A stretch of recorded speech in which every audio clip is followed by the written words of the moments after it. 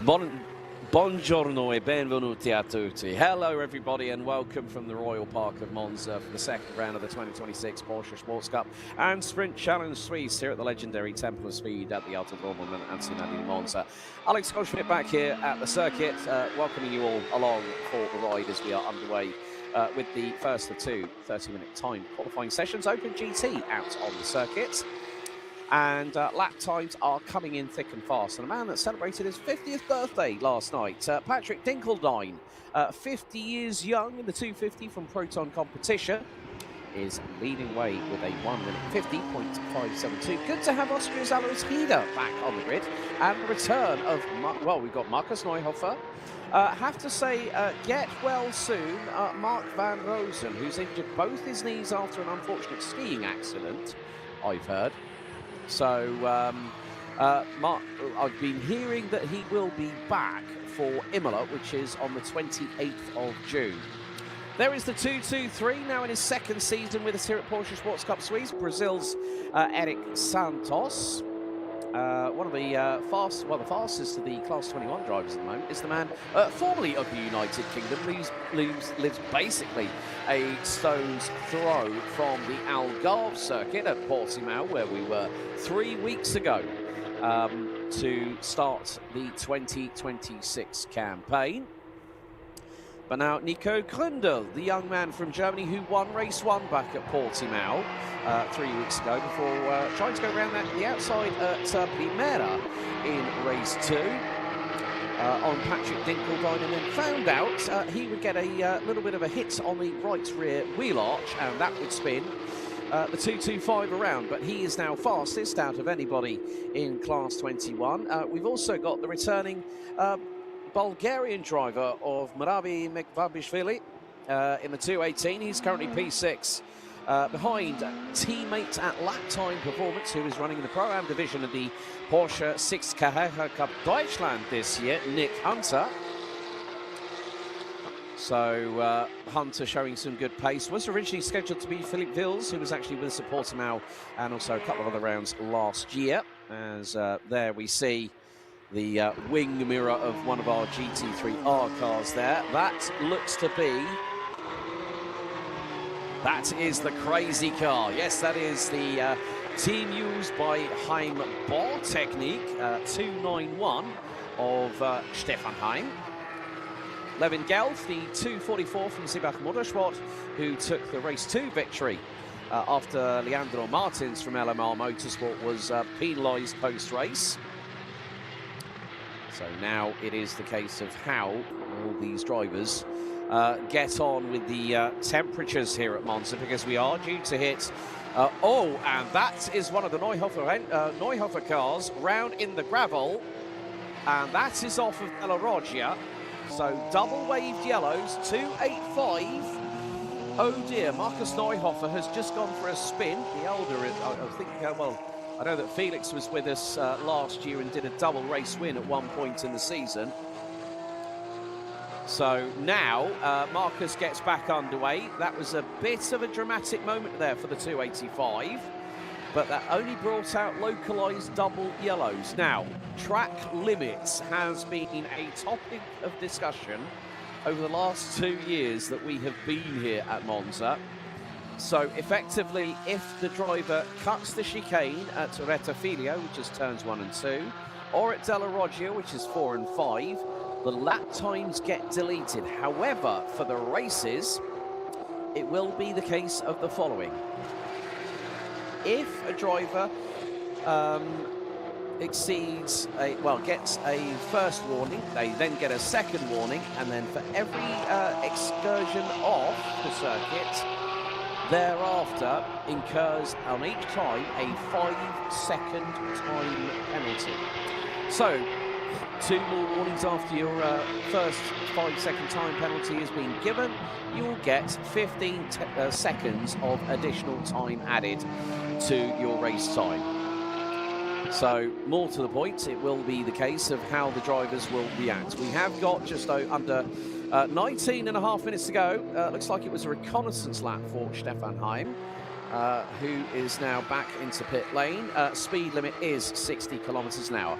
Well, firstly, a little bit of some trivia, but I'm not going to first of all talk about the circuit because there's a specific significant milestone that was brought to my attention earlier on this week, and I hopefully will get a thumbs up from one of the people that's currently in the room with me.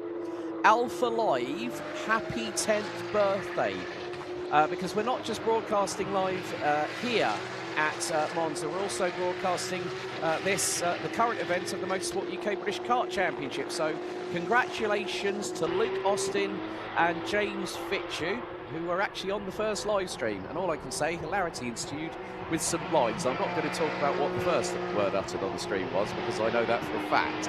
But congratulations to Luke, who's here on site, and James, big love from us here at Monza, mate. All the success you guys have had over the last 10 years, and I'm pleased to say that I've been with you guys for a very, very long time, since 2018, and it's a pleasure to wish you guys all the best and hopefully be part of that future success that is in the years to come. So, qualifying underway. The Temple of Speed itself, the third oldest purpose-built motorsport circuit, following on from the now defunct Brooklyn circuit in the United Kingdom, where Mercedes-Benz World now is occupied. And then, of course, the Indianapolis Motor Speedway, as it is the month of May, folks, and this year sees the upcoming running of the next Gainsbridge Indianapolis 500 at the famed Brickyard. Opened back in 1922, in September of that year, measures 3.6 miles, 5.793 kilometres, measures 11 turns in total. Speeds have been approaching around 275 plus kilometres an hour. There's Mario Capella for the Driving Experiences team. He was with us here last year. Did have a bit of an excursion, unfortunately, off track, which did bring out one of a handful safety cars, but it is the man that did the double at Portimao 3 weeks ago, Dragos Buriu from Romania for the Newton by Sportec Racing 992 GT3R 207 in the bright baby blue and yellow accented livery. Patrick Dinkeldine, happy birthday for yesterday, 50 years young is the man from Germany for Proton competition. And he is about 1.69 seconds off the pace. But it is a bit of a battle at the moment. Marcus Gratian, man formerly from the UK, still very much has that British accent, now lives just outside of the Portimao circuit in the Algarve, southern Portugal, was leading the early part of this session. But it's now the young hotshot, Nico Krundel, that is leading the way in Class 21 qualification. Gratian improves and gets to within half a second at the moment in this side of things. Alois Rieder in the 235 rounds out the top 5 positions. He's currently in the pits. So now the drivers are not just setting their lap times for race 1, they're also setting them for race 2. So it is the first lap time that will give them the grid position for race number 1, but a big drama there. And that is the other, left rear puncture for the 243. Alessandro Cesare has got a left flat rear Michelin Cup Sport tyre and is now bringing it into pit lane, smoke billowing from the left rear.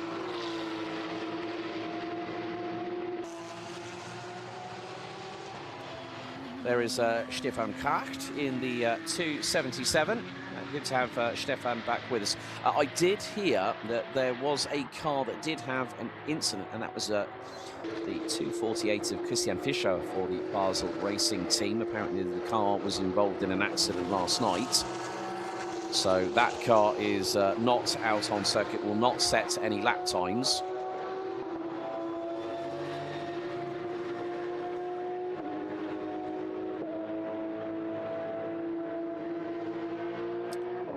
Is welcome back to Wolfgang Triller, the man from Germany, in the Kogelbau Motorsport Class 40 car, number 279. Probably on an outlap, yet to set a lap time around here at Monza.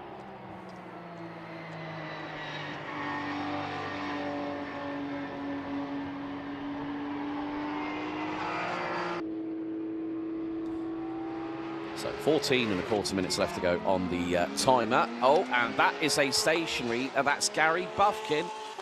Gary raced in the Porsche Sprint Challenge North America, powered by Yokohama. The car is stationary, and that is, he's got the hazards on the car at the moment. He's got the bright banana yellow mirror covers on the car. And now he's, oh, now there is some, oh, he's got a bit of damage to the right rear bumper. So that means the man from the United States, also his podium, actually, funny enough, was in the GT4 division at Road America last year, America's National Park of Speed. Kogelbauer is keeping to the left-hand side of the circuit and flashing the left indicator just to let them know that drivers are not, well, just letting them know that, okay, I'm not up to speed yet. I need to let you guys go by. Also, there is the second of the B driver cars. Welcome back, Tarek Fahmy. He's got the family.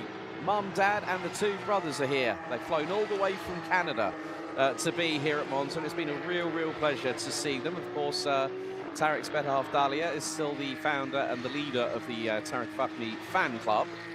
It was very much christened with the T-shirt that she was wearing when I spoke to her on the grid in just before race 2 last time out 3 weeks ago at Portimao, as looks like there's been the old gaffer tape being used on the left, or the back of the left rear wheel arch of Wolfgang Tiller's car. So he's now coming through into Variante Ascari. Green flag still on the circuit. We have just over 12 and a quarter minutes left to go on the timer as Triller comes out of Variante Ascari.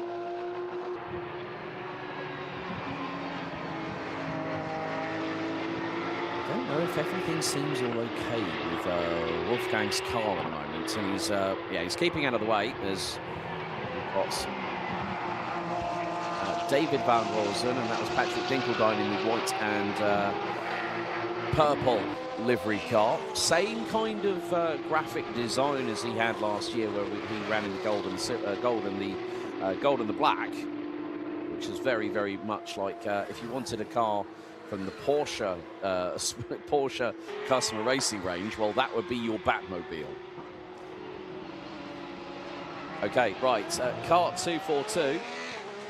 That is Tarek Fahmy has just had this lap time deleted for cutting chicane 2, which is Della Roggia at turns 4 and 5. And there we have one of the drivers from Mega Motorsports. So the Italian team is here with us as well. Good to have them back on the grid. There is David Van Rosen. We have to wish Max all the very best in his recovery. Just recently had an unfortunate skiing accident which has taken him out of running here, but I have been hearing that he has said he will be back for Imola at the end of the month, where it will be our only weekend when we actually run on a Sunday. Oh, moment there into, now I'm not too sure if Marcus Gratian, who has, now this is what I like about there's little attentions to details here. Marcus runs not only the Union Jack and but he also runs the Portuguese flag. It's like you can see where it's on the B pillar, where you normally see the nationality of the driver in question. As there is Mario Capella in the gold and black 269 entry in driving experiences, making his way through out of Della Roggia.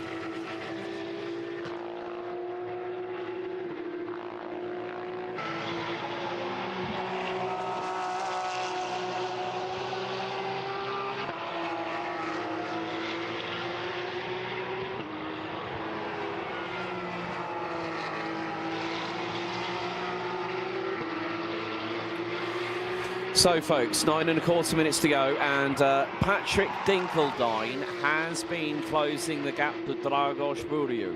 1:46.508 plays 1:46.805. It is the battle between Nico Krundel and Marcus Gratian for pole position for race 1. 0.4 of a second. Oh, Dinkeldine has just lost it big time, went off the circuit, kicked up the gravel, and the dust has gone airborne. And there we see, right, car 253. David Van Rosen has just had this lap time deleted due to cutting chicane 1 at Rettifilio.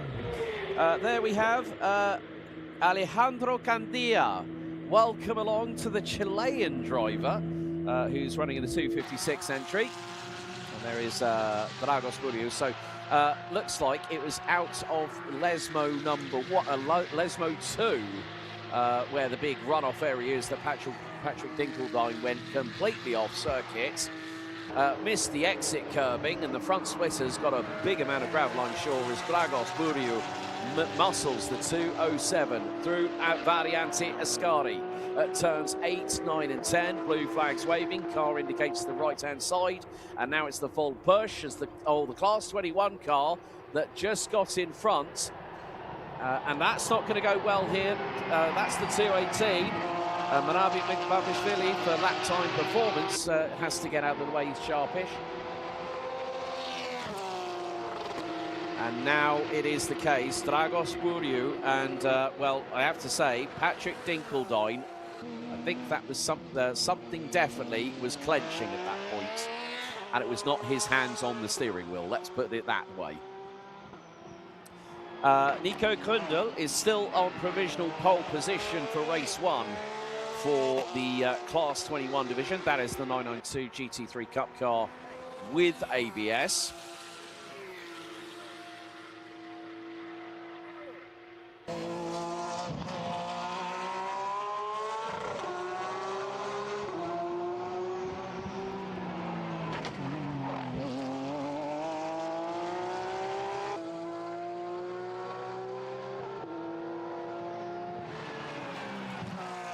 So it is all about the full push at this moment in time to get your lap times in. And Dragos Buriu, this is now probably, you know, he hasn't had that much running in the car when he got his double victory back at Portimao 3 weeks ago. He'd only been in the car for a total of 4 days up until that point. Now he has an opportunity to really go into battle with Patrick Dinkeldine, who, let's not forget, 3 weeks ago had said, well, it's the first time I've been in the car for 5.5 months. So now is where he needs to get a wriggle on and get things going. Levin Gelf at the moment is starting to move up the timetable. Wolfgang Triller has finally got the wheels rolling on the 279 Kogelbauer Motorsport entry.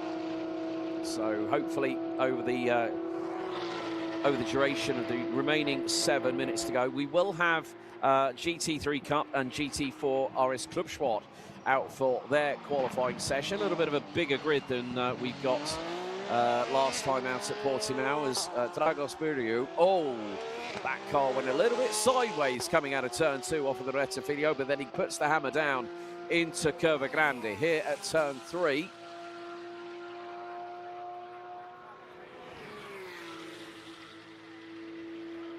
And his last lap, he set the fastest sector out of anybody, a 36.274. So with the help that he's been getting from the likes of Marcel Fessler, head of motorsport at Sportec Racing, and who raced in DTM, the World Endurance Championship, and also dusts off the overalls once a year as an agreement between him and the man that is the big cheese at Sportec. It's not just the CEO, he does get behind the wheel, Greg Burkhardt, as we see the wonderful liveried car of Stefan Heim, the 291, the team used by Heim Technique, one of 2 new sponsors that have come on board for the 2026 season. The Heim Technique organisation has now ended up putting the creating the number, sponsoring the number panels that are on the here in Terra Bianco. The multiple business arm of the Italian-Swiss go-kart family, of course, Greg being one of them. So as we run on board with the 243 of Alessandro Cesare, the other driver who is now part of the B Driver Academy, which Tarek Fahmy is still part of. Let's not forget. Also got an interview coming up with the head of management, or the head of motorsports at B Driver, Darshan Gandia, who is originally from southern India, then got the opportunity to work with an Italian firm. And all I can say is Sant'Agata Bolognese on that one. You'll know exactly, if you know, you know which brand I'm talking about just then. But of course, this was the car that had a very flat left rear Michelin Pilot Sport tyre, which was fouling the wheel arch and causing smoke to billow from the back end. So he's going to try and see if he can move up the timesheets. Alessandro currently at the moment running. He's actually running ahead of his teammate. He's actually beating Tarek by about 0.2 of a second at this moment in time. But there's still time in this session. It's a lengthy lap here, but the drivers will have to be on their best behaviour, of course, especially when we get to the racing a little bit later on today here at Monza.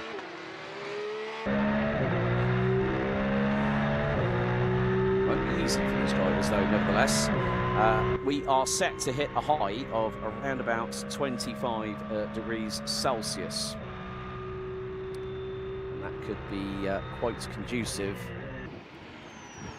to temperatures in the cockpit. I mean, Jack Sherwood returns, not in the 31 car. He's actually brought his, we'll see him in action for time qualifying coming up next for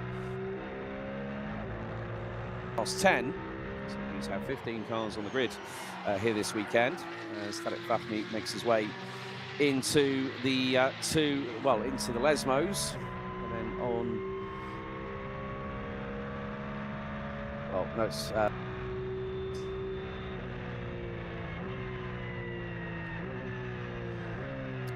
we run aboard with the 243. Car now making its way through the exit of Varianti Ascari. So still an opportunity at this point for him to move up the order. Can he challenge the likes of Nico Grundl and Marcus Creation and Levin Gelf, and they are covered by just over 0.7 of a second.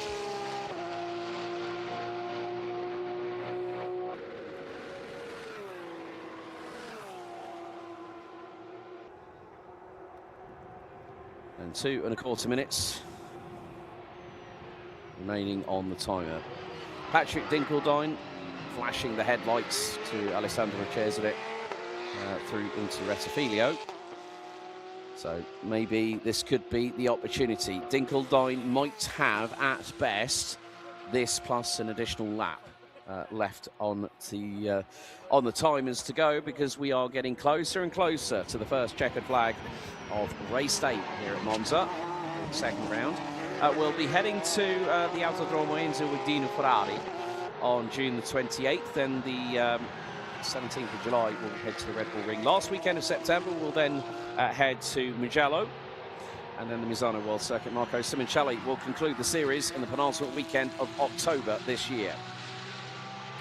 So calendar pretty much a little bit of a switch around. We ended up going to Red Bull Ring before we actually, I think it was, yeah, Monza was actually a little bit later on in the year. It's actually right in the smack bang in the middle of the hot Italian heat wave, where temperatures were north of 30 degrees centigrade in the air, let alone what the drivers were experiencing in the cars. So just under 1 minute to go. Dinkeldine on the run down to Curva Alboreto. named after the ex-F1 and Le Mans prototype driver. So checkered flag is out for the session.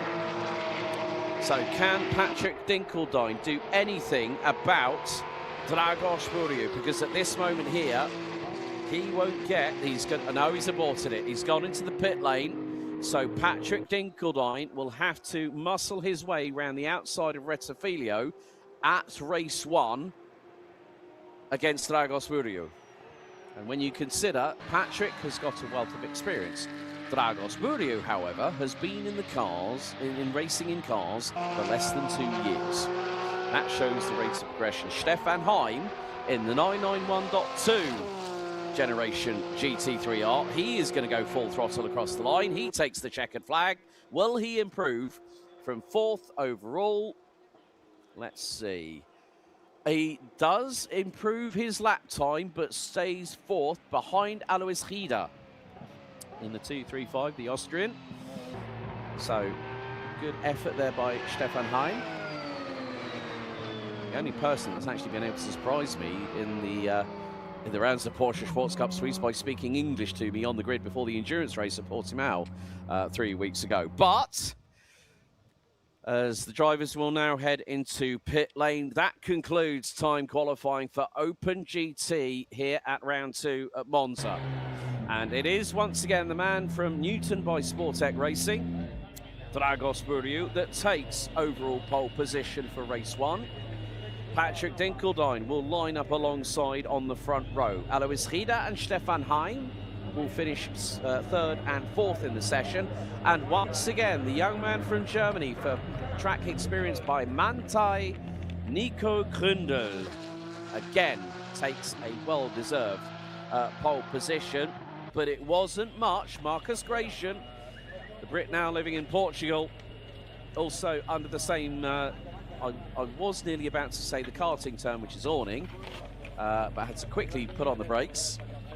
So under the same, in the same garage, experienced by Manthey, take a 1-2 in Class 21. Ahead of Seebach Motorsports number 244. The man from Germany, the 21-year-old Levin Gelf, rounds out the overall top 7. And what a debut by this man here, the number 243. Alessandro Cedere takes 8th ahead of teammate Tarek Fahmy from Egypt. And then it's the Mega Motorsport pairing of De Leon Biasoni that round out the overall top 10. Like I say, you can't miss those cars from B Driver.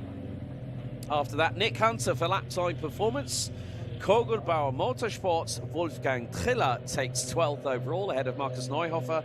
The driving experiences, Mario Capella in the 269 rounds out the overall top 14 ahead of Austria's David Van Hosen from Team Neuhofer. Mike Alonso, and there we see there is one of our drivers from the Omnia Racing crew, whose technical partner is Prima Ginzani Motorsports. And of course, they are competing in the 20th anniversary season of the Porsche Carrera Cup Italia that started its campaign last weekend, funnily enough, at the Autodromo Enzo e Dino Ferrari at Imola, and they are heading to Misano next week. So, for some of the Italian contingent here in the championship, they literally are very, very busy indeed. Of course, B Driver are the reigning teams champions. So, complimenti a tutti at Porsche Carrera Cup Italia for 20 years of competition. So, let's take you through the provisional results, pending any sporting or technical issues that need to be dealt with post-session. Dragos Buriu takes overall pole position. The man from Romania does it again with a 1:46.371. He'll line up alongside Patrick Dinkelstein on the outside of the front row. Alois Rieder, Stefan Heim, Nico Gründel, Marcus Gratian. The last two that I've just mentioned are the top 2 in Class 21. Levin Gelf, Alessandro Cedere, Tarek Fahmy. The pairing of De Leo and Biasoni round out the top 10. But now we go to green flag as Group G of the Class 1 and Class 10 qualifying sessions get underway here at Monza.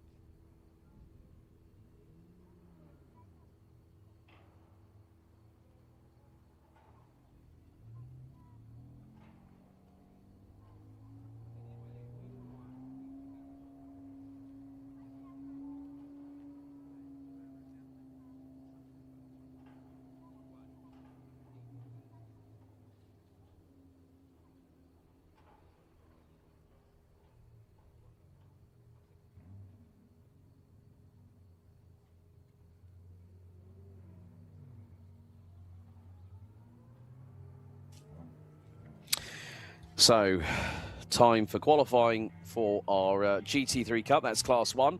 Of course, Ethan Isher, the outgoing champion from last year, having a great battle with Matteo Segre. Have to give a shout out to Umbra Racing because we've got one of their current Carrera Cup Italia driver lineup here.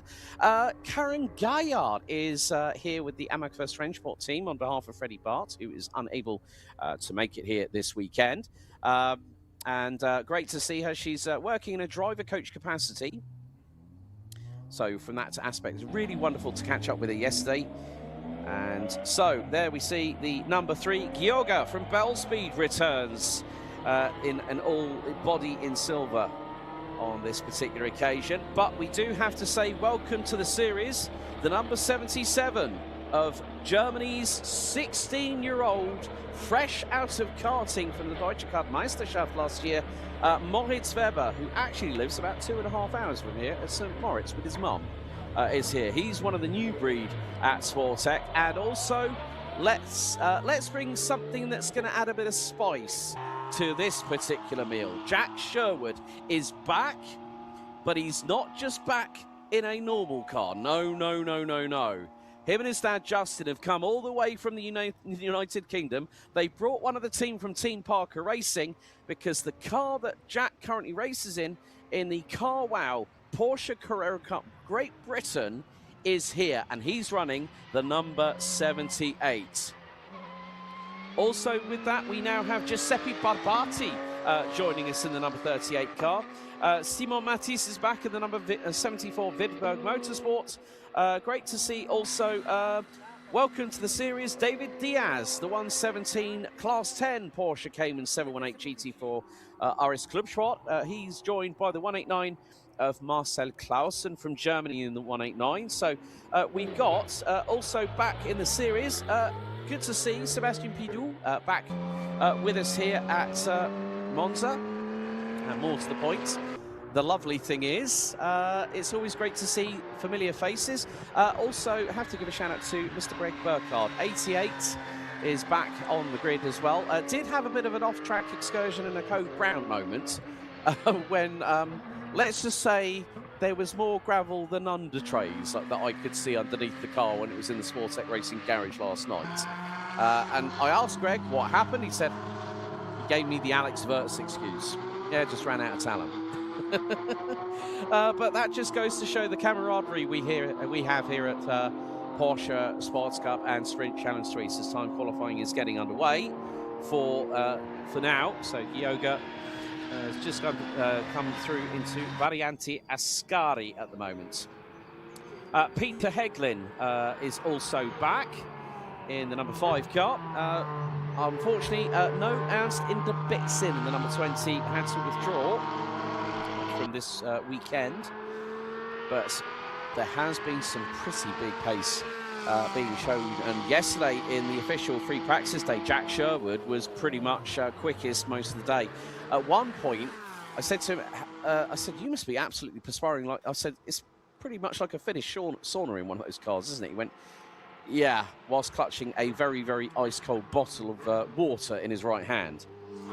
So the outlaps are currently underway as we speak. And this will now give us an opportunity to see the drivers in action. So we will find out whether there is going to be any kind of... We're hoping that there's not going to be any kind of dramas for any of the drivers over the course of the qualifying session. However,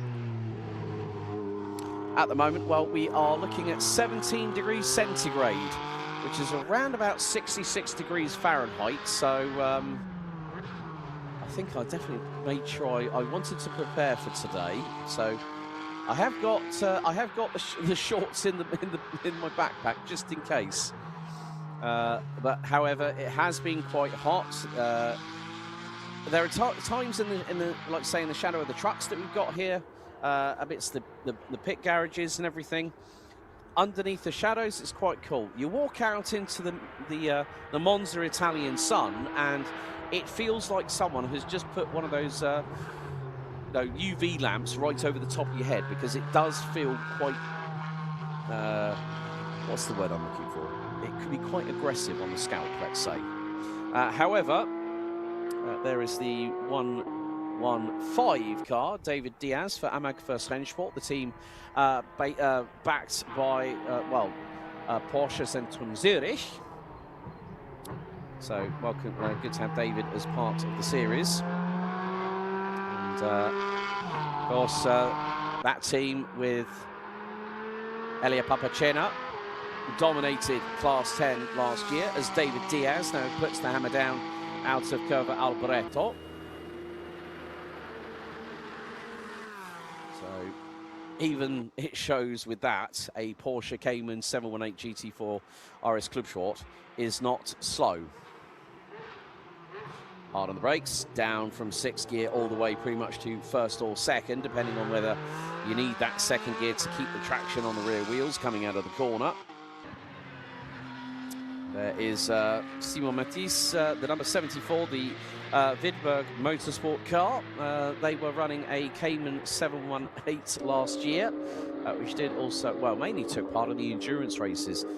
So for those new to Porsche Sports Cup Suisse, for time qualifying, if you get pole position for both races, that is a total of 6 points. 3 points per pole position. Then it goes 3, 2, 1 for the top 3 in each respective class. It's 25 points for a win, and of course the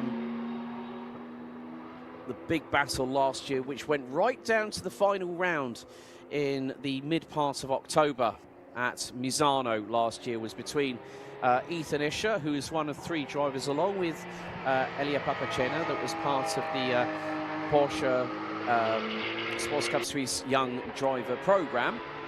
And that also included the grandson of the late great Swiss F1 racer Joe Siffert, Jeremy Siffert. He was with us last season, ran with Fach Autotech. Good to also see them in the paddock with us as well here this weekend. So some drivers not coming out of there. Felix Neuhofer back in the saddle in the number 28 car. Giuseppe Barbati running in the number 38. And that is with Omnia Racing.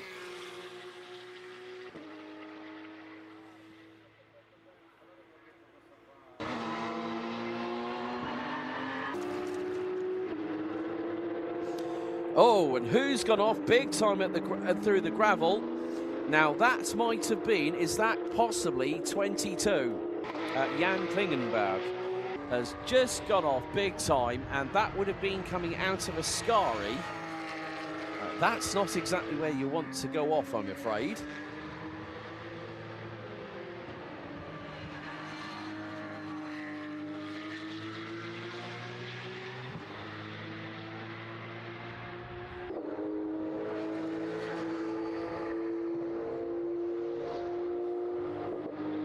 You can see the dust is still lingering in the air from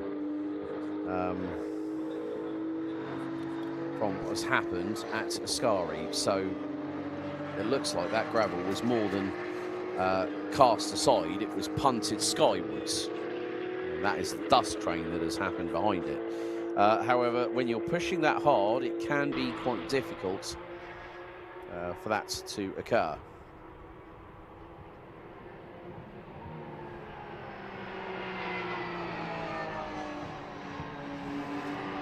So Peter Heglin in the number 5 from Germany for Fach Autotech, who definitely had his trials and tribulations last season, I'll be completely honest with you. He is leading the way on a 151.153.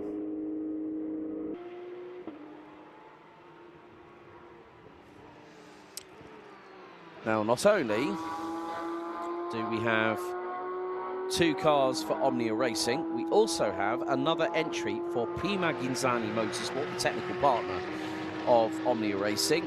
And Antonio Salmeri in the number 15 car has joined Christian Caramuschia, who took two third place finishes 3 weeks ago behind Jack Sherwood and Greg Burkhardt. So we will get an indication. Now, okay, last So we've got, okay, looks like a trio of musketeers from Sportec have decided to come out of the pit lane, and that is Messrs Pidou, Sherwood and Burkhardt. Okay, this lap deleted for Peter Heglin, this lap deleted for car 26, Ilario Trona, who is the other of the Omni Racing cars, is Peter Heglin. And the number 5 comes out of Greta Filio.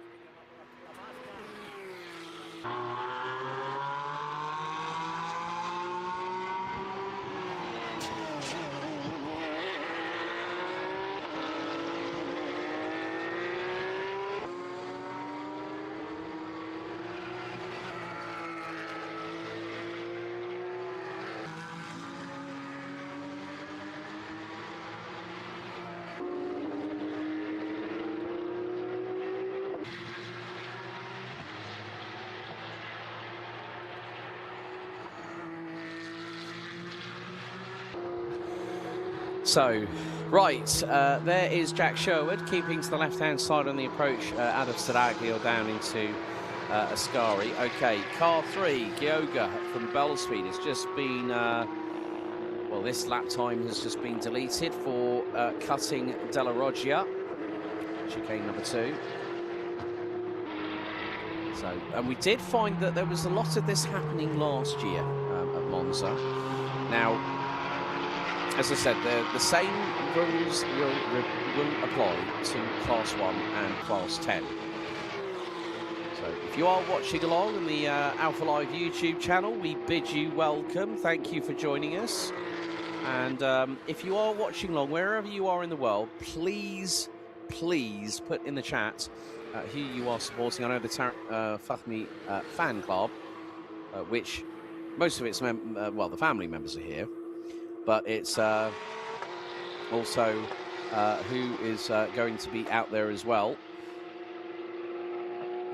So a big thank you to you all that have joined us as we are getting in towards the second half of the qualifying session. It's a real pleasure once again to be here at the Temple of Speed. And a big thank you to the circuit and also to the team behind the scenes that have given us the opportunity. So here is a replay. Now this is going to be Jan Klingenberg's off at, oh, he locks up big time, and that is straight on an Ascari. That's the Joker lap, I'm afraid, and that could be some flat-spotted Michelin tyres. Now, if he does decide to take Joker tyres, that will punt him down the order on the grid. And if anyone might remember last year, I certainly do, Ethan Isher took pole, but was demoted back 3 places because he flat-spotted it by carrying too much speed into Ascari. Thereby, Jan Klingenberg, coached by Dino Zamparelli, a man who raced in quite a lot of machinery. I think also, if I remember correctly, I think he also competed in Carrera Cup in the UK.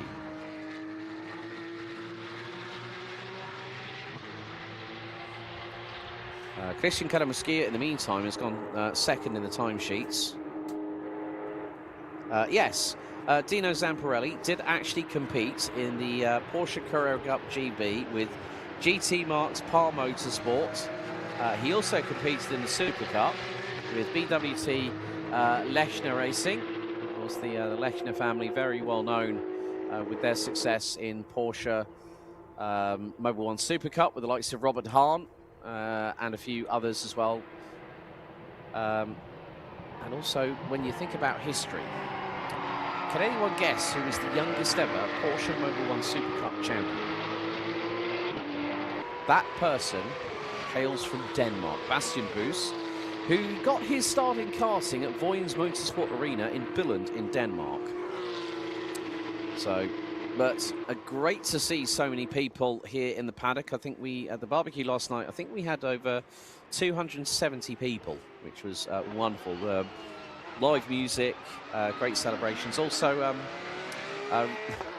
we have two birthdays. We have a birthday to celebrate as well, because Jack Sherwood, happy 20th, my friend. So 20 years old today, and he's here. I mean, who could have thought of that, a better way to spend your birthday? Driving around Monza in a Porsche car, in a Porsche GT3 Cup car. Oh, and that is a bit of a rebound on the dampers for Giuseppe Barbati in the 38 Omnia racing car. That means avoid the sausage curves whilst trying to straight line a Scari at the same time. That could have been very, very difficult for the number 38 from Italy.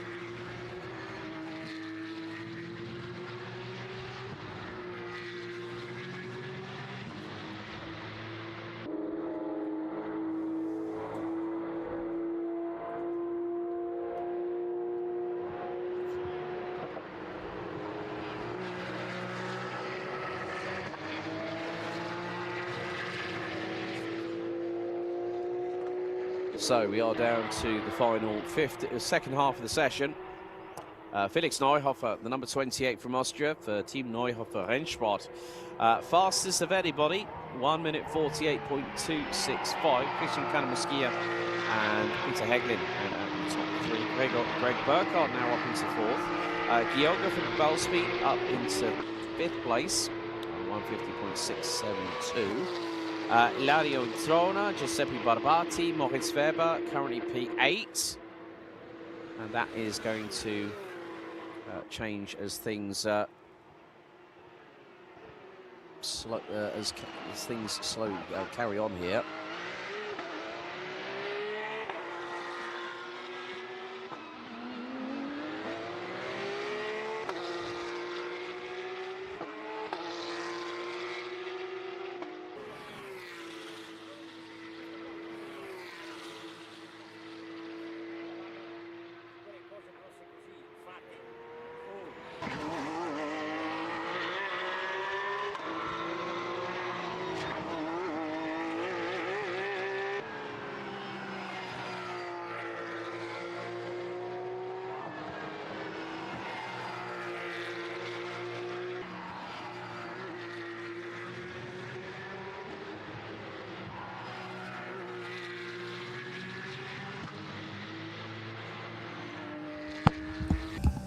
So we still have 11 minutes and 10 seconds on the timer, running on board with the 170 or the 115 of David Diaz from Amag First Rennsport, the Swiss driver. So he's now making his way, and look at the glints off of the dashboard as he makes his way through Lesmo 1 and now into Lesmo number 2.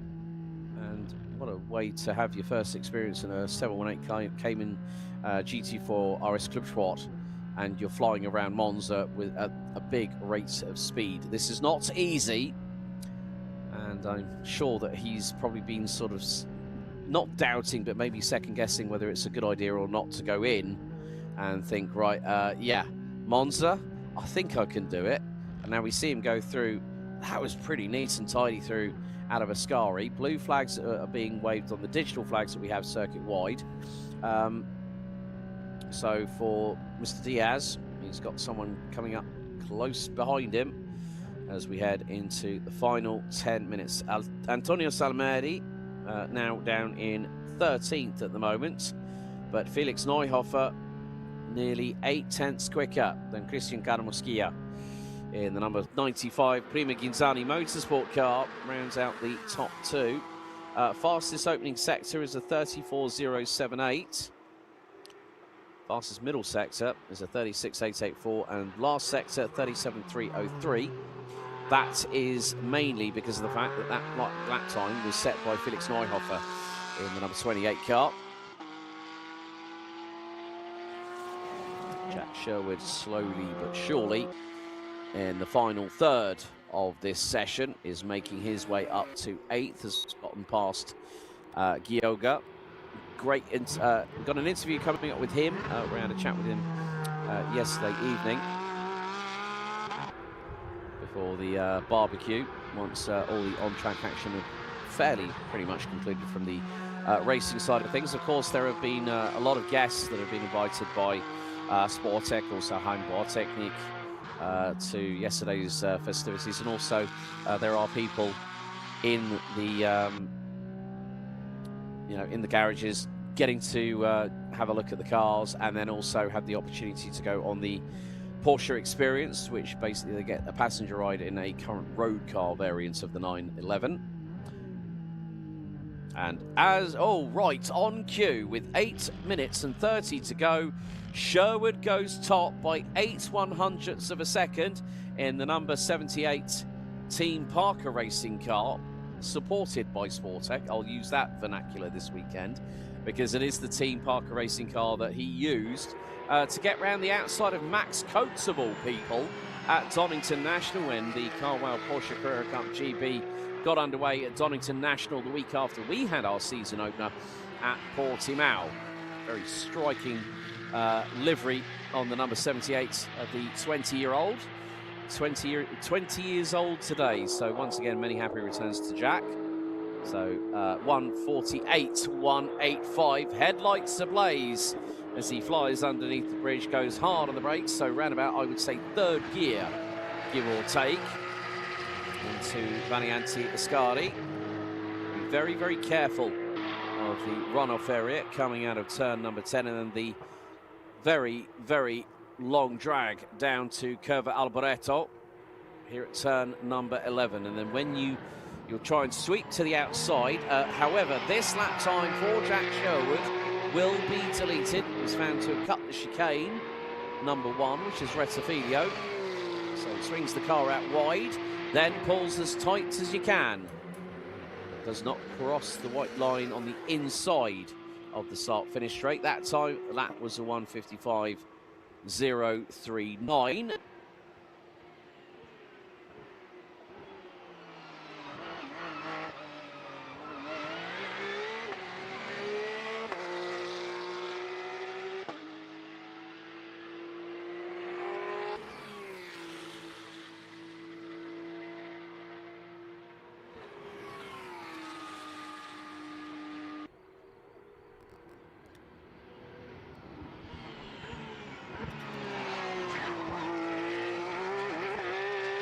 So, as they say, once bitten, twice shy. Jack Sherwood should hopefully have negotiated, well, he negotiated De La Roggia quite well. Into Lesmo 1. Look at the rate of momentum he's carrying through at turn 6. Then into Lesmo 2. And then out of the corner. And then you might say, well, this is a bit of a long drag. Yep, there's a little bit of an unannounced kink, which is called Salaglio, which makes up corner 7, and then it'll be turns 8, 9 and 10. Hit at Varianti Ascari, hard on the brakes goes Jack Sherwood. No improvements in the opening 2 sectors. High 34.6 on the opening sector, low 37, well, a high 37.1, but that is just the best part of 3/10 off of his best in the middle sector. Final sector on the best lap set so far, 37.279, because you literally, as he will come out of Parabolica very, very shortly, he will then be at full throttle.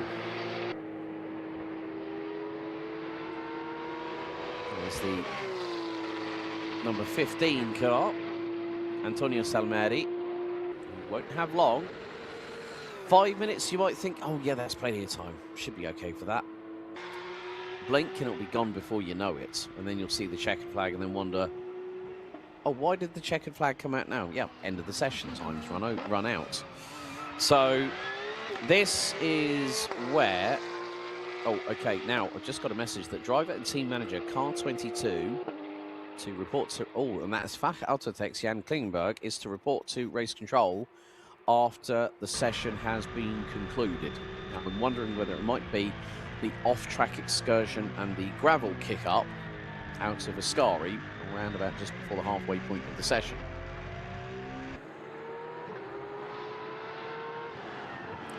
So, on board there with Antonio Salmeri.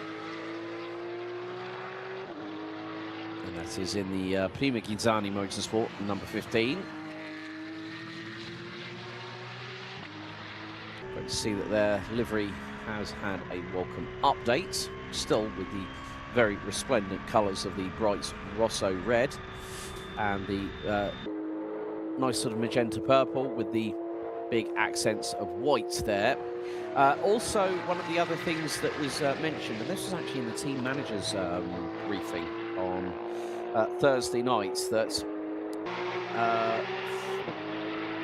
it was basically about the bonnets on the cars. And what we do see is sometimes the vents will go up or go down or flap up and down, depending on how much speed the cars are carrying. You will sometimes see even the vents, the bottom part of the bonnet will flip out of their current located position.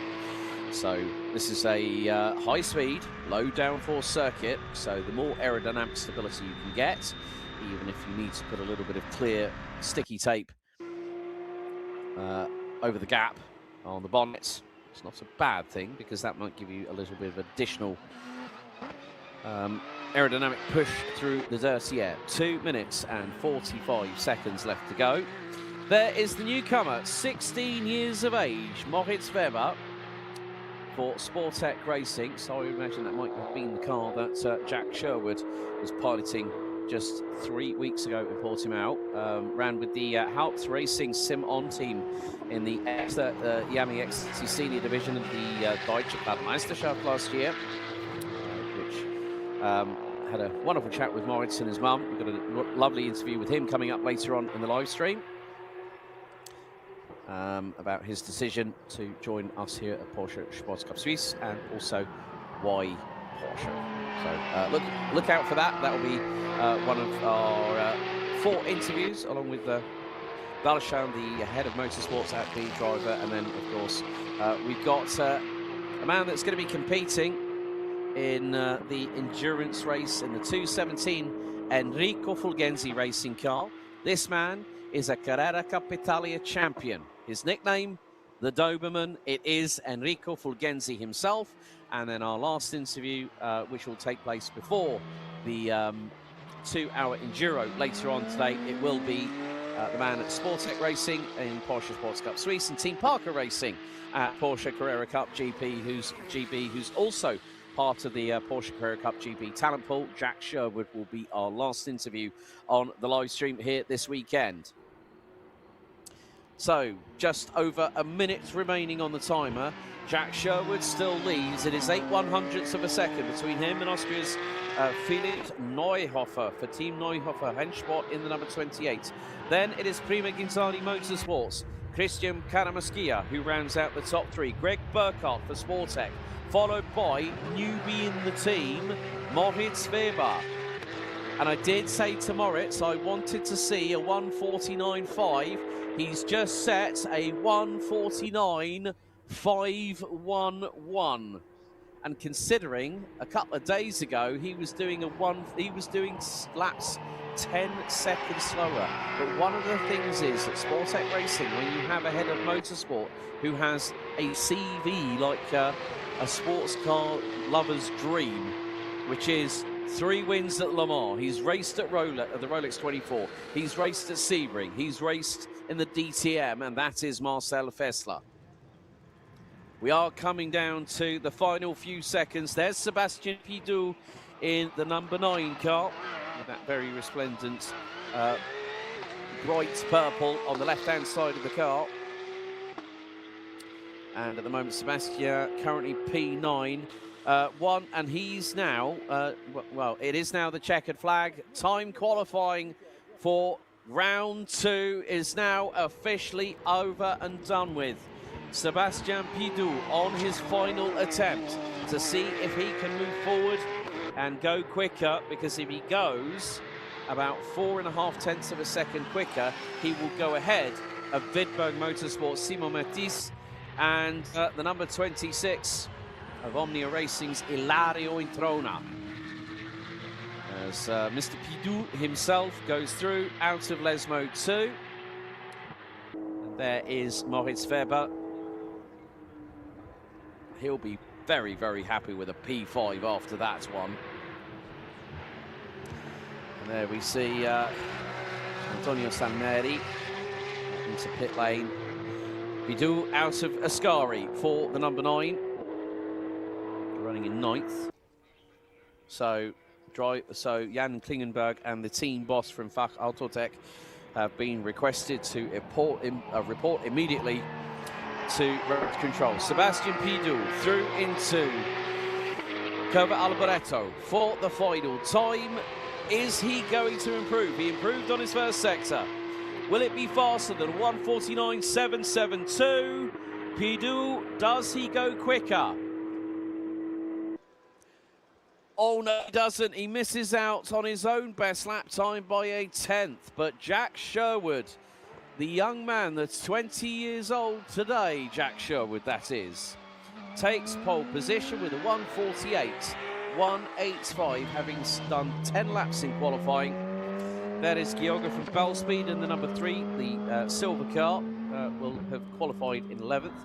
Sebastian Pidou 9th. So Jack Sherwood once again for Sportec Racing in his Porsche Carrera Cup GB car takes pole position for race 1 here at Monza. Had a Felix Neuhofer in the number 28 from Team Neuhofer Rennsport. Christian Karamuschia for Prima Ginzani rounds out your top 3. Greg Burkhardt in 4th in the number 88 Sportec. And the new addition to the team, Moritz Weber, on debut, puts it on the inside of row number 3, and he'll be joined by Peter Heglin.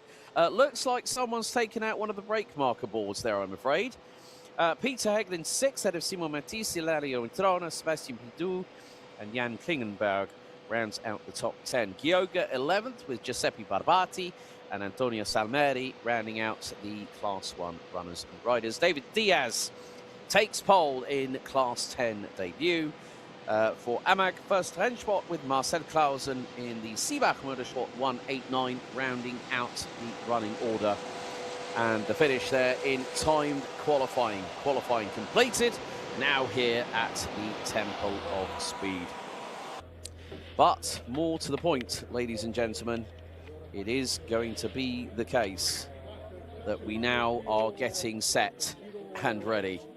Brace yourselves, because very shortly it will be time for our first grid walk of round 2 Porsche Sports Cup and Sprint Challenge Suisse here for 2026 at the Temple of Speed Autodromo Nazionale di Monza, because up next it's going to be Open GT race 1 for 30 minutes plus an additional lap. We'll see you in a few moments' time.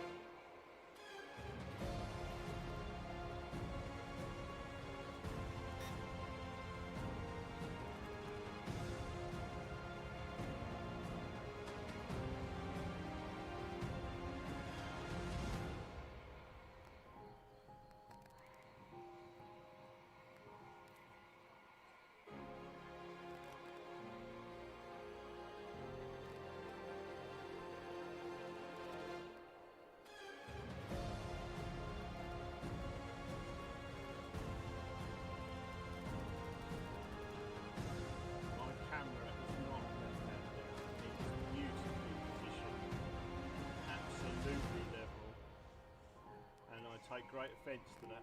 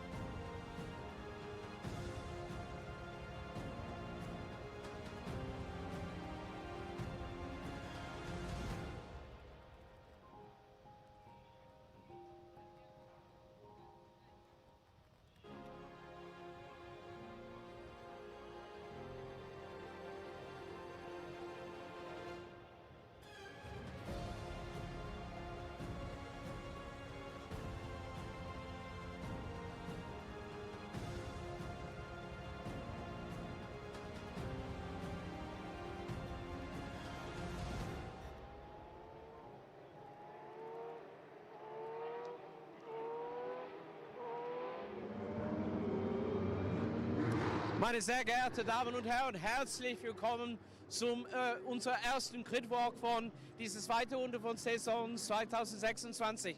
For our English viewers out there, welcome to the first Gridwalk of Round 2 2026. Listen to that harmonious flat six symphony of orchestral noise that we've got from these 510 horsepower cars, well, some of which producing over 560 brake horsepower.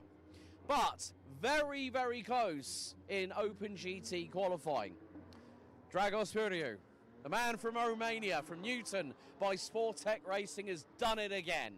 But he wasn't quite out of the woods here in the Royal Park of Monza, let me tell you that much, because Patrick Dinkeldine, 50 years young, just yesterday in the 250, in the white and purple Proton competition 992 GT3R, was less than 3/10 behind. It was also close in Class 21, where the young man from Germany, a former champion in his own right in GT4s, Nico Kundl, pipped the man representing both the United Kingdom, God bless him, and also our friends over in Portugal. He literally lives 5 minutes from the Autodromo Internacional do Algarve. And he's also got a German surname, Marcus Gratian. I want to have a quick chat with those guys on the grid. But we've got both of the sprint races here for Open GT and for Class 1 and Class 10 afterwards. They're going to be 30 minutes plus an additional lap. So, if we do have a localised double-waved yellow, race direction will make the call as to whether we may need a safety car intervention, and then it will be full-blown safety car. There is no full course yellow, there is no code 60s to think about here. And now, as we see, there's a lot of people here at Monza this weekend, especially with Orientera Bianco, the firm run by the Italian-Swiss family, of course, one of which, Sportec CEO and team owner and race driver in Class 1, Greg Burkhardt, is part of said family. It's not only the wine business, but it's also providing an opportunity for people to get experiences unlike any other. Of course, the other big sponsor, Heim Bohrtechnik. We've got Stefan Heim in that wonderful graffiti-esque livery 992.1 team used by Heim Bohrtechnik, not the Twin Bush nomenclature. We actually have got the number 91 Twin Bush car from ADAC GT Masters. We had it here yesterday, right by the hospitality, and we had over 270 people having wonderful live music, great family kind of atmosphere. I mean, we're seeing people now take selfies on the grid. Of course, Tarek Fami's got all his family over from Canada, so hopefully everyone in Toronto, over there in Ontario, you are watching and throwing your support for that man from Egypt. But this, I've got goosebumps. As the Germans would say, habe ich jetzt Gänsehaut pur. And as you can see, as per last year, Panamera GTS is our safety car, and a current generation 911 GT3 as the leading car, which will leave its spot with 30 seconds to go before the drivers then go on their formation laps. We are going to have a little bit of a wait. Race time due to start at 10:47 local, which is in around about 14 minutes time. So give or take, we have got one of the cars on the grid that looks like the 219. Now, I haven't seen on the results from qualifying whether anyone's taken any Joker tyres, which means they get a post-race, a post-grid up place penalty. Normally three places. We did see a few drivers. I think the biggest moment so far today in qualifying was Jan Klingenberg in the 22 Fach Autotech Class 1 car. But you know what? Let's see. I've got to try and earmark somebody. You know what? There's always someone with one of the best haircuts and mustaches in the business. Right. You got a chance to talk to me, my friend? How you doing? Sure, I'm doing good. Now, if you've seen Sportex's infomercials about how to disassemble a 992 GT3R, this man here who's partnering Dragos in the Newton by Sportec, you know what? Yeah. He's come to Monza, he's gone, right, I'm going to stick it on pole, and he beats that man there by 3/10. I mean, Dragos is doing a fantastic job, isn't he? Let's see. Yeah, he's doing a fantastic job, and let's see what happens in the race. There he's coming. I'll leave you to it. Good luck today. Thank you, man. No worries. Right. Okay. First of all. Okay. Meine lieber Patrick. Good morning, Alex. Erstes Mal Englisch auf den Livestream von deiner Seite auch. Besonders bei der Stefan Heim. Das war eine Überraschung von meiner Seite vor dem Endurance-Rennen in Portimao. Aber das war richtig hart hier im Qualifying mit dem Temperatur für die Reifen und auch ich habe gesehen, dass den Kiesbett war ein bisschen in Luft gegangen, weil du warst ein bisschen breit in Lesmo 2, denke ich. Ja, es war unachtsam und wenn man unachtsam ist, dann passiert sowas. Aber gestern hast du deinen 50. Jahre Geburtstag gefeiert, ne? Yes, 2 times 25 reversed. So, ich habe nur eine Frage für dich. Erstens, ich wünsche dir viel Erfolg in den Zweikampf mit der Romanien, der Buriu, an deiner rechten Seite. Und was könnten wir sehen von deiner Leistung heute in beide Sprintrennen, Patrick?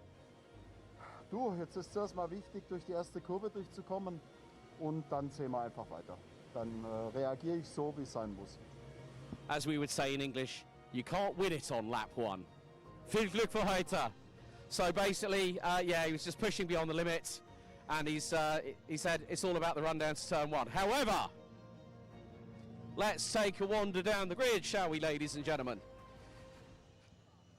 Because it is an all-track experience by Mantoy front row. Now, the first person I'm going to speak to, Marcus Gratian. This man was leading the session for the majority of it, but actually, we're going to speak to. Guten Morgen, Nico, wie geht's dir? Guten Morgen, alles gut. Stehe auf P1, besser kann es eigentlich fast nicht sein. Gratulation, Junge. Aber hat es Zweikampf zwischen dir und der Marcus auf den Zweikampf für Pole Position? Er war am Führender für den ersten Halb des Sessions und dann kommst du, okay, ja, dann mache ich so und dann hier sind wir auf Position Nummer 5 auf die Startaufstellung. Bist du zufrieden mit der Leistung mit Mantai dieses Wochenende soweit hier in Monza? Ja, auf jeden Fall. Ich meine, wir stehen hier jetzt P1, P2, haben die Front Row effektiv in unserer Klasse. Besser könnte es nicht sein, läuft wunderbar alles. Richtig happy. Ja, und ich freue mich auf was wir sehen passieren würden. Ne? Aber dann wünsche ich dir viel Glück für heute. Nico Gründel said, yeah, it's been a tough one, but it's all about the fight. Let's see. Let's have a look at the man who is his teammate, who also doubles up in the endurance. Mr. Gratian, you're looking feisty this morning, sir. I am feeling very satisfied with where I'm sitting right now. Considering the fact you led the session in Class 21 for the majority of the session before Nico, who we've always talked about, you and I, saying I'm always annoyed he's faster than me. But, mate, you got a good run at him.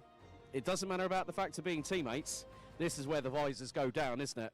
Well, he is still my teammate, and I'm looking forward to building a long-lasting relationship that extends maybe to the 2-hour endurance race this afternoon. So there will be some respect, and it is more about keeping these guys behind and using these guys to get away. You mean the Yorkshire Terriers behind you nipping at your heels? Exactly. Buddy, good luck. Give him hell out there. Right, that is a sign of a sportsman from Marcus. This is his second year in competition. And when you think about it, a great performance by Alessandro Cedera. Really good job by him. Of course, Levin Gelf, the 244 to his immediate right. Winner, race 2 at Portimao. Folks, you know what? We're getting closer and closer. Here it is, Temple of Speed, round 2, Open GT, race 1. Hold on for 30 minutes, plus an additional lap.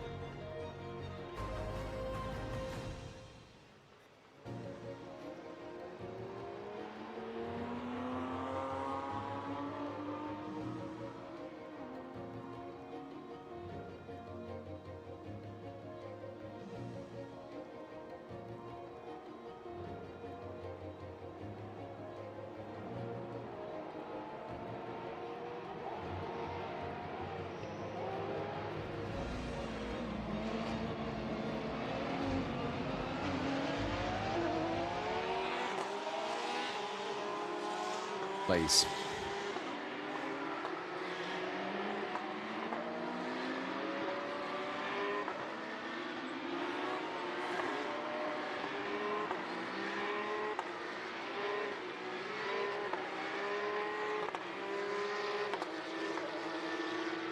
Okay, ladies and gentlemen, it's time to get the racing underway here at the Temple of Speed for Open GT. Round 2, race 1. Let's take you through your starting grid. Duration of the race, 30 minutes plus an additional lap. Dragos Buriu starts on pole position, and he'll be joined by Proton Competitions' Patrick Dinkeldine. 50 years old yesterday, running the 250 on the 992 GT3R. Then we have Austria and Switzerland represented, courtesy of a pair of 991.2 GT3Rs. Alois Rieder on third, joined by Stefan Heim on P4. Nico Grundl and Marcus Gratian. Track experience by Manthey. Front row pairing in class 21, followed by Levin Gelf and Alessandro Cesare from B Driver. Then next up, it will be Egypt's Tarek Fahmy with Enrico Di Leo in the number 287. That will be completing your overall top 10. And that will be the Mega Motorsport 992 GT3 Cup car. Belgium's Nick Hunter will be joined by the Class 40 entry of Kogelbauer Motorsport's Wolfgang Triller, who makes his return here in 2026. Mayhofer and the driving experiences, Mario Capella ran at row 7, David Van Rosen and Mike Alonso complete number 8.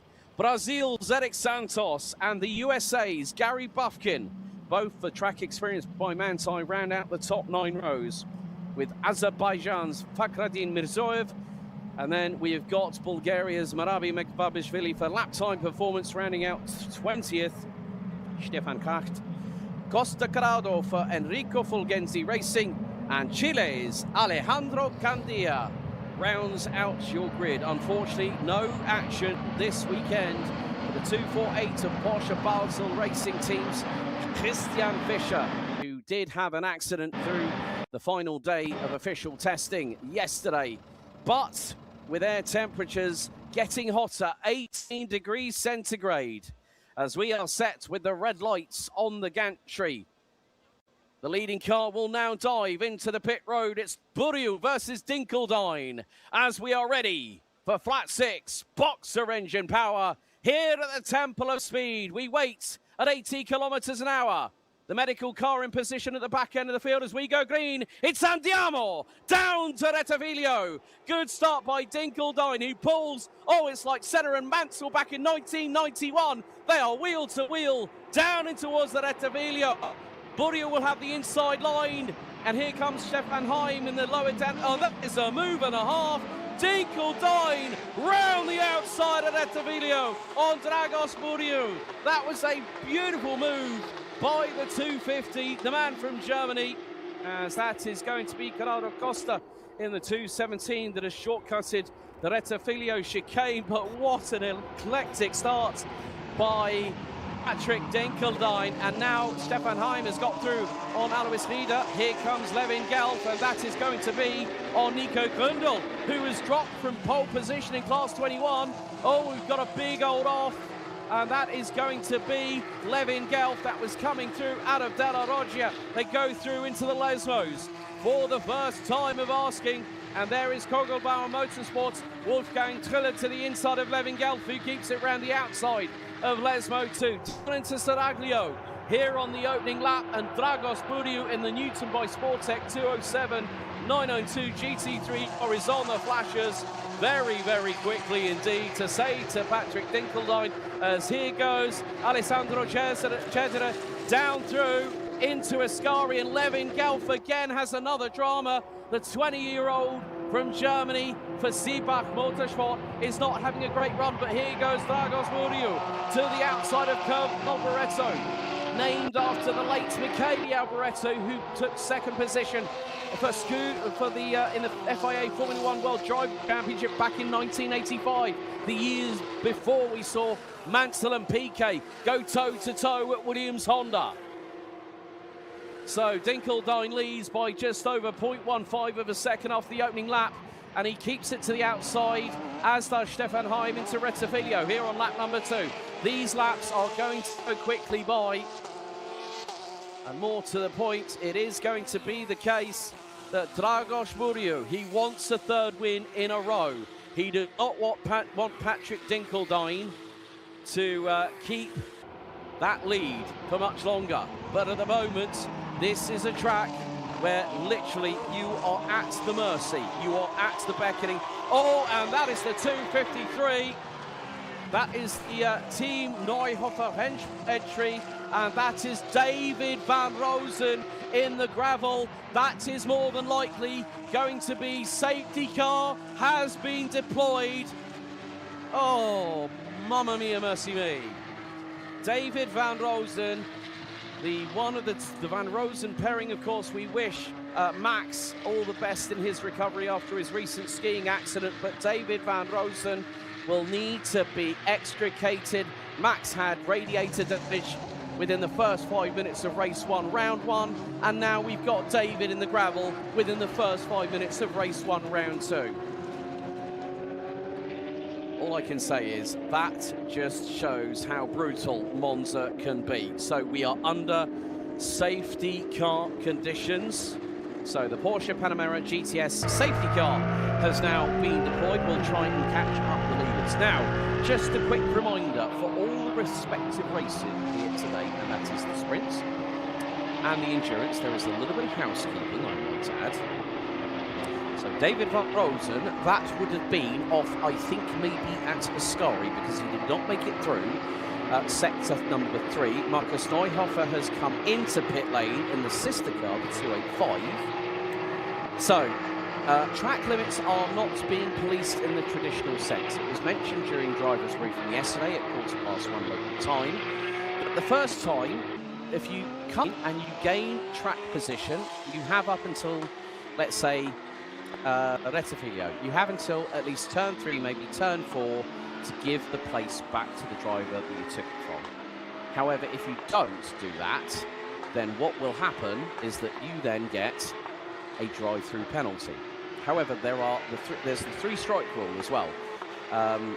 You get seen causing exceeding track limits, you get a warning. Then you get a final warning. Your third one will be 5 seconds. Any warning after that will be an additional 5 seconds per time. So you could get 5 penalties, and that is 25 seconds added to your race time. And that is an eternity here at Monza. However, we are under safety car conditions at the meantime. So that means that both the Team Neuhofer Rennsport cars are pretty...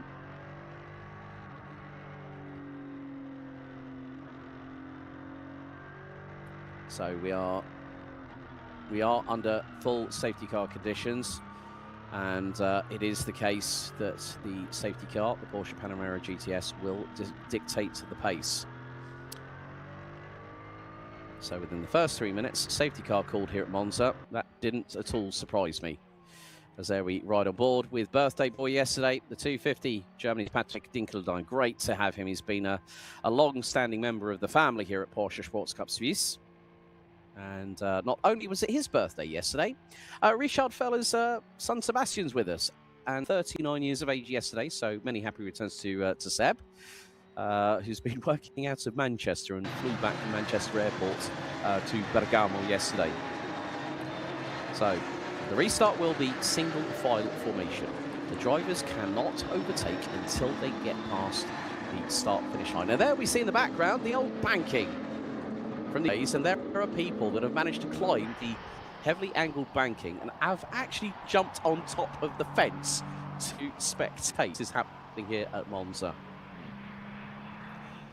As I said, I had goosebumps walking on that grid for the first time today, and that is definitely an experience. Is something you always want. You always want that adrenaline rush, that sort of like adrenaline rush through your veins. But now at this point, Patrick Dinkeldine, I think he's ready, because we might be ready to go back to green flag racing. Dragos Buriu is keeping with him. Right, here we go. 23 minutes plus an additional lap. We are back to green flags here at Monza, and look at Stefan Heim. There is less aero on the 991.2. Heim did say here at Monza, we will fight back. And now, look at this. The current generation of the GT3 Talisman and Burio. Oh, bounce over the sausage curb. He cuts the corner. Dinkeldine does exactly the same at second corner. And here comes Stefan Heim. Oh, has to back out of it right at the last moment. Look to the outside into Curva Grande on Dragos Burio. And that was definitely heart in the mouth moment. So I think for both Burio, and look, you know, there's no real clearance on the suspension and the full body under tray underneath these cars, which produce in north of 540 brake horsepower. And you can see a little bit of dust kicked up from the rear diffuser of Dragos Burio. And look who's coming into play. Look, we've got Alois Rieder, Marcus Gratian, and there is Nico Gründel. So Gratian now leads Class 21. He said to me last night at the barbecue, I want to win more than anything. I want to win here at Monza. And he did play on the starting grid. I'm gonna do, you know, he's my teammate. I want to make sure that there is racing room given. Slippery surface flags at Ascari at turns 8 to 10. So, oh, no. We've got another incident, and that is the 222 of Azerbaijan's Fakhradin Mirzoev, and I think that was Alejandro Candia, the man from Chile, that just got into it, locked up under braking. The back end snapped to the left rear, and we have instantly another safety car. Oh, what's the saying? Safety cars breed safety cars, and we just had 2 in the first 9 minutes here at Monza. Need I say that? Right. So at the minute, it is going to be the case of clean up at Ascari, I'm afraid. And that is the second time we have had that. So the Porsche Panamera GTS safety car will go out again.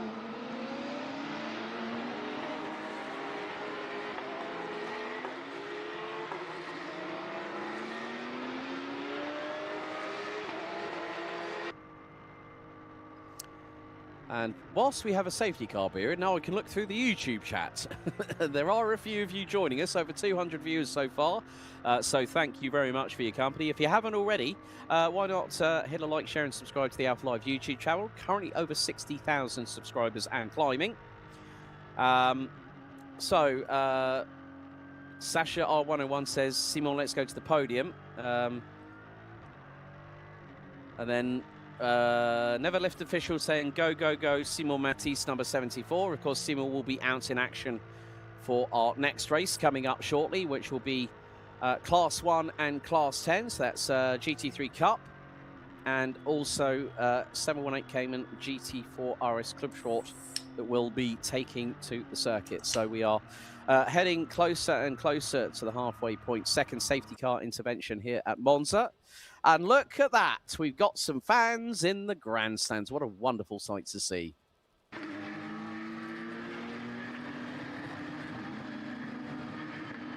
we are edging ever closer to at midday. We're going to be hitting at around about 20 degrees centigrade. We're looking at the highest point of the day is probably going to be around about 5 o'clock this afternoon, where it is rumoured to hit around about 25 degrees centigrade. So that's going to feel at least double plus 25% for the drivers in the cars. So we're looking 24 degrees possibly between maybe 3 and 5 p.m. this afternoon. We have got endurance race later on today.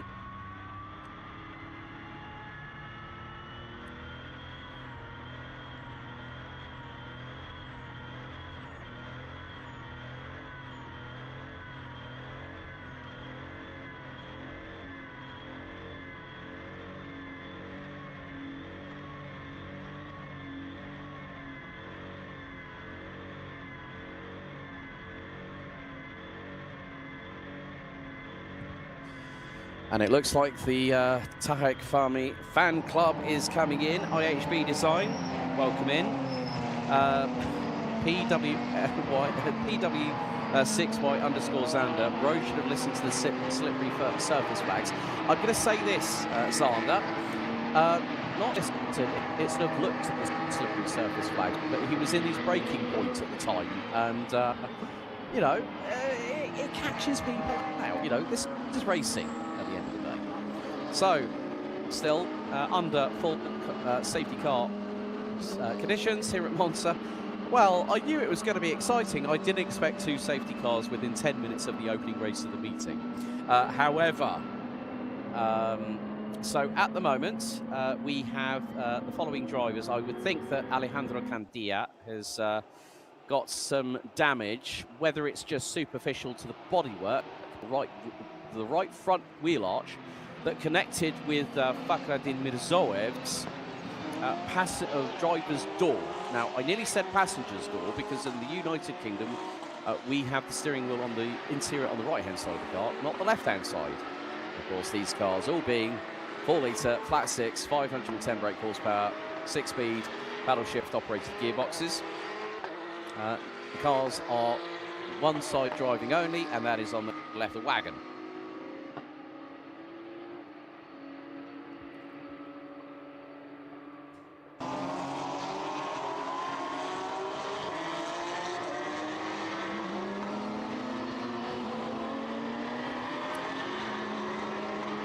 Just coming up to the 16, and so we're going to have a look again and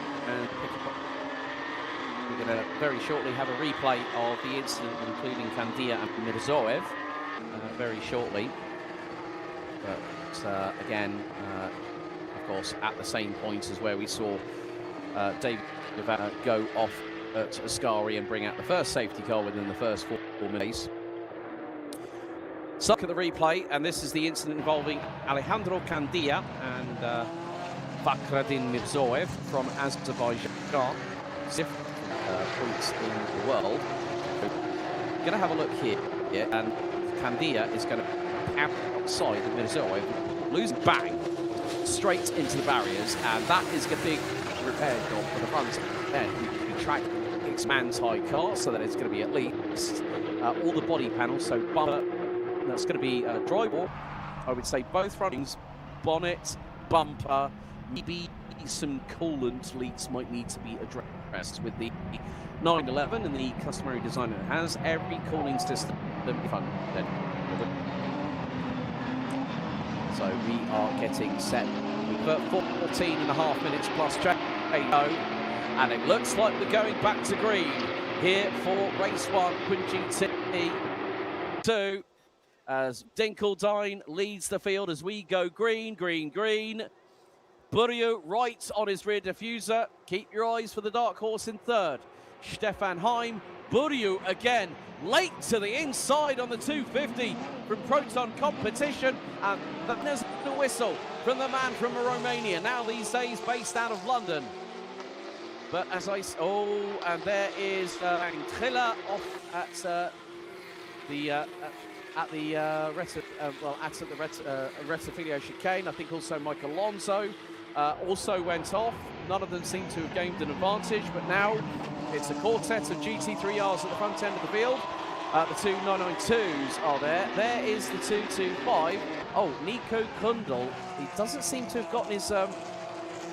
Now he did have a leak from the engine bay yesterday, and that card does not seem like it's firing as it should do. Alessandro Cendesi, I think Cendesi, I think might have a problem in the fact that he went a little bit wide. Levin Gelf is trying to find as much real estate as he can as we ride on board with the man from Bavaria in Germany, just 21 years of age. Not the youngest driver on the grid, however. That's coming up in race 1, class 1, as Wolfgang Triller defends from Nico Kundl, which means that Marcus Gratian, the man from the UK, based these days out of Portimao, just north of the Autodromo Algarve in the southern part of Portugal, about 30 minutes north of Praia da Rocha off of the seafront, as that's a bit of a late attempt there by the 219. Belgium's Nick Hunter from Lap Time Performance, running the Pro-Am division of Porsche 6 Carrera Cup Deutschland this year, where there are 31 drivers and 14 or so different nationalities competing in that series. So we are down to 19 runners and riders, and a bit of a late dive here by 225 Nico Kundel. That's Van Kracht who manages to get through. And then there is Enrico De Leo in the blue and white Mega Motorsport entry. And now the lead has changed. Buriu in front of Dink for the lead with just over 12.5 minutes, plus an additional ride on board with the 250 from Proton Competition. And at the moment, well, Dinkeldine holds the fastest lap of the 1:48.85. And Marcus Gratian looks to be the fastest driver in out of all the Class 21 cars. He's put in a 50.835. We're now going underneath the bridge on the run turn to Variante Ascari. So Patrick looking to now become. There you see all the pickup and from the kitty litter on the outskirts of the point into Ascari. And there is lovely, wonderfully liveried 235 car of Alois Rieder from Rieder Racing from Austria. Do the Red Bull Ring a little bit later on this year, but Dinkeldine inside shows his nose to Dragos Buriu into Curva Alboreto, sweeps to the outside. Now this on the crossback here, get the slipstream. Now look at the closing rate. Dinkeldine at full push. He might only be using 80% of throttle, whereas Buriu is pushing through that dirty air. But as soon as you get too close to the car in front, you get that sort of aero wash. But Dinkeldine was possibly looking to move, as Buriu did, to get through on him. Nevertheless, there is still an opportunity. At the moment, how's this for a development? Tarek Fahmy from B driver is now up second position. He too in Class 21. He joined us at Mugello last year. Did Mugello and Misano. Got 2 top fives now. And I had a chat with him earlier on this weekend. He said, I want to. He's not the only one, because the top 2 at the minute are 10.5 plus an additional lap. So you're probably talking about 12.5 minutes worth of racing left to go. Levin Gelf a little bit on the warpath, switches to the inside of Lesmo number 2. Lesmo number 2 that are coming through now. Alessandro Cesare comes through and is now rear gunner for his teammate. And now Levin Gelf is the Ziebach Motorsport meet in a B driver ciabatta sandwich right now. We are in terms of locality. Right, so even I have to make myself laugh at some points. I have to some days to be a little bit sane. But nevertheless, we are 10 minutes to go, plus an additional lap. And Marcus Gratian is over 2.6 seconds up the road. He is now, I know this man is going to be absolutely grinning from ear to ear like the Cheshire Cat from Alice in Wonderland. But Levin Gelf again is now trying to put the frighteners on Tarek Fahmy for second position in the Class 21 division. But keep your eyes on Cesare.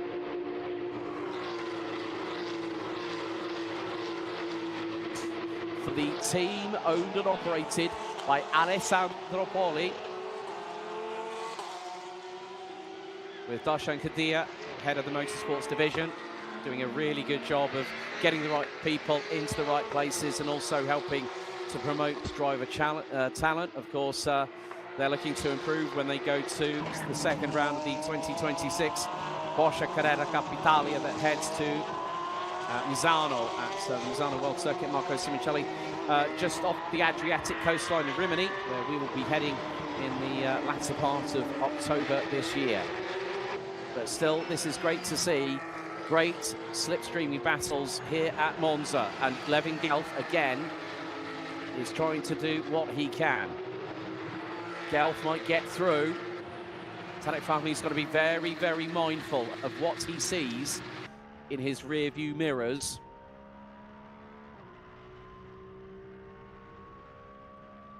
And now it's through Saraglio, down in towards Ascari once again.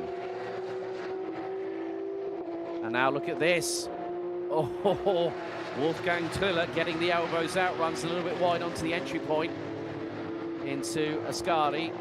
And he has got Mike Alonso from Fach Autotech behind him. 8 minutes to go.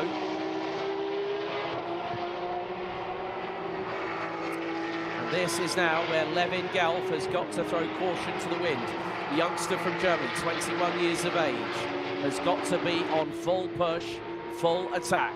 Now he'll have a little bit more throttle to play with as they come out of Curva Alboreto. Down in towards the Rettifiglio, closing speed increasing at over 270 kilometers an hour. Where will Levin Gelf park the car? Tarek Fahmy defends, goes to the racing line.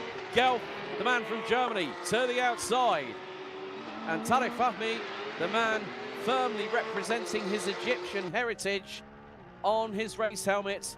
And look at this, Levin Gelf, he's got to be calm. You cannot win a race here at Monza at on lap number 1, but what you can do is play the waiting game. Pick your moments, and then when the time to strike is upon you, you will commit 100%. Man, driver and machine in harmony. And at the moment, Levin Gelf is trying to do what he can. But what Tarek Fahmy is being told, I'm sure, will be he's right with you. Do not let him through. You defend your position. You're second. Keep it going. Now into Ascari. And look at this. The B driver pairing of Fahmy and Credese with Gelf, Piggy in the middle. Through into Ascari again. And let's not forget, Levin Gelf was not exactly up the sharp end of the field in Class 21, and Marcus Gratian, because of this battling, his lead has now nearly doubled to 5 seconds. But the biggest thing is, I want to be in Levin Gelf's shoes right now, and the reason being is he's got to think about whether it's right to attack or to defend.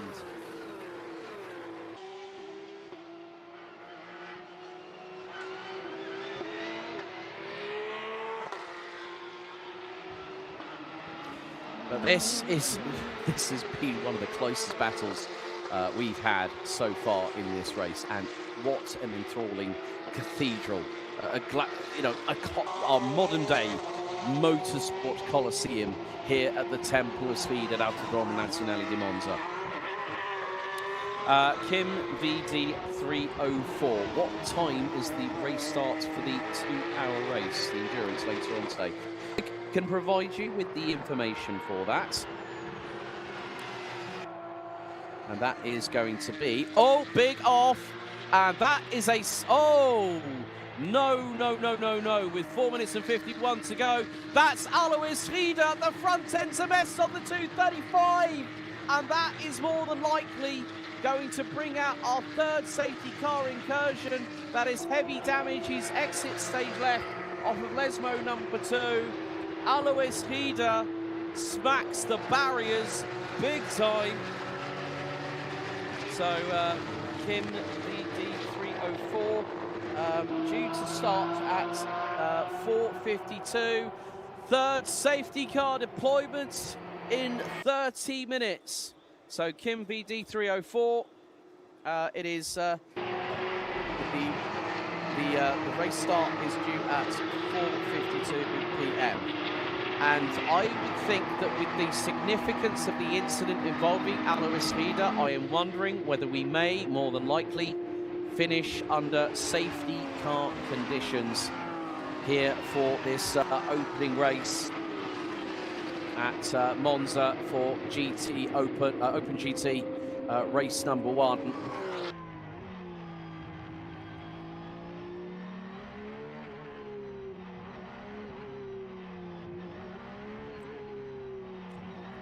So that is, there's a lot of damage that has been sustained by multiple vehicles. Obviously, David van Rosen stuck in the gravel at Ascari. Marcus Neuhofer pitted in. Alejandro Candia, Fakhreddin Mirzaoui coming together with Candia losing it under braking. Then Alois Rieder. I'm wondering what might have happened.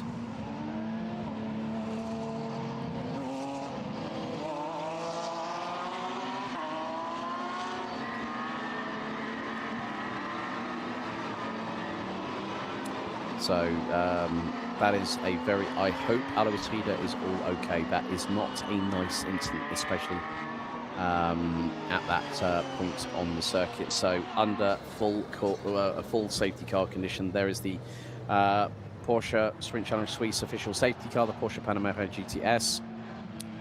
And, well, to be honest with you, it has been very, very feisty.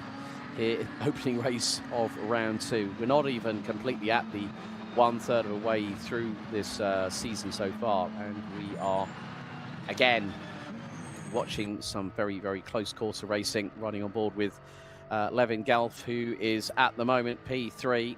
We have just over 2 minutes and 10 seconds, plus an additional lap left to go in this opening race.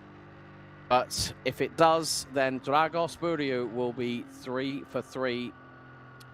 And Marcus Gratian will take his first Open GT Class 21 win. Tarek Fahmy, his first podium. And Levin Gelf will be on the final step of the rostrum. But it just goes to show that one mistake, and I did say that I do always remember that one person that said when I first visited Monza, and it was here, July last year, and then all of a sudden we've had 3 major incidents that have caused 3 safety car incursions. So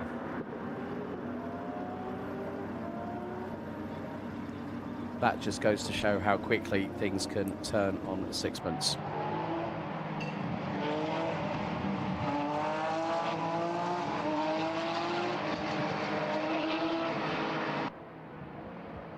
So it looks like we are going to more than likely run to time, because it's going to be just under a minute to go.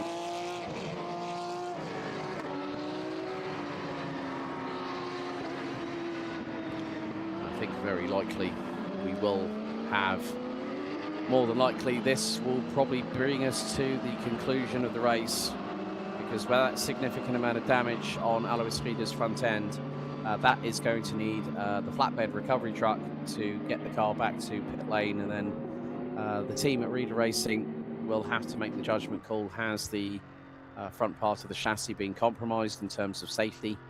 Then they may decide to withdraw the car from the meeting. And that just goes to show that, yes, motorsport is dangerous, but it is the case of finding out from teams directly.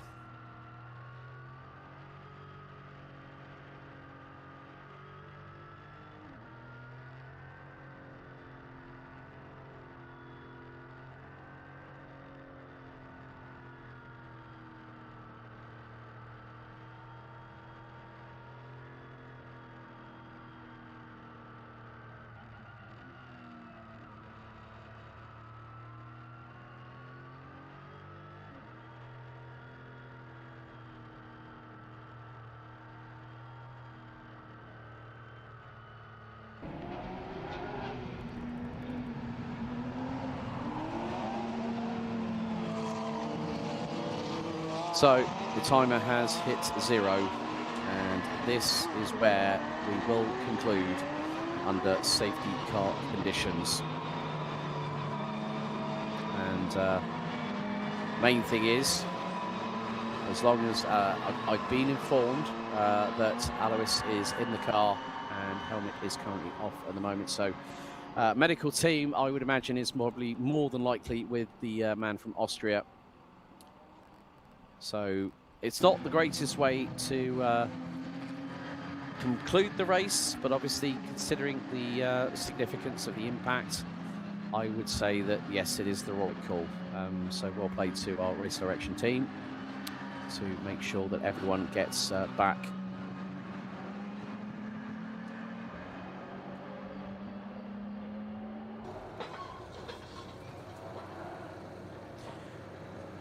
So I'm hearing it's actually at the second chicane, so that is Della Roggia, turns 4 and 5, as the Porsche Panamera GTS safety car is going to bring the field around.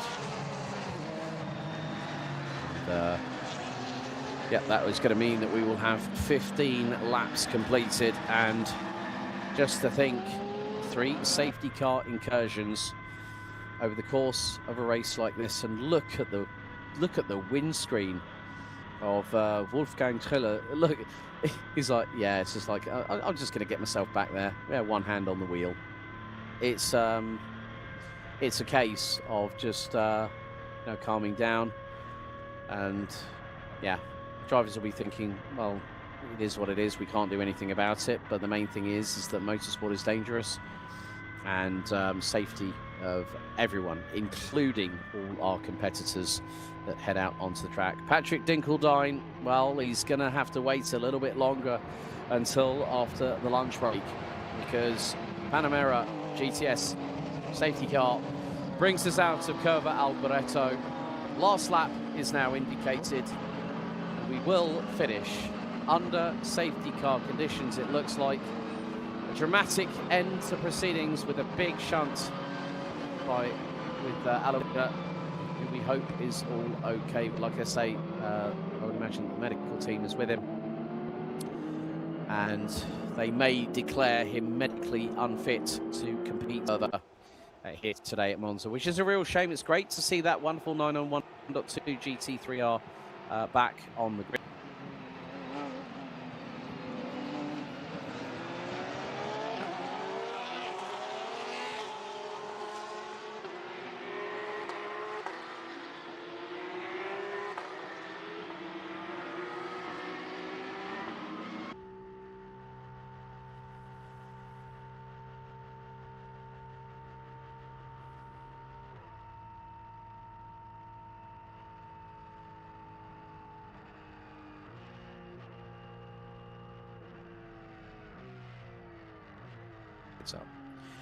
Okay, so Alois Rieder, I've just been given a further update on, is still physically in the vehicle. So obviously, the medical team have a protocol and a procedure to run by, so we will let them carry out their work. Of course, this will inevitably put a delay on proceedings. So the time of 16:52, which is when our 2-hour endurance race is due to start here at Monza, it looks like we may be delayed. Obviously, that we have to make sure that Alois Rieder is all okay, but we are now heading through into Ascari for the final time. Patrick Dinkeldine has done his best here at the third race of the season, but more to the point, it is going to be checkered flag this time around. Safety car will peel into pit lane, and it will be just a ceremonial cross of the start-finish line here at Monza as we take our final trip down towards Curva Alboreto for the final time on lap number 16.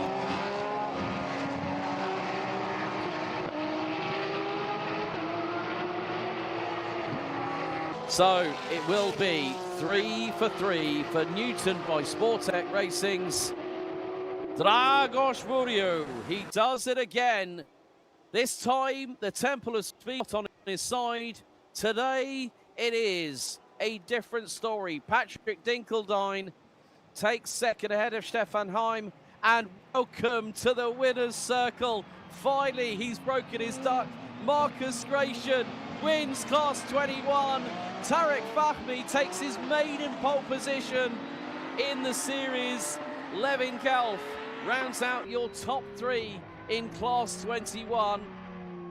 And what a debut by B Driver Academy racer Alessandro Cesare in the 243. Tarek Fahmy's teammates with Wolfgang Triller, Mike Alonso, Nico Kundl, Stefan Kracht, Enrico Di Leo, Mario Capella, Nick Hunter, Eric Santos, Gary Bufkin, Corrado Costa, Maravi Mekvabishvili. And that was the last of our runners and riders. Unfortunately, Alois Rieder hard into the barriers in the 235. Then there was the incident between Alejandro Candia and Fakhreddin Mirzoev. Marcus Neuhofer and David Van Hosen will have to lick their wounds, pick themselves up, dust themselves, because they'll have to get ready for race 2. But Buriu, brilliant here at Monza, despite the best efforts of Patrick Dinkeldine. It's time for me to head downstairs to get our first driver reactions, and I know there is going to be a very, very happy Brit that I need to speak to downstairs.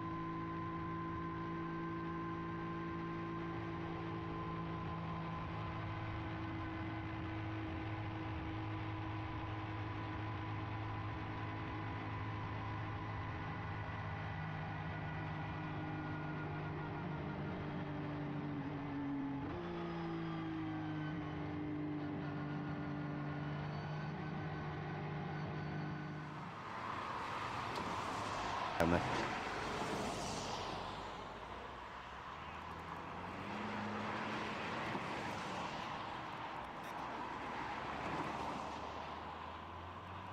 All kinds of track vehicles heading down here now.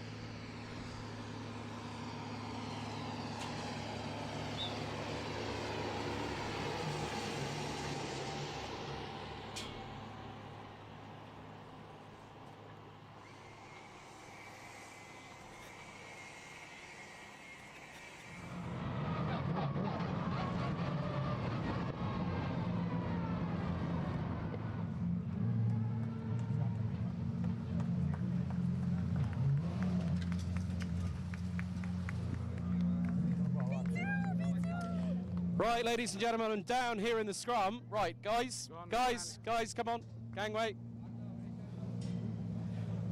Grazie mille. Right, got some drivers to interview, so, know what? This is what it means, and I can see the B driver crew are cheering Tarek Fahmy. But first things first, let's let this man get his race helmet off. Dahlia, if you can hear me, keep Tarek. Dahlia. I know she's busy on her phone at the moment. Hey, I know.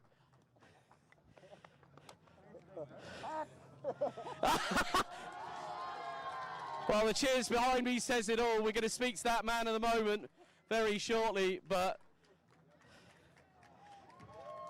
Right. Yeah. Very strange race. Yes. 3 safety cars in 30 minutes. I've never seen that in the year and 2 rounds I've been commentating on this championship. Firstly, liking the new threads and the watch strap matches as well, mate. Colour coordination. 3rd win, 3-peat for you, Dragos. And here at the Temple of Speed, which wasn't your friend last season, let's remember. No, I had my revenge now. Somehow. And now you're different car, different team, but I had my revenge. And you're smiling like the Cheshire Cat from Alice in Wonderland. What does it mean to win here at the Temple of Speed, even though we finished under safety car? I think I need one more race to have also another chance to drive more. I love Monza, so having safety cars is not good news for me. Did you have a bit of a scare going through the Rettifilio when you went up the inside of him and bumped over the sausage curb? Yeah, because I didn't know if he would give me the space, but I think at some point we were running out from each other. I know. And also, Ascari was full of stones. I almost lost the car there. So I was also lucky a little bit. Congratulations, my friend. 3 wins from 3. Patrick?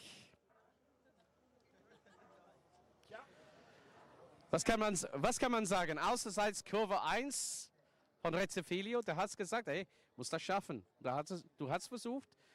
Und dann kommt er vorbei innerseits auf dem Curbs. Dann gibt es ein bisschen hin und her. Aber von meinen Wenigkeiten, ich muss mal sagen, spannendes Rennen. Ebenfalls 3 Safety-Car-Phase hier in Monza bei Rennen Nummer 1 Open GT. Bist du etwas zufrieden mit der Leistung? Ja, mich hat es gefreut, dass ich am Anfang gleich vorbeigekommen bin und dann ging es eigentlich ganz gut.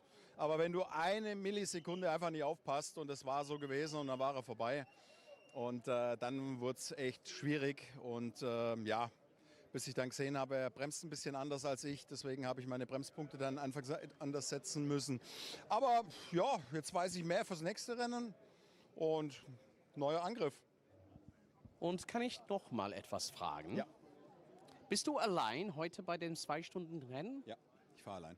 Du Verrückter. Viel Erfolg für heute. Programm heute. Volles Programm mit voller Kraft nach Geburtstag. Aber Gratulation. Wir sehen uns bei zweites Rennen. Bis später. Hello, my friend. Hello, my friend. How are you? Du The ha- race was difficult, many safety car laps. But you did say to me at Portimao, we'll come back at them. When you were behind Dragos, and you decided to try to go to the outside. Yeah, you nearly had him. Yes, I know he don't let me enough space, but that's racing. And Did you feel like the Heimbor technique equivalent of Fernando Alonso? All the time you got to leave the space. Yes. We need space. We are not so tight. Aber vielleicht beides nächstes Rennen für Open GT. Freue mich auf was du mit Beschleunigung und auch bei Top Speed bringt in den zweites Rennen. Alles klar. Ja, du, mich freut's auch. War heute ein schwieriger Start. Qualifying, erst die letzten 6 Minuten raus können, weil wir Zündkerzenprobleme hatten und somit bin ich zufrieden, oder? Ist es doch noch ein Happy End. No. Always a happy ending, my friend. Gratulation mit dritter Platz insgesamt. Ne? Okay, super. Right, now I have to get through on the barriers because... Right, let's go and see where is the man of the moment. You bugger, you did it! Yes, first podium. Really, really happy. Well, the thing was, I shouted to you, Dahlia. Now, right, I want Laura, our mobile camera lady in the pit lane. Let's have a look. My favourite race helmet of them all at the moment in this grid. The Egyptian heritage clearly showing. Dahlia alongside me. And let's bring in the family. Let's bring in Mum, Dad, the two brothers. We want to make this a bit of a family moment here on the live stream. How are you feeling now that he's got his podium? Very proud. Very proud. Oh, look at this mother over the shoulder as well. So proud of him. I mean, really, this picture, they say that pictures paint 1,000 words. I don't think we need for Tarek to say anything else because memories last a lifetime. You did it. I'm looking forward to race 2. Hopefully there's one step higher than you can go up. Meantime, right, let's see. Where's my fellow countryman? Where is Marcus? Let's see. Where is Marcus Gratian? Where is Marcus? Where is he hiding? I don't know if we might be able to catch him unless they're calling them up to the podium now, but still, folks, you know, the big cheer. I mean, we all heard it. We all heard it. They're heading up to the podium now, but Marcus Gratian, a first-time winner in Class 21. Tarek Fahmy, first podium after 2 top 5s at Portimao 3 weeks ago. And who knows? The 3-way battle between Buriu, Dinkeldine and Heim. Obviously, an update on Alois Rieder. He has been stretchered out of the 235. So the main thing is we wish gute Besserung, Alois. Hoffentlich. Wir sehen uns später. But from us here at Porsche Sports Cup Suisse, we wish you all the very best in your recovery. And look at this. This is the grand podium. Not as decorative as we see in Formula One for the Gran Premio d'Italia, which, you know what? Alessandro Poli. Hi. Tarek finally got that podium, my friend. Tarek did a fantastic race. I'm very happy for him. Yeah. Darshan, get your backside in here. Mate, look at it. I know, but to think where he started at Mugello last year, shame I wasn't there at that weekend, but to see him, another driver that is less than 2 years of seat time, to now have a genuine on-road podium, no post-race penalties applied. You know, I didn't even need to interview him. The picture said it. The video said itself. It's like memories, and this is a memory I'm sure you won't forget. Yeah, is Can we show this?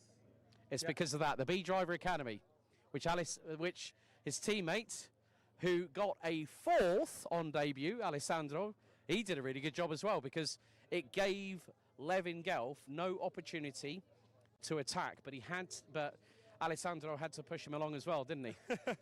yes, but also is for us is a diamond. He did a program during this year, but also the last year, and yes, he is ready. He's ready for the Swiss. He's ready to compete, and I'm very, very, very happy. That's it. We'll leave you guys to celebrate. Complimenti a voi. Ladies and gentlemen, we'll leave it at that. That is your wrap-up of Open GT Race 1. Coming up very soon, as the podium celebrations will get underway for Race 1, we'll bring the action with GT3 Cup and GT4 Club Sport Race 1 coming up next.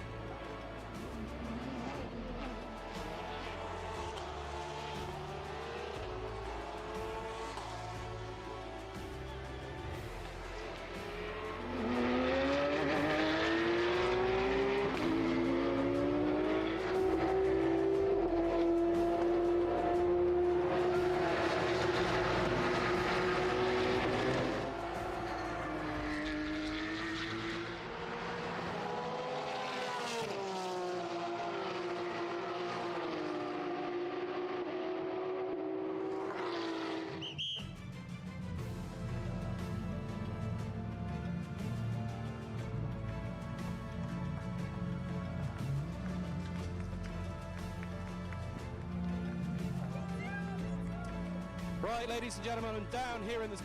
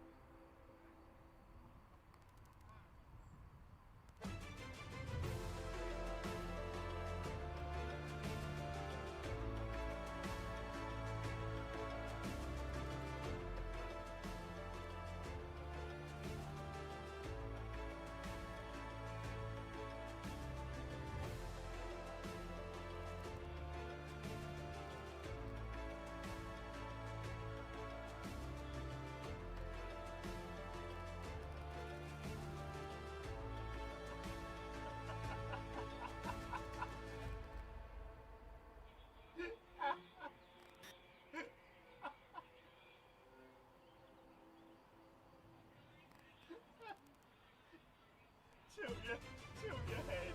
Brilliant. That was straight out.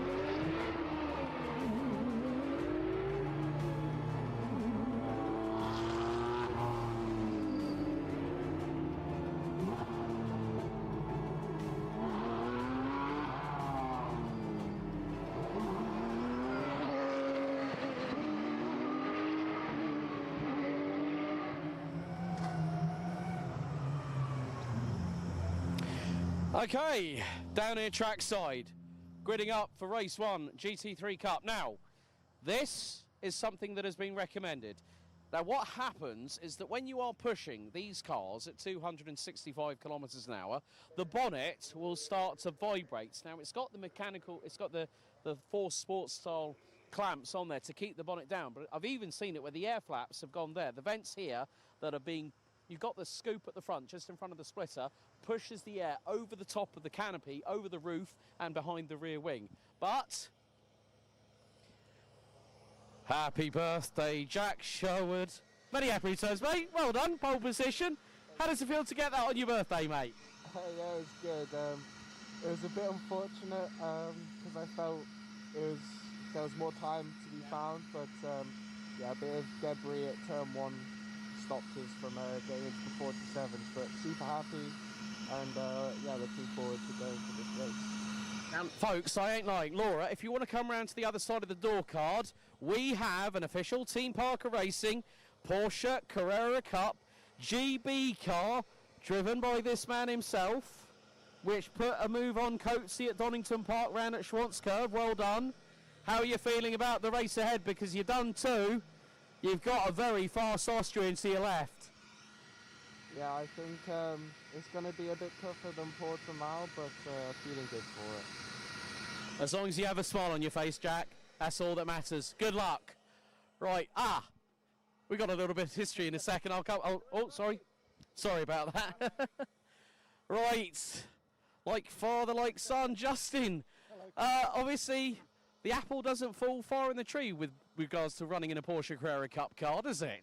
No, yeah, it's his first year in it this year, and yeah, he's really enjoying it. They're a great car, and I had some many great years in the Porsche Carrera Cup GB, and you know, so we're doing that. Donington last week, Brands next week, and but it's just great to come here with a Swiss Cup, loads of track time and great circuits. Justin, it's a pleasure to see 2 men that have been commentated by the legend that is Mr. David Adson. Right, let's see. The leading car, I think, might be going off very shortly, but okay, Felix is in the zone. I don't think we've got much time. Right. Yeah. Right. He's been promoted. Right, Moritz Weber, welcome to the grid. How's about that? P5 in quali, you get promoted because someone gets a Joker lap penalty, Joker tyre penalty. How are you feeling ahead of your first race here in Porsche Sports Cup Suisse? More than great. Didn't expect that. Have a pretty much clean look out in front to turn 1. Yeah. So try to make the best out of it and then concentrate till the end. I'll leave you to lock in, mate. Good luck, give him hell. Moritz Weber is now about to make his debut. Peter Heglin, Simon Matisse, Christian Karamuskia. We've got the 3-minute board coming up now. Time to clear the grid. Class 1 is back up and live and kicking here at Monza. So it's class 10. Here we go. Race 1, 30 minutes plus an additional lap.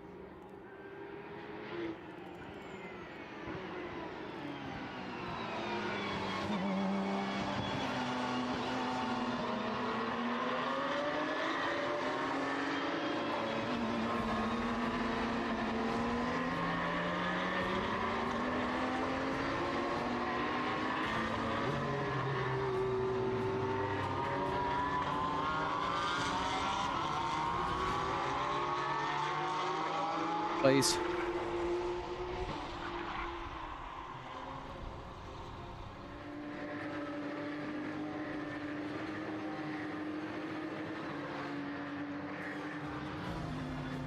Okay, well, let's take you through the starting order. Jack Sherwood, birthday boy, 28 years old, accompanied by former Porsche Sports Cup GB driver, Father Justin.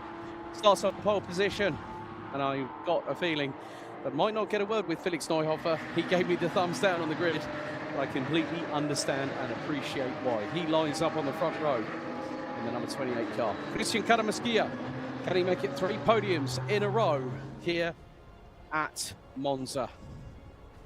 Also, Moritz Weber starts 4th, ahead of Peter Heglin and Simon Matisse. Greg Burkhardt and Sebastian Pidou round at the top 8 positions. Gioga and Giuseppe Barbati round out the top 10. Ilario Introna, Antonio Salmeri, David Diaz, Marcel Clausen and Jan Klingenberg. Klingenberg demoted to the back part of the grid, having to decide to take Joker tyres, which means a penalty for the number 22 from Switzerland for Fach Auto Tech.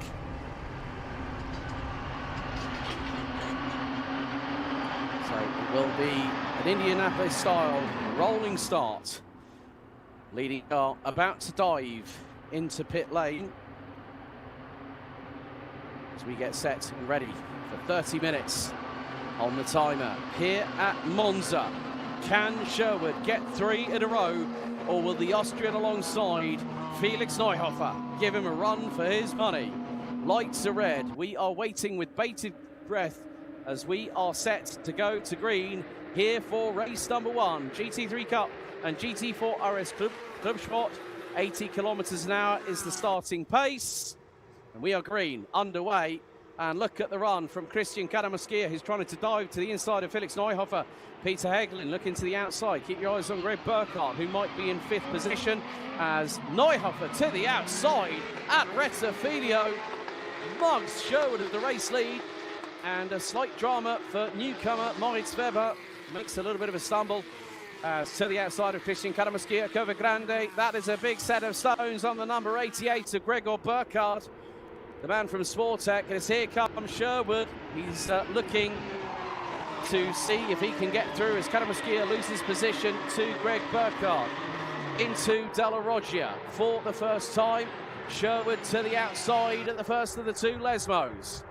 The 78 Team Parker Racing, run by Sportec, entry. Can he go to the inside? He's going to look to stick his nose up through at Lesmo 2. Neuhofer says, no, you don't. And now this is where things are going to get very, very hot and heated under the collar. We ride on board with the number 5 of Peter Heglin.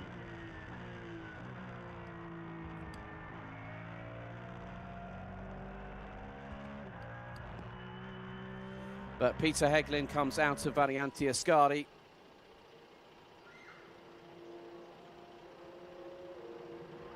But Neuhofer is having the lights flashed at him by Jack Sherwood as we go into Curva Alberto.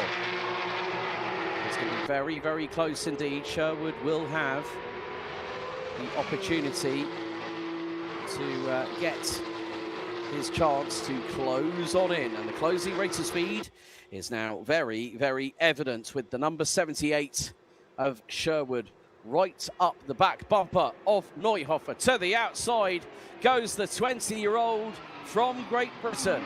To the outside, Neuhofer keeps it pinned on the racing line, stays ahead of the youngster from the United Kingdom, and once again, the game of musical chairs continues in earnest. Peter Heglin rounds out the top 3 ahead of Messrs Burkhardt and Karamaskia. But the thing is that when you have a driver like a certain Jack Sherwood, he is going to give everything. He is running in the Pro Division of Porsche Carrera Cup GB. He's also part of the Carrera Cup GB talent pool.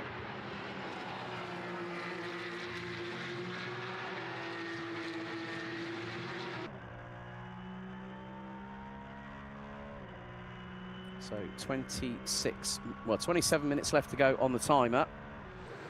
And Neuhofer has been no more than 0.2 of a second ahead of Sherwood as we head into Variante Ascari. As it has been very, very close indeed. But they are starting to build a little bit of a bridge between themselves and Peter Heglin, who continues to round out the top 3.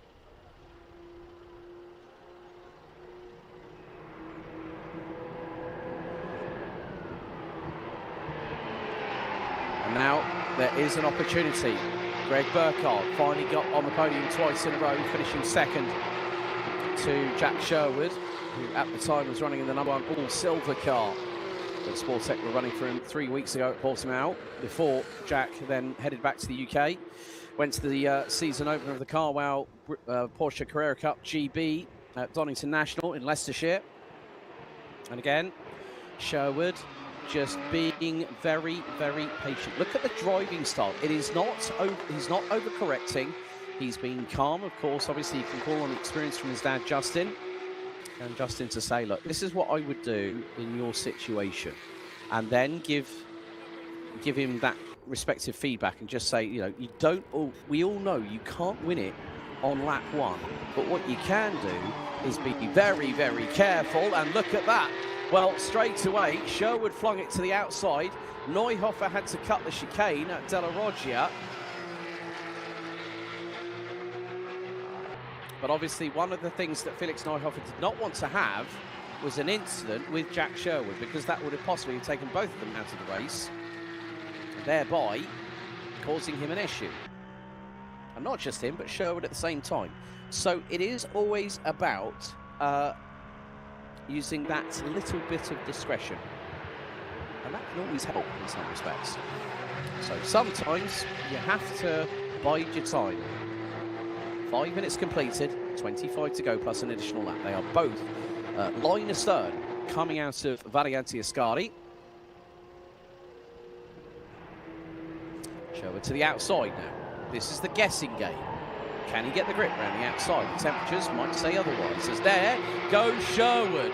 And he's about a nose ahead. He's to the outside, wheel to wheel, out of Curva Alboreto, Neuhofer and Sherwood, nigh on banging panels at over 250 kilometers an hour, down into Rettifilo. Neuhofer will have the racing line advantage, but what is Sherwood going to do? Is he going to pull a trick out of the magician's hat here at Monza? He's going to give it a shot, and Sherwood gets through.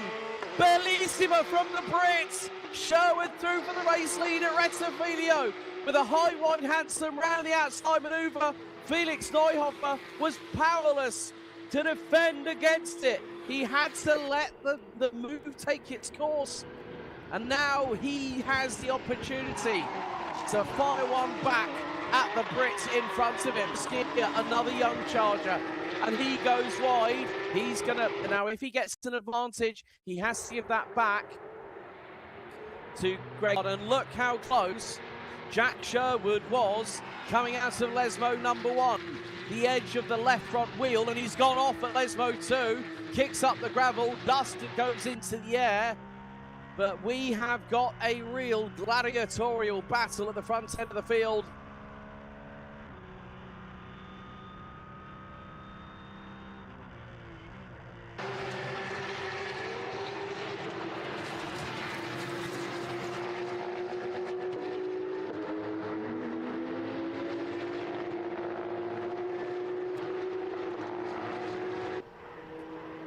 So at the moment, it is Messrs Neuhofer in second. Sherwood leads the way on his birthday of all places.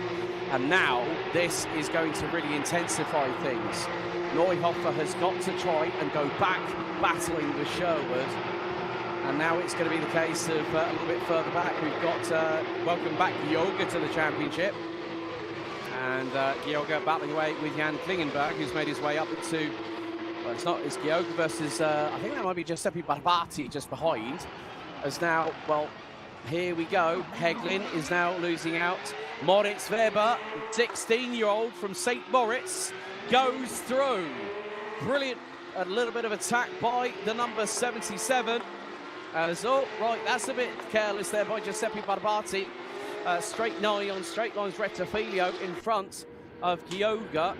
And now Sherwood, oh, this is a bit careful, out to the outside of Della Roggia. So now Sherwood might have a wingman coming his way if they keep on battling. Greg Burkhardt is about 3.5 seconds behind in P3. There he is. He's battling with Christian Canamaskia. But the big thing here for Greg Burkhardt, who's been in this championship for multiple years, he knows the tracks, he knows the style of driving. And if anyone saw the interview I did with him, which was nearly 30 minutes long at Portimao, and it's one of the best interviews I've done in a very, very long time. Obviously, him and his partner Leah, who was actually here with their little baby daughter. Wonderful to see them here with us. And Greg was saying, yeah, I've got to start them early. And I went, oh my goodness me, he's already getting there before she's even turned one. Right, Sherwood again on the offensive. 9 minutes completed. 21 plus an additional lap still to go.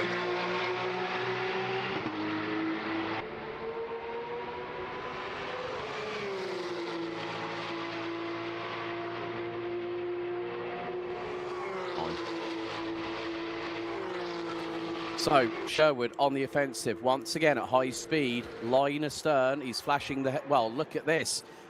Again, to the outside, Sherwood at the Rettifilio chicane. Neuhofer knows that it's happened once. Sherwood's going to make it lightning strike twice. Wheel to wheel, who gets the better traction? It's the Austrian on the inside. Felix Neuhofer giving the young upstart a little bit of his elbows out in Porsche Sports Cup Suisse sunshine.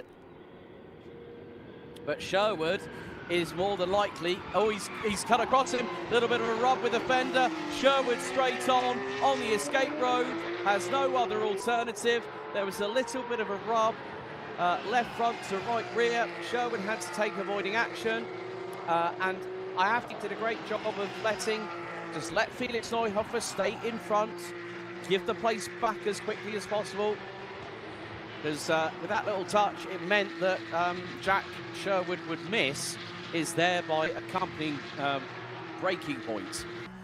So he has really given us some excitement here. And if we have more drivers, if you have a Porsche 992 GT3 Cup car and you want to race somewhere where there's a great family atmosphere, but you've got great competition, come here. Believe you me, it's one of the, you know, I feel very, very privileged to be in the position that I'm in at the moment as the official presenter and commentator for the series. But more to the point, I understand now about this series, and that's why it is about family. But again, here comes Christian Karamuskia. He is now trying to put the frighteners on Greg Burkhardt, and Burkhardt will not budge. He won't give an inch, thereby Karamuskia will not be able to take a mile. But they are line astern. Karamuskia trying to line up a move. On the flashers is the young Italian in the number 95. Goes to the outside into Rettifilio on the 88 from Sportec Racing. Karamuskia went straight on. Greg Burkhardt locks up and loses the back end ever so slightly. Steps out to the right rear. And that is really unfortunate.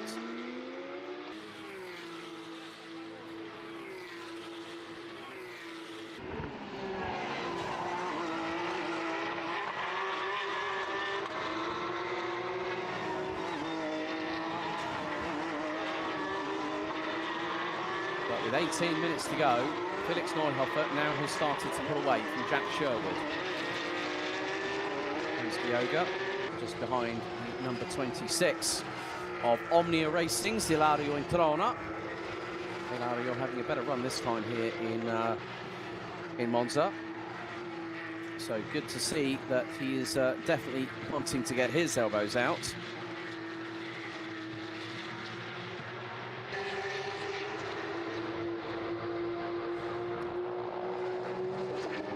We have got nearly, we're 2.5 minutes away from half-time, plus an additional lap, and these drivers are, I mean, to be honest with you, when I went out for the grid walk for this race, it might be 20 degrees in the air, but believe you me, it feels a hell of a lot hotter. It feels like we're closing in on 30 degrees centigrade, so the first thing I want to do is go out to my high authority car park and switch the aircon on for 15 minutes. Still, this is a very exciting battle. Nevertheless, Jack Sherwood has just put in the fastest lap of the race. Christian Karamuskia has got through on Greg Burkhardt. As now we've got the side-by-side battle with Gioga and Ilario Introna. Introna now has lost the position. Jan Klingenberg is right with them in the number 22 Fach Autotech car. But Neuhofer is being closed on in. Slippery surface flag out again, and this is going to be at Della Roggia. So something has been dropped on the circuit, be it oil or coolant. So there are slippery surface flags. Let's not forget, it is bone dry out here in Monza. More to the point as well, Right, car 88, Greg Burkhardt, last warning for cutting the chicane, chicane 1, and now we've had a warning for Wittberg Motorsports' Simon Matisse, who has had a warning.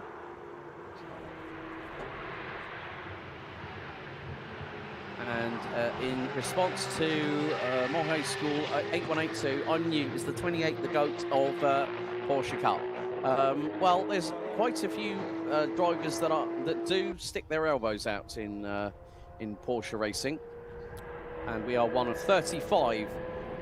Right, car 26 has just received a 5-second time penalty for cutting the chicane, the first chicane.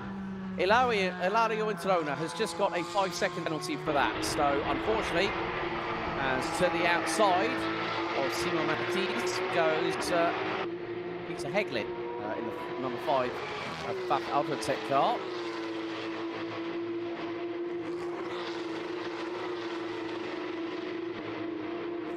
They are now wheel to wheel. This is getting a bit too close for comfort, really.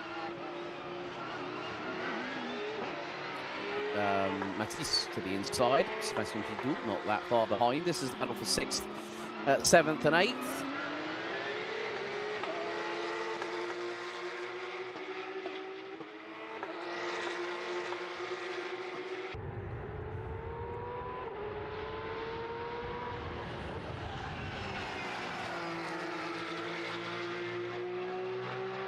So we are coming up to the last 14.5 minutes.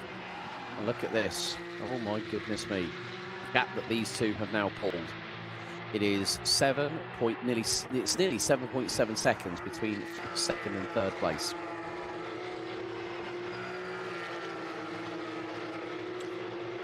And then a further 1.8 seconds back to Greg Burkhardt in P4. Moritz Weber not too far behind the boss man in 5th place, but still at the end of it, a very, very good showing by Moritz Weber on debut. Interesting story about that young man. Of course, he has very, very bright colours on his logo. With the bright pink and sort of like, how can I say, medium blue, if you will. And that is part of his logos. And his mum, bless her, went to Turin to HRX Global HQ. They were still constructing his race suit. So he made sure that his flame-proof undergarments were all sorted out and a new set of boots, then waited until the race suit was finished, ready in time for this weekend. And that just goes to show how quickly, how much family do make a big, big part of this.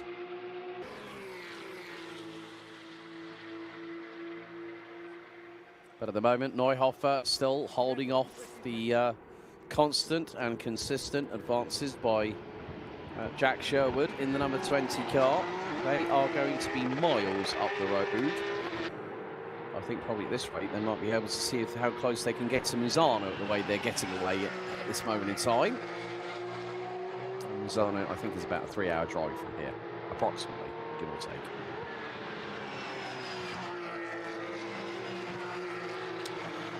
And now it's the battle for 4th position between Greg Burkhardt and Moritz Weber, who is looking at a possible future, maybe in the DTM in the years to come. Of course, Thomas Peining is a man that has graduated through the ranks through the Porsche 6 Carrera Cup Deutschland, including Lauren Heinrich, who was alongside Burkhard Bechtel at the opening round of the Porsche 6 Carrera Cup Germany this year. Lauren now a fully fledged Porsche works driver. And then you see the list of people that have come through the ranks. Nico Menzel, Luc Hartog, Timo Bernhard, Picard Leeds. The names go on and on and on and on. I could probably give you a list of about maybe 25 names. Nick Tandy is another one. I can't forget Nick Tandy. But this is why you see drivers, and when you think about it, Moritz is only 16. His boss, Greg, is probably about double his age and has a kid. And that just goes to show the depth and the breadth of the field that we have here in Porsche Sports Cup Suisse. But still, Neuhofer and Sherwood, I think this could be a grandstand finish. Jack did say to me, as you probably heard on the grid before the start itself, on the grid walk, that he said, I'll give it a shot, you know. And that's the main thing that you can do. Just give it a shot, see what happens, and then pick apart the race afterwards.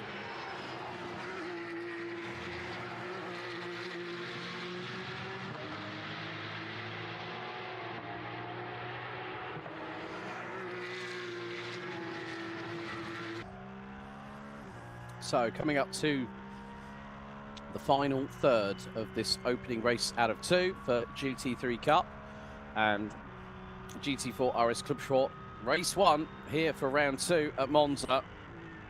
We're right on board with Peter Heglin, who is now trying to close on in to Simon Matisse for Widberg Motorsport, who is now pulling away into the distance. And one of the good things I have to say about Maurice Weber, got a very, very adult head on young shoulders, only 16. His first ever race was in karting at age 9 at the Pro Kart Raceland circuit in Wackersdorf in Bavaria, which is currently holding the Rotax Euro Trophy this weekend, round 2. And then last September, I was there, and oh, that's a bit cheeky. He's gone around the outside of the boss van at Rettifilio. Well played, Moritz. But Greg Burkhardt has always believed in helping younger talent to move up the ranks. And, of course, one of the drivers that he has helped is none other. Oh, mistake! Neuhofer had a tank slapper coming out of Della Roggia, and Sherwood pounced like Shere Khan in the Jungle Book. Saw the door open, said, thank you very much, I'll take that. And now he's going to try and scarper into the distance.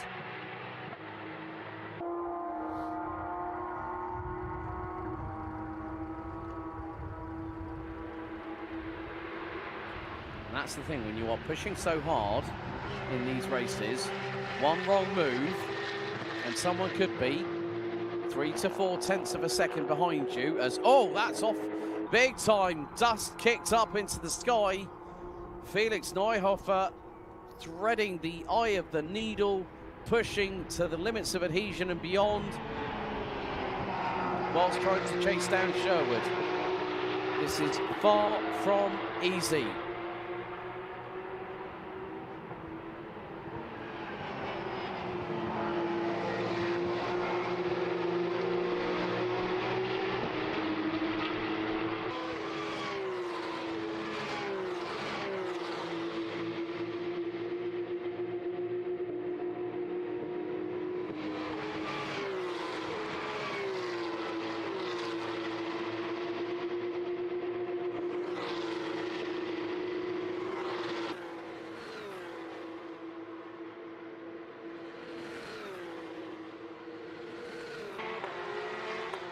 Seven and a half minutes remaining, and still the battles carry on.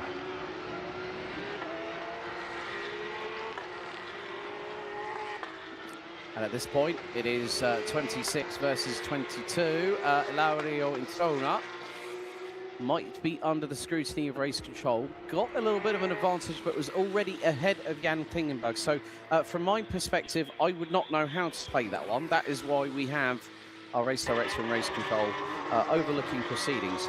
So from that perspective, if they feel that Introna has given an advantage, then they might say, well, you need to close the gap, or you might need to give the position to the car behind. Stranger things have happened, folks. But more to the point, it is never that easy. These cars are guttural, they are visceral, they pull you apart and assault all your senses, and you've got to be very, very mindful that even the smallest noise might have behind it a potential problem in the mix. But you never know that for sure until you get the car back to the garage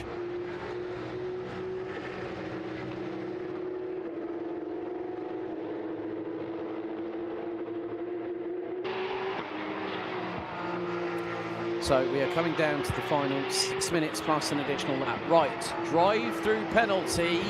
Car 95. Christian Kanamuskia for cutting the chicane without returning the position. That will now mean he has that place back to Gregor Burkhardt. But in the meantime, what has happened? Moritz Weber is dropping down the timesheets. He's broken down. Oh no, the car for the young man, the 16-year-old from Germany. Hazards flashing, 5.5 minutes to go. And what was looking like a promising debut, Moritz Weber has got the car going again, so maybe localised double yellow.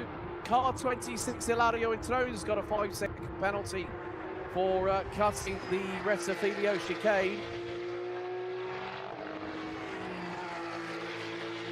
So Moritz Weber, I'm afraid, has tumbled all the way down the order.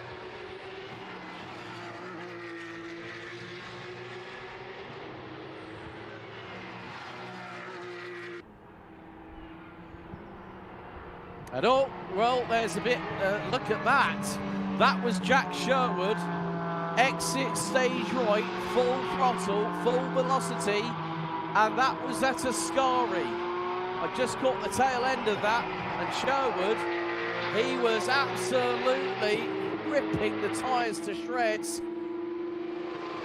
But he manages to keep it on the black stuff, pointing in the right direction. And now again, the musical chairs game between Messrs Sherwood and also Neuhofer is absolutely at fever pitch. Neuhofer to the outside.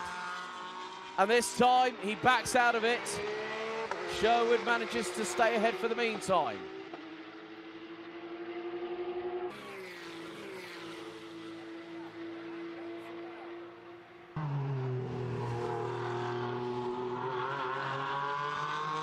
Don't worry, back in the Netto Dash 7. We know that Jack Sherwood is aggressive. He showed that at Portimao 3 weeks ago. Meantime, bit of curb hopping there for Felix Neuhofer. 2 wheels into the air on the right-hand side, out of Della Roggia. And now they're going to have to get through. That is the 189. Marcel Clausen in the Class 10 division. And he's running about 2.1 seconds. Well, Moritz Weber has brought the car into pit lane. So what was a promising start for the number 77.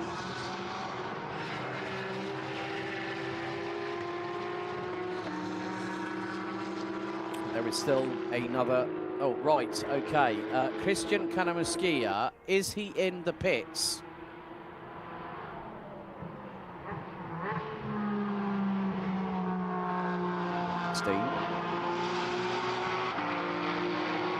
So 2 3/4 minutes left on the timer to go, plus an additional lap. Flashing of the lights by Jack Sherwood. And that is saying to the car in front, we are the faster vehicle. Now, there is an unwritten rule where, of course, yes, the car that is being instructed, yep, we're the faster vehicles, completely understand that. But it is down to the driver in the slower vehicle to stay on the racing line, and then it is down to the faster vehicle behind to make the overtake safely without causing hindrance or potentially causing an incident that might cause problems for them and also the other party, and then also the wrath of race control. But we are really coming down to the wire on this one, because Felix Neuhofer is losing time to Jack Sherwood. The gap now is just under 9/10 of a second.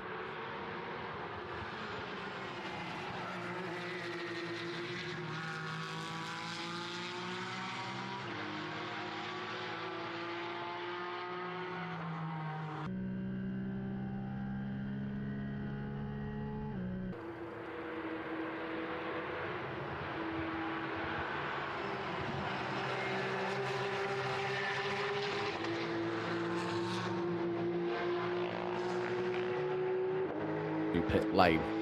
Right, in the meantime, with just over a minute to go, Felix Neuhofer did a Jack Sherwood, where Jack Sherwood went off a couple of laps ago at Ascari. And flat chat, throttle down, and let's see how far we can push the envelope of adhesion. And that's exactly what the man from Austria did. So 2 laps to go as our race leaders will cross the stripe here at Monza. Sherwood holding on to just under a 0.4 of a second advantage. Christian Karamuskia looks like he will not. Oh, that was close, right over the front. Had to cut across the front of Neuhofer, did Sherwood at that particular occasion to hold on to the race lead through into Rettifilo. And the next time around it will be last lap. So we have about, I would say, maybe 5.7 miles left to go.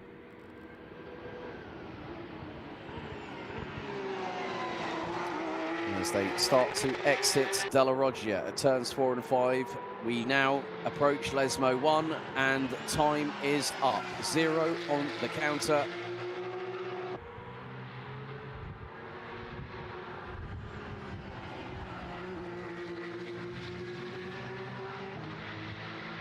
Neuhofer is still going to put every single fibre of his being, both mentally and physically, and will the car along whilst steering it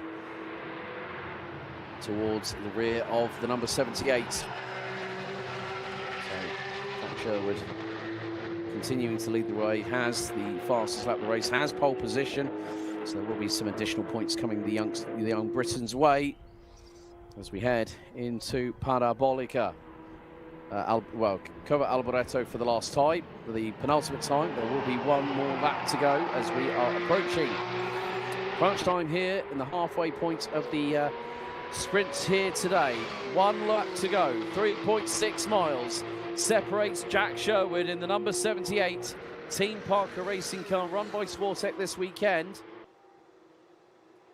And his lead is just over half a second heading into the Rettifilo chicane for the last time, which means we will be on lap 18 out of 18. It's been a titanic battle between these 2 modern-day Porsche Gladiators, and Jack Sherwood at the minute is doing exactly what he needs to make sure that he stays at the top of the podium. Into Della Roggia, the last time of asking. This has been quite crucial as we are still waiting for a couple of other drivers to make their way across the line. Giuseppe Barbati, Christian Karamuskia and Antonio Salmeri.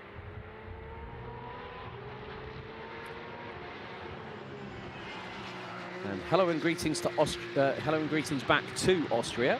HPK 4917 on YouTube. Thank you for joining us. But it is the run down to Ascari for the final time here on GT3 Cup. And RS Club Short or GT4s. Last, right, car 3 Gioca gets a final warning for cutting the Rettifilo chicane out of Ascari for the final time. A double pole sitter at Portimao, just like Dragos Buriu a little bit earlier on in Open GT race number 1. It is going to be the three-peat. The man who just turns 20 years old today, pole position in qualifying, and Jack Sherwood in the number 78 Team Parker Racing Carrera Cup GB edition, crosses the line, takes the win by 9/10 of a second ahead of Felix Neuhofer, and it is going to be 3 for 3. Will it be third time's a charm? Because he's already got 2 podiums. Greg Burkhardt in the number 88 and ruling the sports side of the team, but owner, he will cross the line very shortly. And Burkhardt rounds out the podium. Simon Matisse just about holds on in front of Peter Heglin. And Sebastian Pidou, who's 1/100th behind the number 5 from Fach Autotech, Hilario Introna, rounds out 7th ahead of Jan Klingelberg. Giuseppe Barbati will stay ahead of Prima Ginsani's Christian Karamuskia. Pick up a third successive podium in a row. Looks like Marcel Clausen is going to come across the line with the hazards on board, but Jack Sherwood, once again, is a race winner in his second appearance, and there you can see he's opening the driver's door because it is absolutely roasting in the car. Sherwood wins race 1, round 2, GT3 Cup here at Monza, ahead of Felix Neuhofer. Greg Burkhardt rounds out the top 3 with Simon Matisse and Peter Hegling rounding out the overall top 5. Sebastian Pidou, Gioga, Jan Klingenberg, Ilario Entrona and Christian Caramoschia round out the top 10. Giuseppe Parvati, Antonio Spalmeri, David Diaz and Marcel Clausen are our finishers, and unfortunately, with 5 laps remaining on debut, he started 4th. Moritz Weber, number 77, the 16-year-old from Germany, will unfortunately retire. Time for me to head down, speak our racer.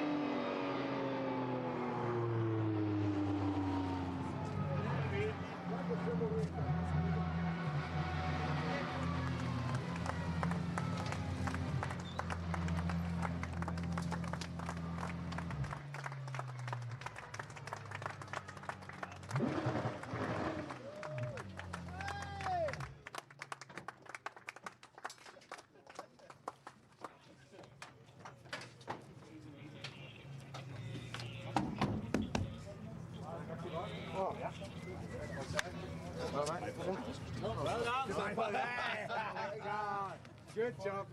Well done. Well done. Great job. Well done.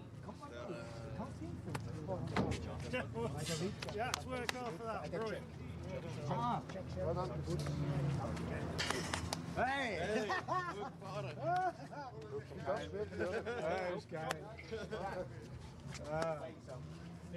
Good job. Aber hier komt niet heen. Ja, ik ga met de hekbank Zo? Ja, want de zaal die andere Right then.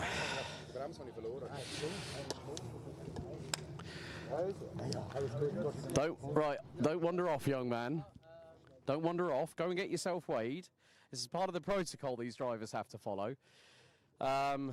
Because the drivers and the cars have to hit a... But look at the amount of bugs that have been sacrificed in that. That's how crazy. The mosquitoes are here in full effect here at Monza. So I am going to see if I can speak to some of our top 3 because just like in Formula 1, we have a weighing bridge and a weigh scale there.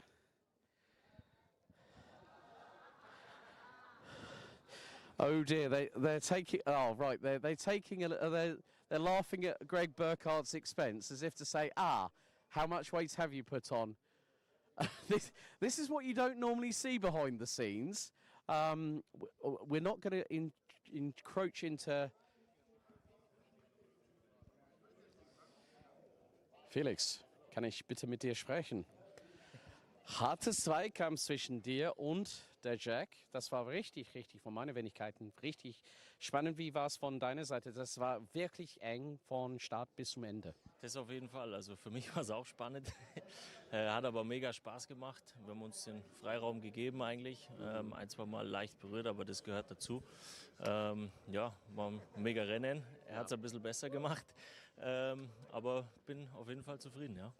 Ja, besonders bei hier in Monza, man muss ein bisschen mehr aggressiv mit den Kurven zu sein, ne? Ja, auf jeden Fall. Was halt etwas hilft, wenn du hinter einem herfährst, dann hast du etwas Windschatten. Das hilft einem wieder ein bisschen, aber man muss halt auch vorbeikommen. Ja, und letztes Jahr hast du zweimal gewonnen, Sieger gewonnen, ne? Weil ich habe das leider vermisst, weil ich war irgendwo anders in Motorsport als Moderator, aber es ist wirklich nett, der wieder auf die Startaufstellung. Und ich weiß, dass du war komplett in Zone bei Startaufstellung, weil du sagst, hey, ich brauche kein Interview im Moment, aber Glückwunsch mit dem zweiten Platz, wir sehen uns später. Danke. Right, I might, Mr. Burkhardt, Mr. Sherwood, were they laughing at your expense when you walked on the weigh bridge? Which bridge? The weigh scales, and they laughed at you. To be honest, yesterday to today, I ate 7 kilos. So that's the reason. So yesterday I have. No. Did you eat or inhale 7 kilos? Maybe I forgot to go to toilet. Bit of excess weight that you need to, and a bit of excess lead in the tank that you need to get rid of. Still, but nevertheless, your run of podiums continues, sir. Yes. 2 second places at Portimao. And then we had the dramas with Christian Karamuskia. You were battling hard with him. Yeah. But still, mate, what a way to start 2026. 3 podiums in a row. It's all good at the moment. Yeah, I'll take it. I'm happy. Especially also happy for the team. We got several podiums, several wins. So we keep it that way, hopefully. Yeah, I think definitely get some lunch down you and then get rid of that extra ballast, my friend, ready for race 2. Well, lunch will be there for it. Good luck, well done. Here he is, winner, chicken dinner, the birthday boy himself. I was just speaking to Felix and he said it was really, really cool to have. I mean, that was great. That's what we needed. We needed a little bit of an injection of pace. And obviously when you tried to throw it on the inside at turns 4 and 5 at De La Roggia, he just sort of had a little nibble, but it made you make a misstep. You had to go straight on. You let him straight back through. But, mate, that was I mean, I knew you were aggressive anyway, but I think Felix Neuhofer has just unleashed not the real Slim Shady, but the real Jack Sherwood here at Porsche Sports Cup Suisse. I mean, that must have been a hell of a lot of fun for you. Yeah, it was really tough with Felix. Yeah, he was brilliant. It was a great battle. Like you said, there was a few sketchy moments, but, you know, it's good, clean, fair racing. And, yeah, really enjoyed it and looking forward to race 2. Now, at least you can get some hydration down your neck and get ready for that one. But, Jack, well done, mate. Congratulations, 3 in a row. That rounds up our morning coverage. But, of course, the motorsport world has now had another major name go to the heavens up above. As we say, rest in peace, Alex Zanardi. I had the opportunity of meeting Alex at Hockenheim with BMW Motorsport. One of the nicest guys, one of the most fiercest competitors, a man that went on to become, not just after his IndyCar accident at the Lausitz Ring that took both his legs, made him a paraplegic. He then went on to Paralympic medals, including gold at Brands Hatch at the Olympic Summergate Paralympic Games in London in 2012. And, of course, he came back to Misano to run in DTM with BMW Motorsport. A man that is very much loved and very much missed. Ciao, Alex. We will see you very soon. And that is enough from us. We will see you after the lunch break.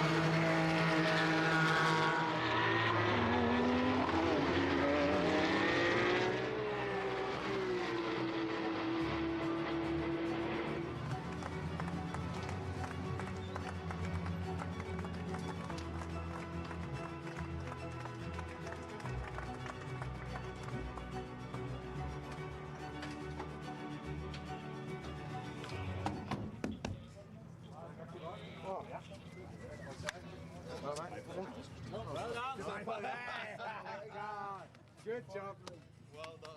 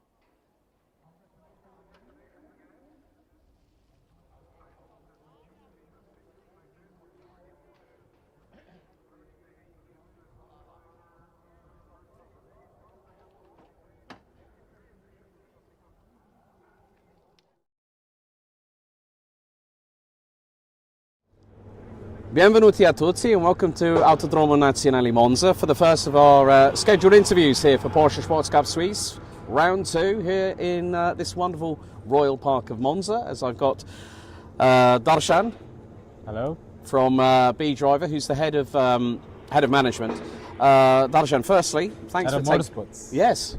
Firstly, obviously originally from South India, now based over here in Italy with the B Driver team. Where did you get your start in motorsport, first of all? I mean, it's, do I have to go all the way back? Or? Well, anyway. you go as far back as you feel required, my friend. So, really, to be honest. So I come from India. First of all, thanks for having me. I do come from south of India. I come from a place called Karnataka. Mm-hmm. Really proud of it, and so my love for motorsports starts from the age of I think 5 or 6 years old, and then I started watching a lot of racing. So that's where the love started. Yes. That is where I decided, okay, if I have to do something, it has to be something related to motorsports. Mm-hmm. I did my engineering degree in bachelor's degree in mechanical engineering in India. Right. And I just said, okay, I'm going to go to Italy.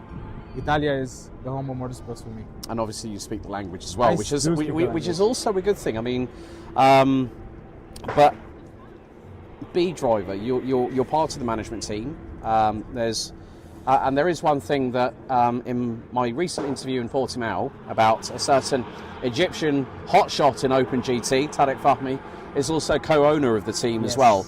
But he's got his race face on this weekend. He's got the family over from Canada, which is great. The mum, dad, brothers as well. How did you get involved with B Driver? And then obviously now that Carrera Cup Italia, B Driver is the current defending teams champion. Complimenti a tutti at Carrera Cup Italia, 20 years that's a long in 2026. That's a long one. It is. Porsche Carrera Cup Brazil celebrated their 20th. Sorry, I'll get my words out right in a minute. 20th anniversary last season. But how did you get involved with the team at B Driver? Where was the seed sown, first of all? So before coming to motorsports, I was working for Automobili Lamborghini. Yes. So I was part of the Urus project, and so that is where I got my, let's say, the management and project management and a lot of design knowledge. But at the same time, I was like, you know what, this is good. It's a good base, but I need to get into motorsports. And in Italia, Gran Turismo is pretty famous. Yes. And I got contacted by the team saying, okay, you know what, if you're interested, you can come and join us as a driver manager. So I entered as a driver manager. I was not the head of motorsports at the beginning of my journey with B Driver. I helped the team to set up the academy as well. So, which is why we created that base for all the drivers all around Europe. And looking at how I was working, and of course this is thanks to Alessandro Poli. He says, you know what, come in as a driver manager, but now I think I see you more as a head of manager motorsports. I'm picking words from you right now. So. Yeah, well, I mean, you've effectively, like with Sportec Racing, you're the Indian Marcel Fessler equivalent, Yes. let's say, to put it politely.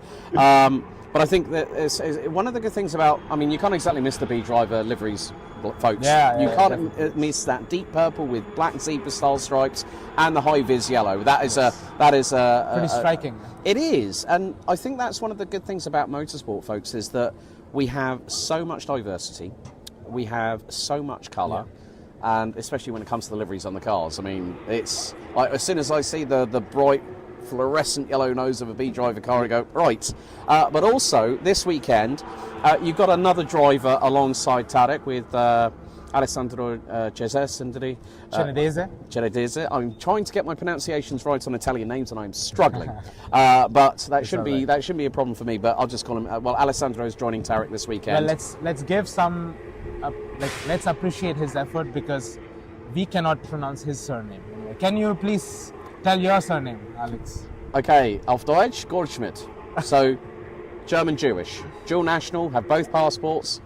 Which I do actually have in the inside of my gilet at the moment, because I just had to do an errand with the team at Alphalive. But yeah, I think, like you said with Alessandro Poli, who has that bright striking, well, we know it's not his, it's the wife's, the McCann Electric that's currently charging by the B driver truck. She's the boss too, by the way. Yes. But I think by Alessandro bringing you on board and sort of like saying, yeah, let's bring you in like head of motorsport, head of management, and get you really, really involved. There's been a lot of developments for B driver. I keep a check on socials, you know, like the lineup you got in Carrera Cup Italia. Also now it's expanding here in Porsche Sports Cup Suisse. Those are two championships that are really close to B driver's heart, aren't they? Yes, definitely. I mean, the Carrera Cup Italia was the first ever championship for B drivers, so that is going to stay as the base. But Sports Cup Suisse or Sprint Challenge Suisse, you can call it however you want, is like our platform. Like we spoke about the academy in Portimao. We started our academy last year, and Swiss platform for us is like the first step for all the drivers. So going back to Cenedese, so Cenedese is our newest academy entry, and he is going to do all the Italian tracks. And we want all our drivers to start from here, because we know there's a lot of track time, and we meet a lot of good people. We meet Alex, we meet Richard, we meet Florian. So I think the whole atmosphere here is really good, and it's a great starting point for our drivers. I think that's one of the beautiful things about Porsche Sports Cup and Sprint Challenge Suisse is it is very much more of a, rather than a cutthroat championship, Mobile One Super Cup, where you're seeing all the young talents like Theo Oberhaus, Robert De Haan, the Schuring brothers, all that lot, Dirk Schuiten. Some of the names that are currently now running in the brand new 992 Cup car, not GT3, I must add, which I think for a lot of us here in with regards to the GT3 Cups, we're quite there's a little bit of alleviation of the fact that now Porsche is distinguishing between its one make series and of course the GT3Rs, which are in action this weekend. And like you say, it's having that family kind of community. You know, we've got the barbecue happening tonight here at Monza, and it's always, since I joined the team as the official commentator back in Portimao last year, I didn't think one iota here, Darish, that I would be back here again. And it was funny enough, it was Monza last year. I get a call. We're going until the end of 2027. Are you on board? Yes, 100%. So, folks, you've heard it several times. I'm confirming it now. Again, I am the commentator of this series until the end of 2027. But I think also that brings us on to another good topic of conversation, which is consistency and continuity by having that platform. You can also see that they're always ready to help.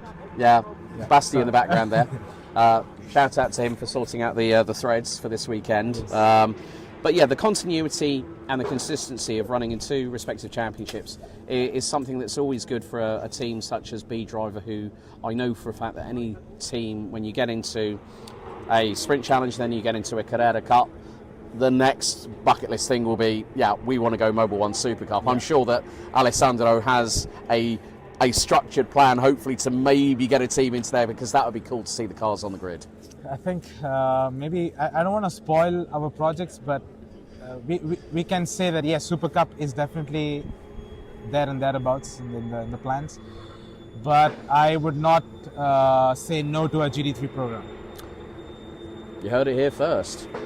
Alessandro is pretty busy these days. Well, I think that's the good thing, that when we were setting up this interview anyway, Barash basically said, no, it's all right, I can delegate, let the team do the job because they are capable. And that's the thing, you've got to have the right individuals that you know will make an impact and will be able to steer the ship, whilst Alessandro or you have matters to attend to, like say team manager meetings or meetings with the respective organisers of Carrera Cup Italia and Sports Cup Suisse.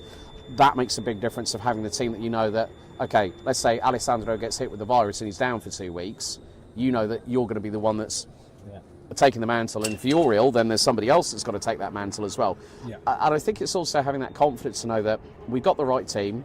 We know that they can do the job. Yeah, that's true. I mean,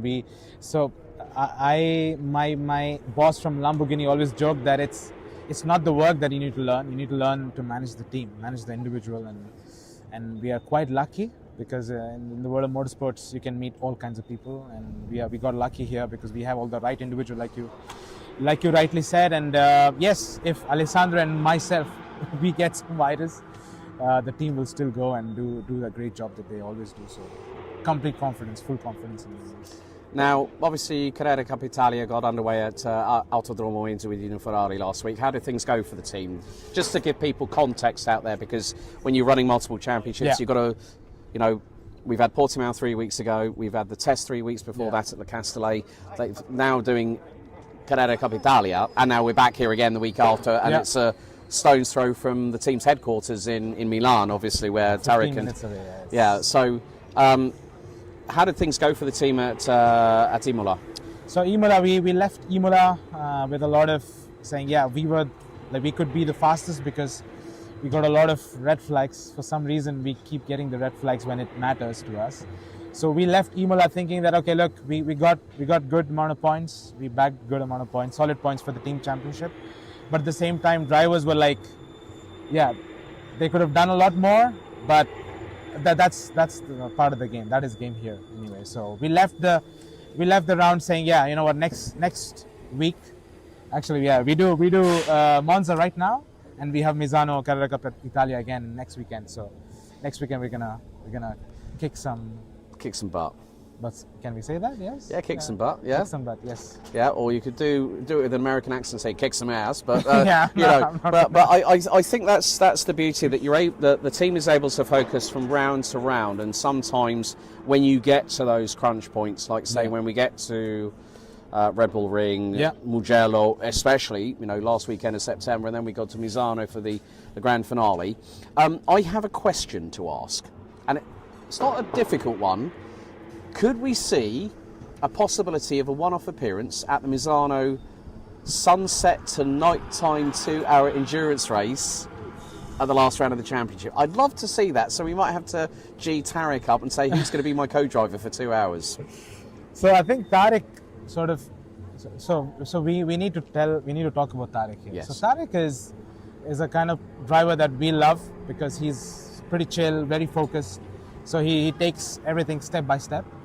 So he's not even thinking about endurance, but I'm 100% sure that as back home when he gets into his sim racing and with his brothers and everything, I'm sure he's sort of thinking about it. But I'll do my job.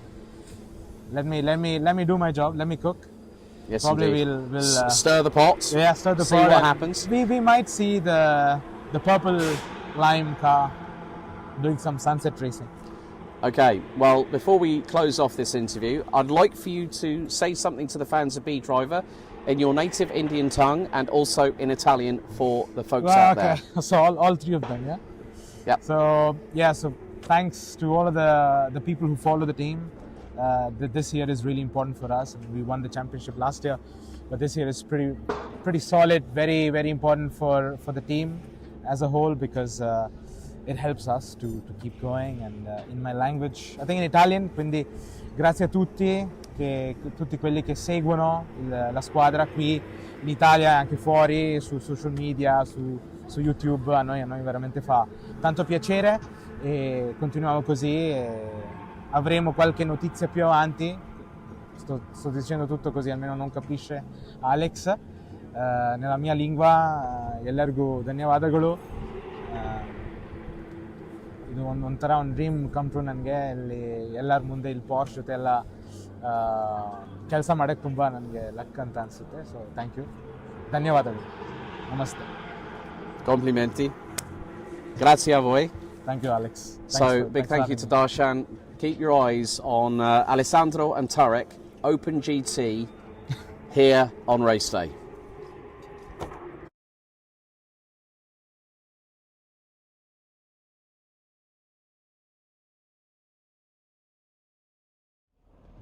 Well, we have a newcomer to the grid for Class 1 for 2026. Wasn't with us at Portimao, but this man and I go back to last year, Deutsche Kartmeisterschaft 2025 in X30 Senior. Herzlich willkommen bei Porsche Sports Cup Suisse in 2026. Moritz Weber, Nummer 77. Moritz, welcome along to the championship, first of all. At this point, you've had a day and a half of testing here at Monza. How does it feel going down that straight, coming out of Curva Alboreto at turn 11, and then flooring it to north of 270 kilometers an hour, going into the Rettifilio chicane? Yeah, first of all, thank you for having me, and it feels great. I haven't been in the car for that much. 4 sessions yesterday on Thursday, and 3 sessions done today. It feels amazing. I mean, top speed today overall was 279. Haven't ever gone this quick before, but it's insane going from top speed maybe 120 to more than double of that is not too bad. Especially with a 4-litre flat 6 boxer engine pushing over 500 brake horsepower through a paddle shift 6-speed gearbox. I mean, let's take you back to the first time you got behind the wheel of a 992 GT3 Cup car and you got over that line that every driver loves. And that is, folks, when you have to put it on the pit speed limiter and your maximum speed in first gear is 60 kilometers an hour. When you get across that line and you can deactivate that pit lane speed limiter and gun it and hear that naturally aspirated roar from the twin exhaust pipes, what was your first thought? And be honest. Just very surprised. Yeah. Didn't expect all of that power, especially when going from 20% to 100% on throttle. Really felt the car pushing me forward, which I didn't know, and just insane and overly surprised. Now, you've joined the team at Sportec alongside That's right, yes. Greg, Andreas, Sebastian, and of course Marcel Fessler. What's been the biggest thing that has surprised you when you first ran with the team? I think, to be very honest, is that I basically don't hear any high German anymore.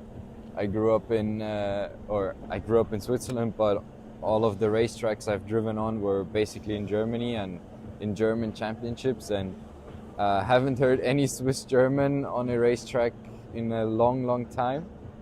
But also the professional approach to how I get coached and how I get showed through the car over the track, with all of the new stuff coming with radio while driving, and also sorts of things. And yeah, I think that is what really changed over the years, or now that I'm driving a car. Now, this man is running under the German national flag, but you actually live not that far away from Monza, about 2.5 hours in St. Moritz. Wonderful to catch up with your mum as well. This man has a brand new logo and race suit with the purple and pink, but he is running in a body in silver, we'll call it, but has the Moritz Weber logo. I think it's really, really cool that we see in motorsport that a lot of young drivers, especially when they start 8, 9, 10 years of age, like you did when your first ever race was at Wackersdorf, your last ever kart race was the final round of the Deutsche Kartmeisterschaft in Wackersdorf last year, which I had the privilege of commentating on you guys as well. To come to this point now, the big question is, why GT3 Cup, and more importantly, warum Porsche? Basically, it's a very long story, but last year in October we got invited to the DTM at Hockenheimring to first of all look at all of the things that could happen in the future, but also to look at the GT4 teams, to get to know them. And that was the goal for this year, GT4 Germany. But when we were standing on the podium on top of at the start-finish straight, and the Carrera Cup Germany really starting with the not Super Cup exhausts, but the ones beneath, I fell in love with it. And so through a way I got to meet Marcel Fessler, who back then still was manager of Sportec, and we got into contact. And 1 month ago in Mugello I had my first laps in the GT3 Cup car, second time ever in a car, before I did 1 day in GT4. And yeah, now I'm here. Of course, for those that don't know their history about Marcel Fessler, he used to run with Mercedes-Benz in the CLK Coupe, which is still in his possession at Sportec in Huri. But obviously the second question, Porsche.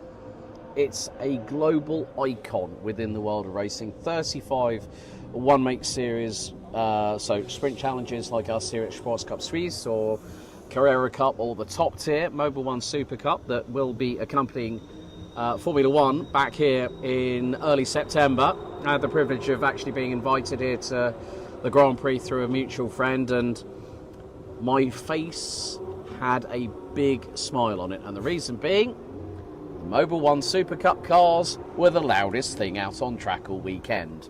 So when you hear a flat six-boxer engine in the back end of a Porsche Carrera Cup car, you know there's something special roaring around the circuits. But the pathway for Porsche Motorsport, starting off in a Sports Cup or a sprint challenge, and then, when we've seen so many drivers come through the ranks, when you look at, say, Nick Tandy, Nico Müller is another one, of course, so viel Glück dieses Wochenende in Berlin bei Formel E, Nico Müller, und der Meister von DTM 2015, der Pascal Wehrlein. So good luck to everybody over at Porsche Formula E, running the Pink Pig livery this weekend. So good luck, guys. Hope you smash it out of the park at the Berlin Tempelhof. But yeah, Nick Tandy, Timo Bernhard, another perfect example. Lauren Heinrich, former alumni of 6 Carrera Cup Deutschland, and now works Porsche factory driver. You look at, say, Enzo Trulli, the son of Jarno, now is a Porsche junior. I think there's so many drivers that I could list. Yeah. Ayeshan Guven, DTM champion last year with Manthey. After that, there's Thomas Preining, Thomas Preining. But I do have to shout out a fellow commentator, the voice, der Stimme von Porsche 6 Carrera Cup Deutschland. Von unserer Seite hier bei Porsche Sports Cup Suisse. Liebe Grüße, Burkhard Bechtel, der Stimme von den alle deutschen Übertragungen. Und auch, I have to give a shout out to Brian Oliver, voice of Carrera Cup Benelux and 6 Carrera Cup Germany. I think it's good to have that pathway where you can go up the ladder and I think reach for the stars in a more realistic fashion, because we see some drivers go into single seaters and then they go, it's not quite working out, and then they have to, people think they do a sidestep, but it's not quite a sidestep. But I think is that what attracted you to really sort of think, I want to go with a mark that everyone knows, everyone loves, and everyone knows the 911. It's been around for well over 6 decades. It's evolved to what we see now. Is that the main reason why you decided on Porsche? Or? To be very honest, it's not really because of the brand, but more because of the pathway they offer. Starting in a sports cup like Porsche Sports Cup Suisse can be the very move that decides your career. Yes. And especially here you have so much track time that you can really get to know the car and learn a lot of basic stuff to then go on to maybe even for me to drive the Carrera Cup Germany next year and then onwards Porsche Junior and who knows where. I think in many ways, Moritz, the world is potentially your oyster. You Yeah. know, looking, and I think as a racing driver, you know, you're only 16, which makes me feel really old saying that, folks. I was saying that yesterday, didn't I? When I arrived on site at about 11 o'clock yesterday morning. But I think it just goes to show that a lot of people have their eyes blinkered, and as a racing driver, we know that motorsport is a business. It is difficult to try and gather the relevant funding, obviously, because we kept in contact via Instagram. I mean, that's the wonders of social media, folks. It means that if you don't necessarily have a driver's number, you can definitely get in contact by the social media. Am I right? That's true, yeah. Exactly. So, but I think there's been a lot of hard work from you and the family to get you to this point. I mean, when we go into qualifying tomorrow, you know, you've over a day and a half, you've increased every single time you've gone out on track. This guy was running 202s yesterday. He's now running in 150, like low 150s. I mean, that just goes to show how much progression that, just as you said, with the family style atmosphere and the constant straightforward communication. You know, when you've got Marcel Fessler, a 3-time winner of Le Mans 24 Hours with Audi, in your corner, who's got so much experience. I think as a young driver, it's good to have that kind of support, isn't it? Yeah, it definitely is, and especially with Marcel, I feel very comfortable working with him. I understand the things he says to me, and I can do them on track and improve my time and consistency over the weekend. And as you said, big improvement from yesterday, but also now in the last session today on Friday, I would think will be another big step, and I'm looking forward to it. So, firstly, Moritz, I want to say thank you very much for your time. Thank you, Alex. And for your supporters out there in Germany, in your own time, in German, do you want to say a few words to them for the support that they give you? Yeah, thank you very much, especially to my sponsors who make everything of this possible, and my mom, who really, without her, I wouldn't have made it to here. And yeah, to all my friends, also good luck to all my friends in Musen who are racing in the DKM this weekend. And yeah, thank you, Alex, for having me. So, das war es von unseren Wenigkeiten hier in Monza mit Moritz Weber, Nummer 77. Der fährt dieses Wochenende bei zweites Rennen 2026 bei Sportec Racing. Wir sehen uns. Bis zum nächsten Mal.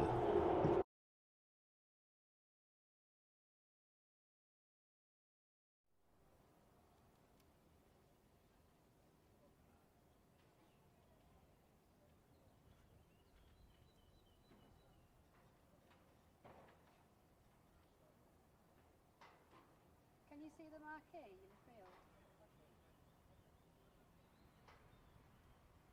Is it big?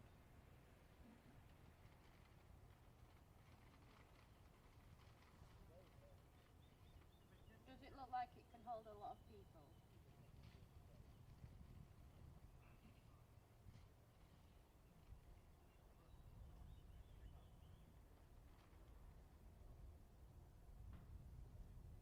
want to make sure I haven't fucked up with the size, that's all. And you didn't tell me I was live either then.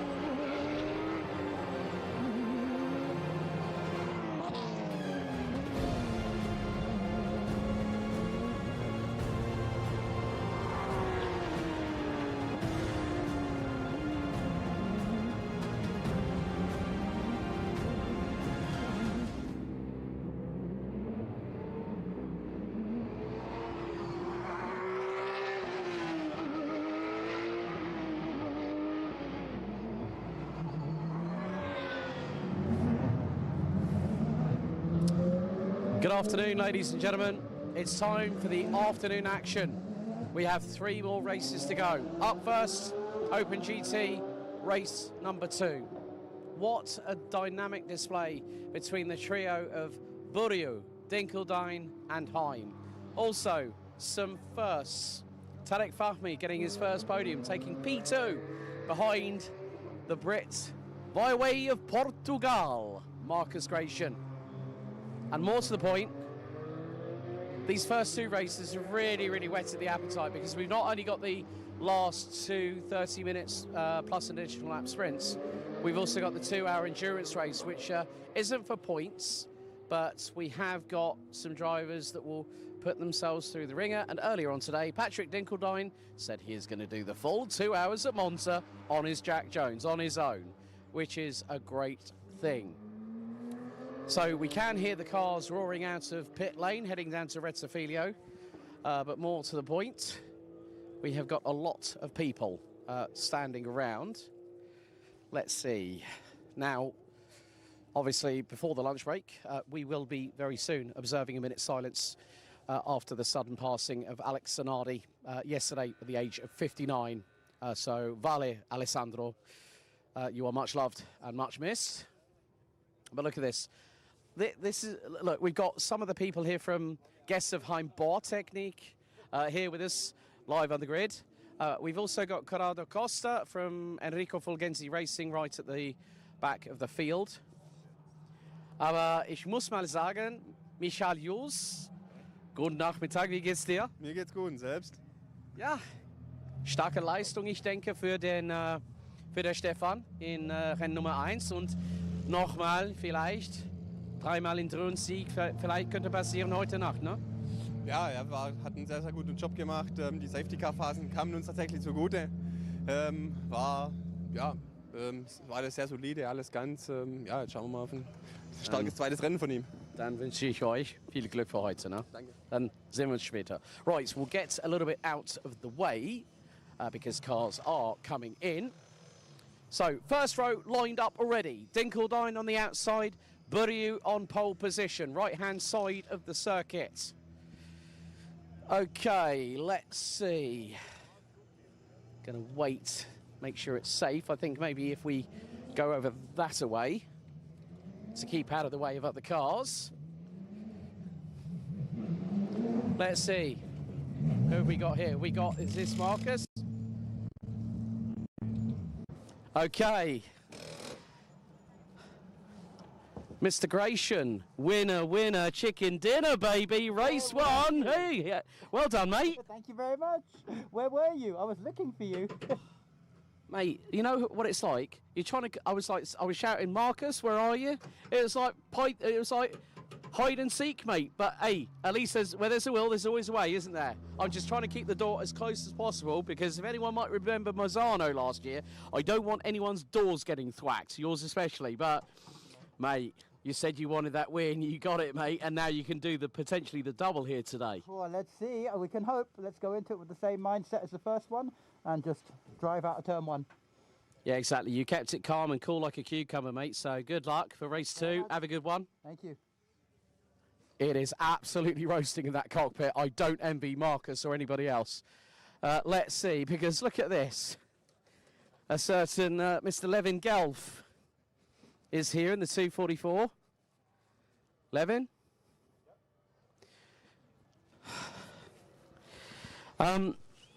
Firstly, mate, afternoon. Hello. How you doing? Yeah, all good so far. It's a bit warm in here, but guess that's how it is in a race car.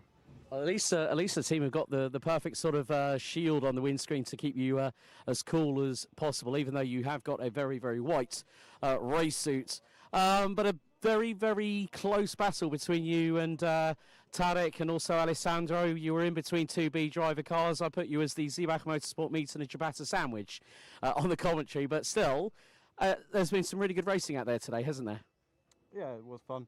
I mean, of course, I'm always trying to win and get the maximum points I can. I had a bit of luck that Nico fell behind me, so it didn't hurt that much championship-wise, but still, yeah, I'm trying to get in front, and Tarek defended really well, so I couldn't get by. Good luck today, mate. Have a good one. He's going to be in the car with Yannis Fitcher for the 2-hour enduro a little bit later on. So, of course, as you can see, yes, people are wondering. Right, hang on a second. 1 minute silence for the late, great Alessandro Zanardi. Rest in peace.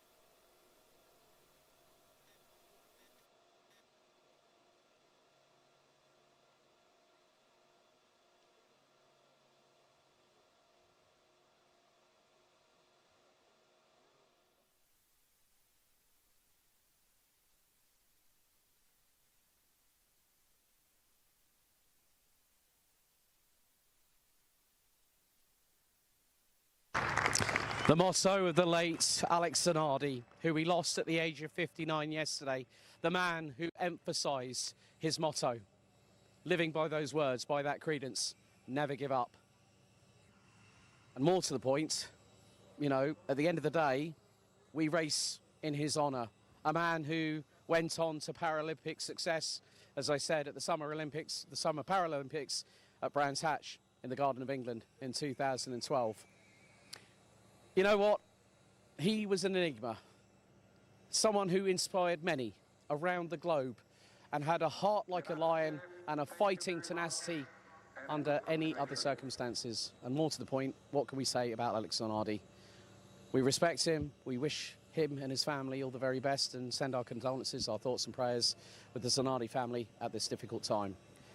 On that note, I will now make my way up to the commentary box as we race in the legend of the late great Alessandro Zanardi here at the Temple of Speed.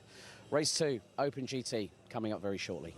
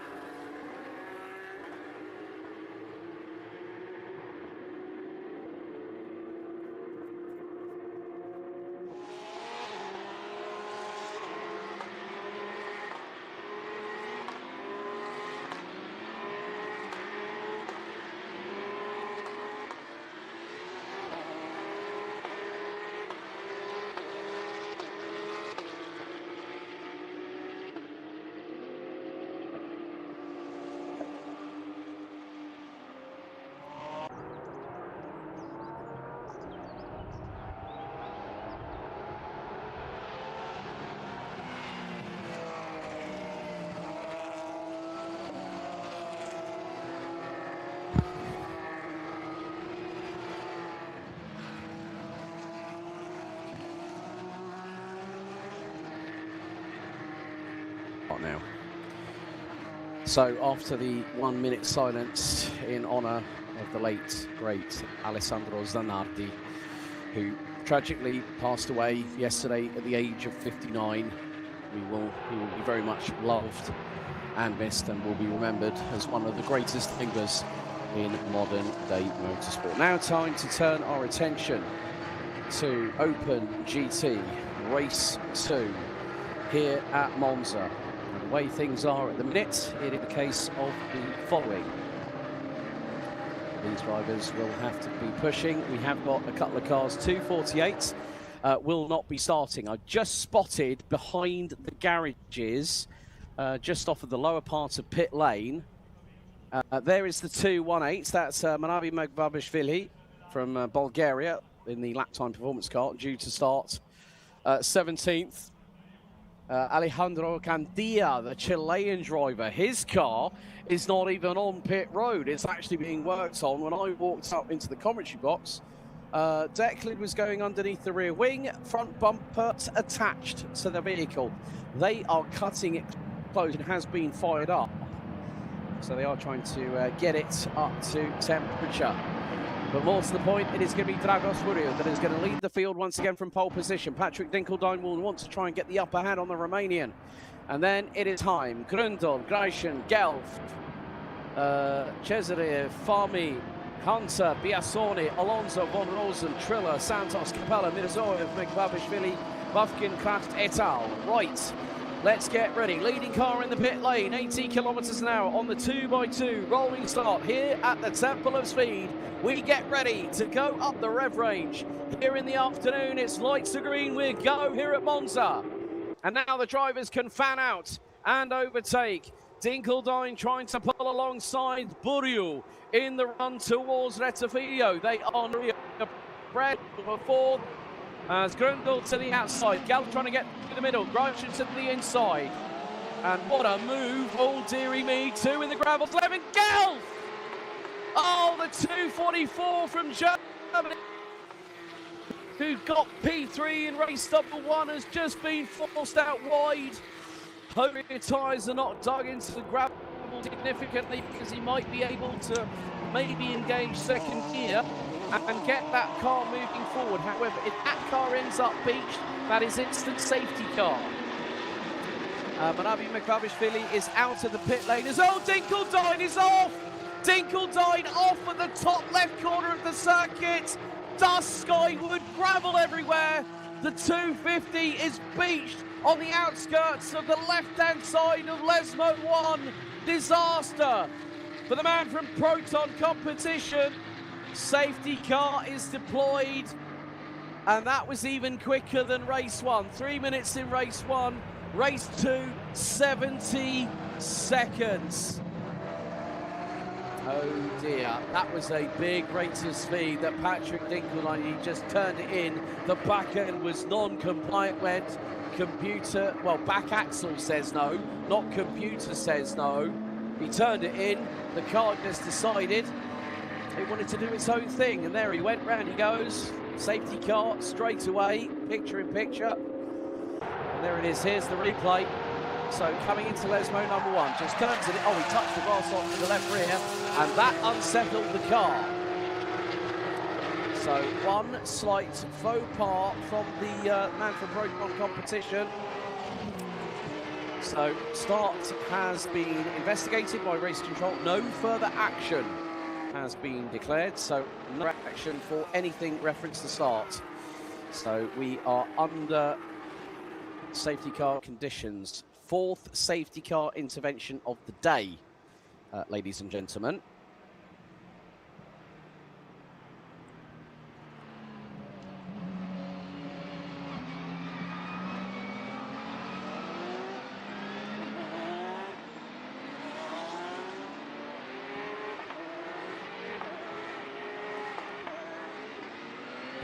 So, Dragos Furio is on course for a fourth successive win. But it is still early days. Air temperature now 22 degrees centigrade and climbing.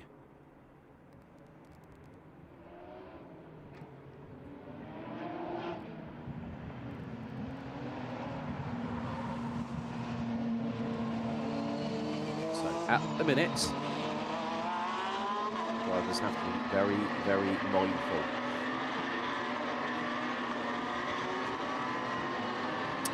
So let's have a look at a replay of the starts very shortly. So you can see here, Stefan Heim trying to go through on the inside of Dinkeldine. And then it was contact a little bit further back. And I think that might have been Grindel into Gelf. Now, I wanted to try and keep an eye on the colours of the mirrors. And that would have been red. So, in terms of OpenGT, the red ones might have been, I'm wondering who that was. I'm trying to catch the more than the...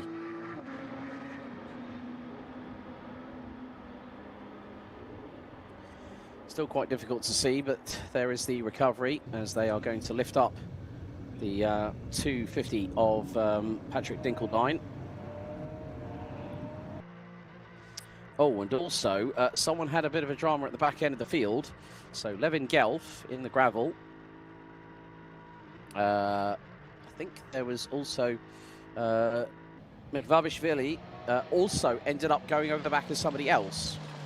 So there was further drama after that. So trying to pick it apart, it just goes to show as soon as there is a concertina effect, someone's going to go over the back of somebody else, and then whoops, is all I can say about that one.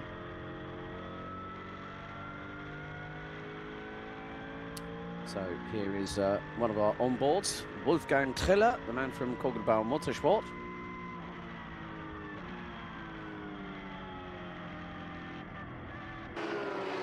So yeah, it was definitely one of the track experienced on man-side cars, and that was with the red mirrors. I think that might have been, not 100% sure, but I was trying to keep an eye out for the number. I will, as they come through, I will do a number check. That will be, I think that might have been Nico Grindel, possibly.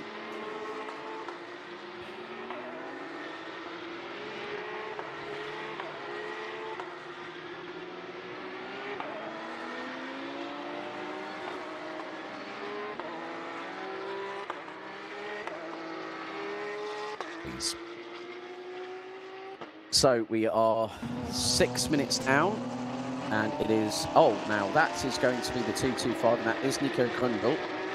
So that is with the red mirror caps. Safety car now in this lap, according to race control. So after a little bit of time, say about just over 6 minutes, we are now going to go, well, just under 6 minutes, we are about to go back to green flag racing. Now, Stefan Heim is the man that now has the charge to try and go up against Dragos Buriu. But this is Monza. This is high speed. Low downforce is normally preferable when it comes to the Class 21s. And look at this. Tarek Fahmy from Egypt. The family is here. Had a nice little catch up with the family over at lunchtime. And he has an opportunity. Can he get 2 podiums in a row? I mean, you know, the thing was, he didn't speak much in that post-race interview after race 1, but mainly because of the fact it didn't really need it. But now, Dragos Buriu, after the leading car, goes into pit lane, and now he's already decided, you know what, I'm not gonna hang about. I'm gonna keep Stefan Heim as far away from my rear wing as possible. Just under 22.5 minutes to go, plus an additional lap. We go back to green here at Monza. Buriu, Heim, Greichen lead the way in the top 3. Greichen leading Class 21 ahead of Grindel. Tarek Fahmy. David Van Rosen is up to P6. Belgium's Nick Hunter is now ahead of Matteo Biasone in the Mega Motorsport car, which rounds out the top 8. And then we've got Alessandro Cesare, then we've got Mario Capella rounding out the top 10. And Eric Santos, the man from Brazil, is now moving up the order. He's currently P11 overall. That makes him P9. There's the battle emerging from the middle one between the two Italians. Someone is getting a little bit gravel happy, a bit like Pac-Man trying to get clear the maze. But still, there is plenty of this race left in the offing. And these drivers are going to be absolutely flying. Someone's kicked up the dust coming out of Lesmo number 2. So left rear tyre plus gravel equals dust in the air.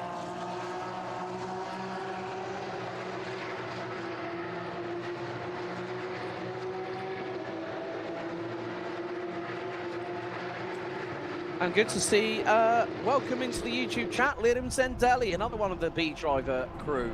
Of course, very, very busy team. And here comes David von Rosen to the outside to Bucky. This is the battle for P3. The Austrian versus the Egyptian. He's got the standing knives out with the elbows fall as well. And here comes Nick Hunter. Porsche 6 Germany this year, and he's gone wheel to wheel with the 3 drivers that will take part in tonight's 2-hour endurance race. As Cesare gets through on Biasone, through into Rettifilio. But 10 minutes still to go on the timer.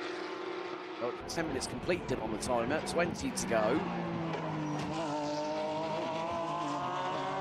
Drivers are coming. Oh, and there is Corrado Costa, who will be partnered by team owner and team boss Enrico Fulgenzi, who is one of our interviewees in the break in between the last GT3 Cup and GT4 Club Sport race, which will be 30 minutes plus an additional lap. Drago Spurio, however, has set an... Oh, and that is not what you want to do out of Lesmo 2! Oh, mamma mia, that was big. Big plumes of dust into the skies. And that was, I think, maybe... Tarek, yes, it was Tarek Fahmy that actually went off coming out of Lesmo 2. There is Wolfgang Triller in the Kogelbau Motorsport number 279. That's one of our Class 40 cars.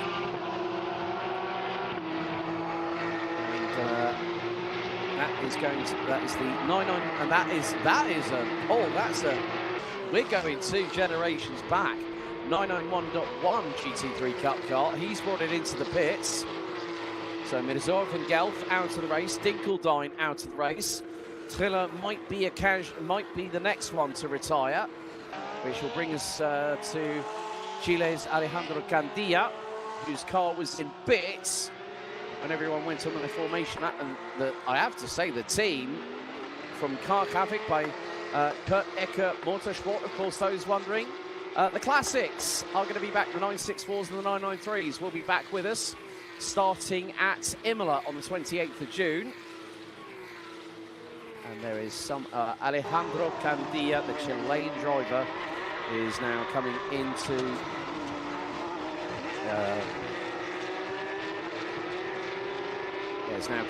the pit lane, I'm afraid.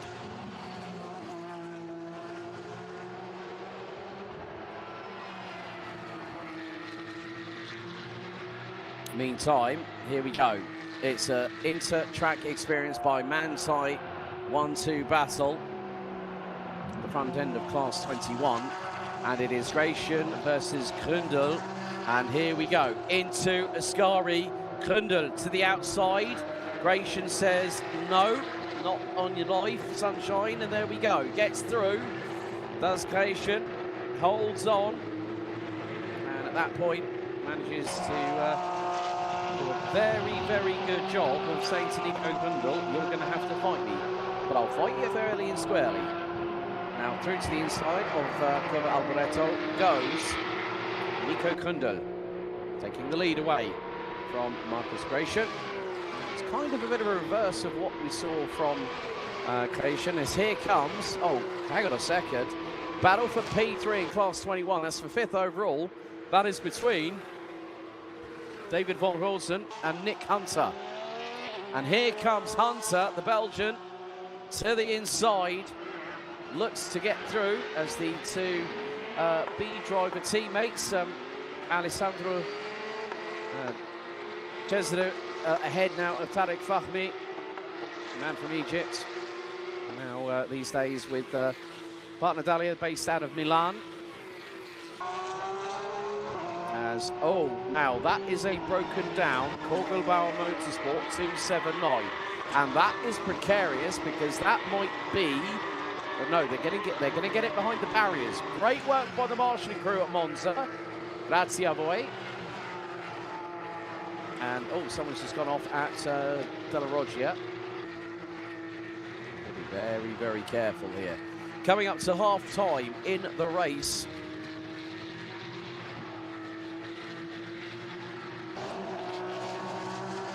These drivers have been putting themselves very much through the ringer. I mean, having a chat with some of the drivers today for OpenGT Race 2 Grid Walk, I can actually feel the heat rising from the lower part of the chassis, because it is absolutely brutal for these drivers. All, you know, Levin Gelf had a drinks bottle in his right hand with a lengthy straw, as that might have been Mario Capello from the driving experience. He was in 269 that just went off coming out of Variante Ascari.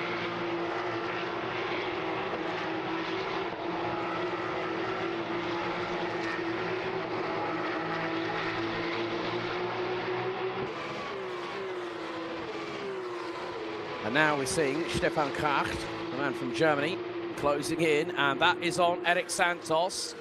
And the USA's Gary Bufkin, man who took a podium at the Porsche Sprint Challenge North America, powered by Yokohama last season. And, well, at the moment, Santos has just gotten about away with it. Kracht is on the warpath. Bufkin's waiting for an opportunity to strike whilst the iron is hot. I'm hearing the engine fire up down the pit lane though.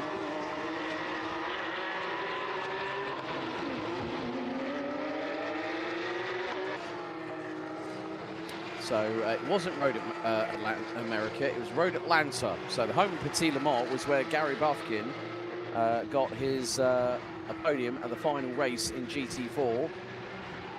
And then went on to the endurance race and then managed to capture the podium there.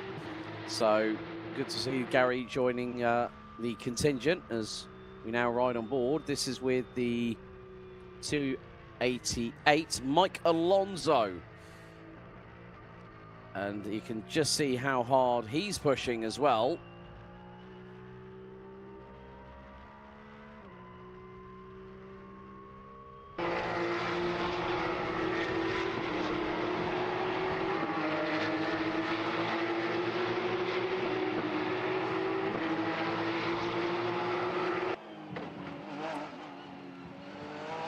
But now, in the meantime, Nico Kundel getting away from Marcus Gratian. And the gap now 1.5 seconds. But then also you've got the battle between David van Rosen and Nick Hunter. This is the battle for P3 in Class 21. But Alessandro Cesare just behind in the 243B driver. Entry is closing on in. Biasoni, well, Tariq Fahmy, Matteo Biasoni, Mario Capella round out the overall top 10. Stefan Heim is losing ground to Dragos Buriu, but in the meantime, he is running his own race. Good to catch up with Michal Jules, the team boss. Oh, big old air under the right side wheels of Nick Hunter's lap time performance 2:19, going through out of the exit Della Roggia. And someone again has kicked. Oh, someone's not only kicked up dust into the air, but also kicked gravel. Well, kicked dust into the sky and gravel onto the circuit.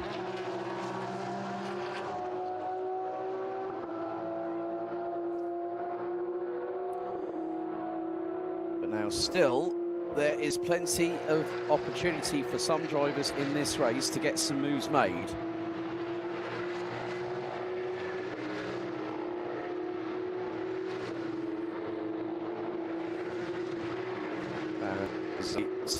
looks like Patrick Dinkelbein has returned to the track.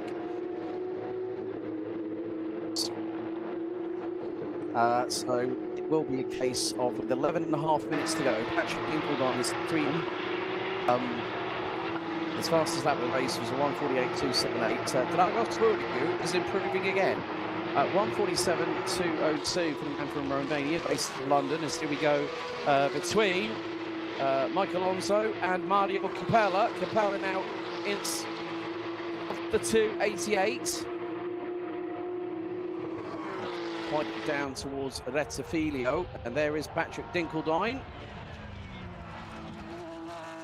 So I would imagine that it's it's not exactly the nicest thing. I think this is just for him to get some mileage, to check the car's working all okay. Of course, great effort by the team as always.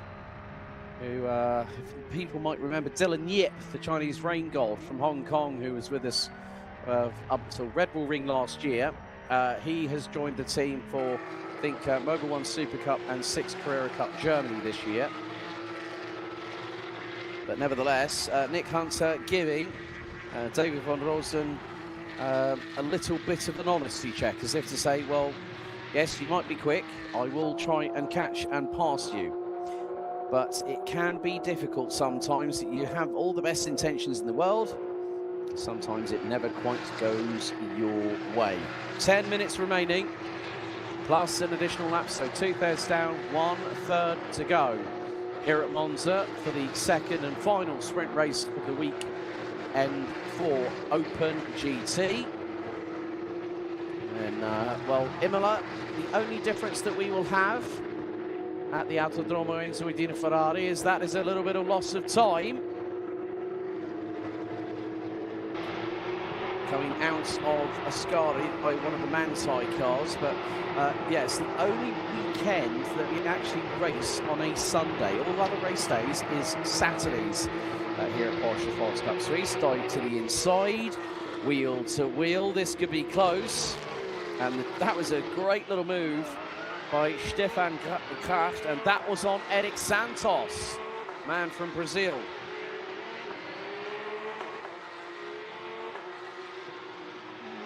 Still, the fast and furious battles carry on here in Open GT race number 2. Dragos Burgu comfortably and calmly expanding his lead to what is now slightly north of 5 seconds.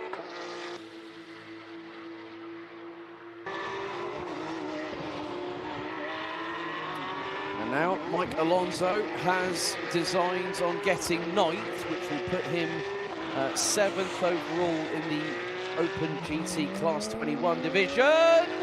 Oh no, and that is Gary Buffkin that has just spun it. It's coming out to Della Roggia, the American.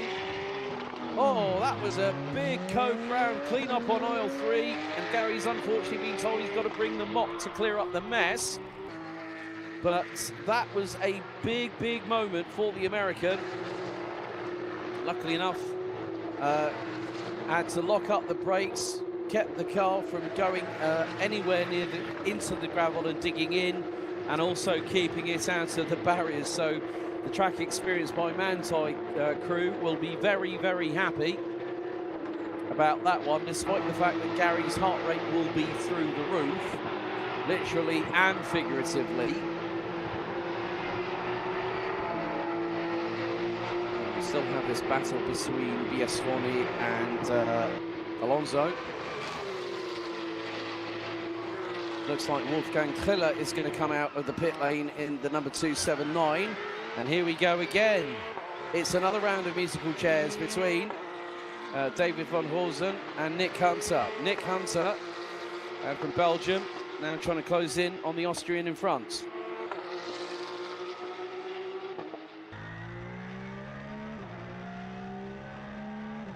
Now we ride on board with the 287 Mega Motorsports Matteo Biasconi, as we have 7 minutes on the timer. Oh dear, slippery surface flag again, and this is that is Della Roggia. So something has happened. If they put the slippery surface flag on there, oh dear me. Mario Capella, I think, has just had a big old tank slapper, and the car just went through the gravel on the exit. So whatever's causing the dampness on the track has nearly caught out someone and possibly could have thrown them into the barriers because of the slippery surface. And now we see more people actually getting into the top of that banking, which is they're leaning against the fence and going, well, oh, nice vantage point, looking up at Lesmo number 2 and seeing the cars roar underneath them. And oh dear, Mario Capella has done it again. First through Della Roggia, now through Ascari. If that was any further wide, I think that might have caused the right rear tyre to go digging into the gravel and probably throw the car to the other side of the circuit, depending on the centrifugal force and, you know, mass equals velocity, mass plus velocity equals acceleration. So it would just depend on, and Dragos Buriu got very, very close with the grass, just like we saw with Patrick Dinkeldine that put him in the gravel off of Lesmo 1. Buriu was, I think, probably just maybe an inch or so away, give or take. Stefan Heim running a race on his own, but of course being the Class 23 champion of last year. Could be the case that we see a potential of a three-peat for him and team owner and boss, Michael Jus.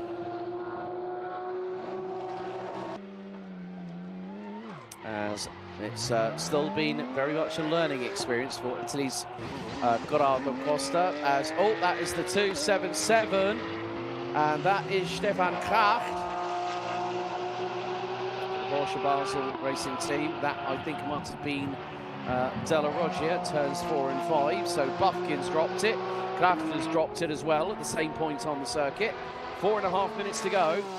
Right, car 291. Stefan Heim has just had a warning for cutting a chicane. So next time it will be a final warning, and then it's strike-free route, and it's a 5-second time penalty added to your total race time. One of the characters in the paddock, Mr. Stefan Heim. Always smiling, and that's what it's great to have someone like him. Right, car 219. Nick Hunter has just been given a 30-second post-race penalty for causing a collision with car 253 in turn 5, and that is David Von Rosen. So they were battling over P3, and that has dropped Von Rosen down to 9th, and that will put Nick Hunter off the podium. That will even nearly might put him out of the top 10. So let's have a look. This is going to be Corrado Costa. Oh, he just loses it in front of him. And Gary Bumpkin had to dodge it like nobody's business. Instant right hand down. And Corrado Costa back on the circuit. So, yeah, that is going to basically cost Nick Hunter a podium. That penalty. And that will mean that Alessandro Cedere is going to, it looks like he's going to get a podium. One for Tarek Fahmy in race 1, and Alessandro Cedere is looking like he's going to get 1 too in the 243. I know that Alessandro Poli and Daresh Gadia are eagerly looking on what's happening here, and this is Stefan Kraft hits the curb. Back end steps out to the left and throws him around 180.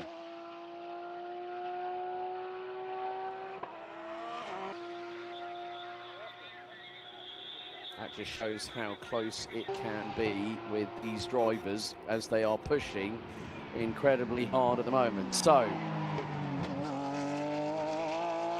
just over 2 minutes to go, plus an additional lap. And we've only had one safety car in this race. Touch wood. However, We still have one more sprint race to go before we have a little bit of a breather.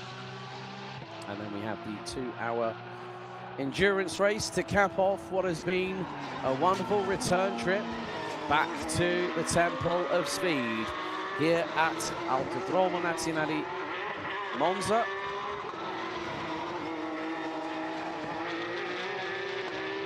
What a show we are being treated to from time to time. Now, look at this. I think a little motivation is now being thrown as like a carrot dangled in front of a donkey at the moment.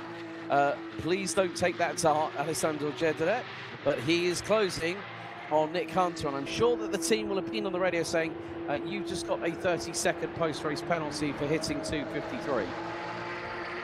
So at the minute, we have 2 more laps to go. Dragos Buriu is now leading us on to lap 17 out of 18.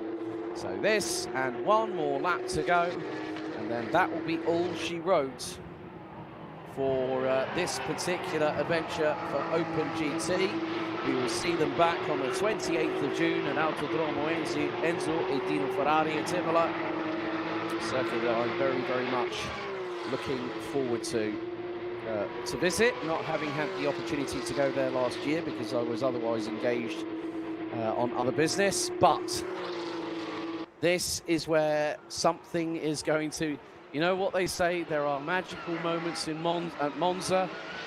Dragos Buriu is about to experience the highest of highs here at Monza, and you know what? He's a great individual. He's a lovely man, is Dragos.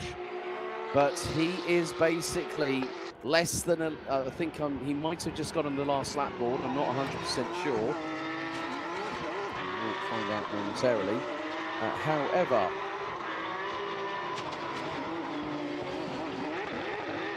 as now, that is Nick Hunter. Alessandro Gedere, is he going to throw it to the inside of Lesmo 1? The Italian thought of it, decided discretion was the better part of valor on that occasion, and still the battling carries on.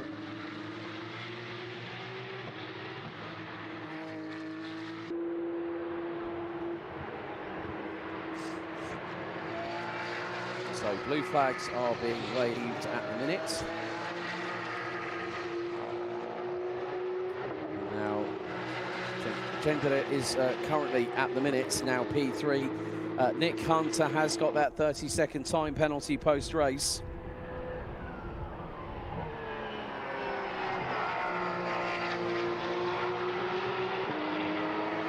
So Marcus Gratian a bit further up the road is the battle for P3. It is not going to be the case that Nick Hunter, he might get it on the road, but he will get a post-race penalty, as we now will be on the last lap of this race. Lap 18 underway, and Gedere to the outside of Nick Hunter, down the start-finish straight in towards Rettifilo on what is going to be the final lap of this race.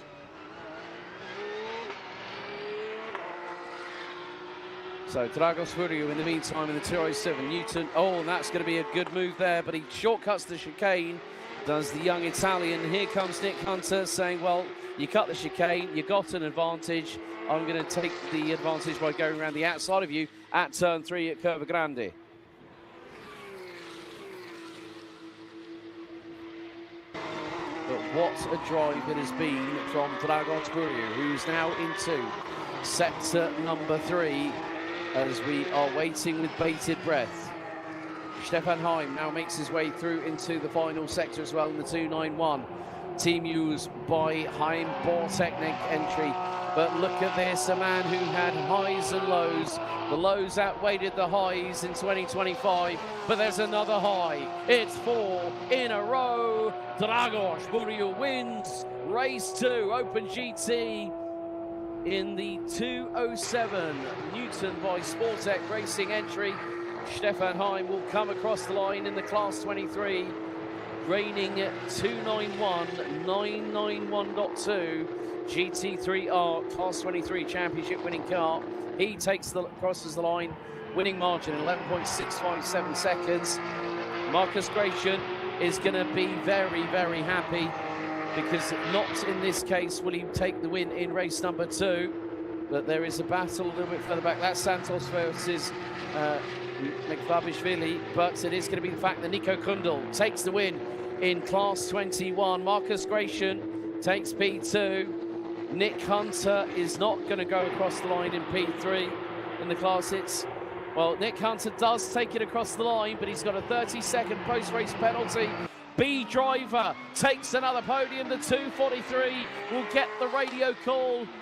Alessandro Cedere will take a second podium for the team after Tarek Fahmi's second place in race 1. Michael Alonso finishes 8th ahead of David von Rosen, with Matteo Biasoni, Mario Capella, Eric Santos, Merabi Mekvabishvili taking out 13th ahead of Stefan Kracht, with Gary Bufkin rounding out the top 15. Waiting for a couple of other drivers across the line. Wolfgang Triller out, Levin Gelf out, Fakhreddin Mirzoev out. Alejandro Candia crosses the line 18th ahead of Wolfgang Triller. Nick Hunter demoted all the way. Oh, that's a big hurt for the Belgian for lap time performance, all the way down to 14th. Gerardo Costa, Dick Dinkeldine and Alejandro Candia round out your finishers. So now time for me to head downstairs as the drivers are in their cool-down laps, as we'll go to our post-race interviews down in pit lane.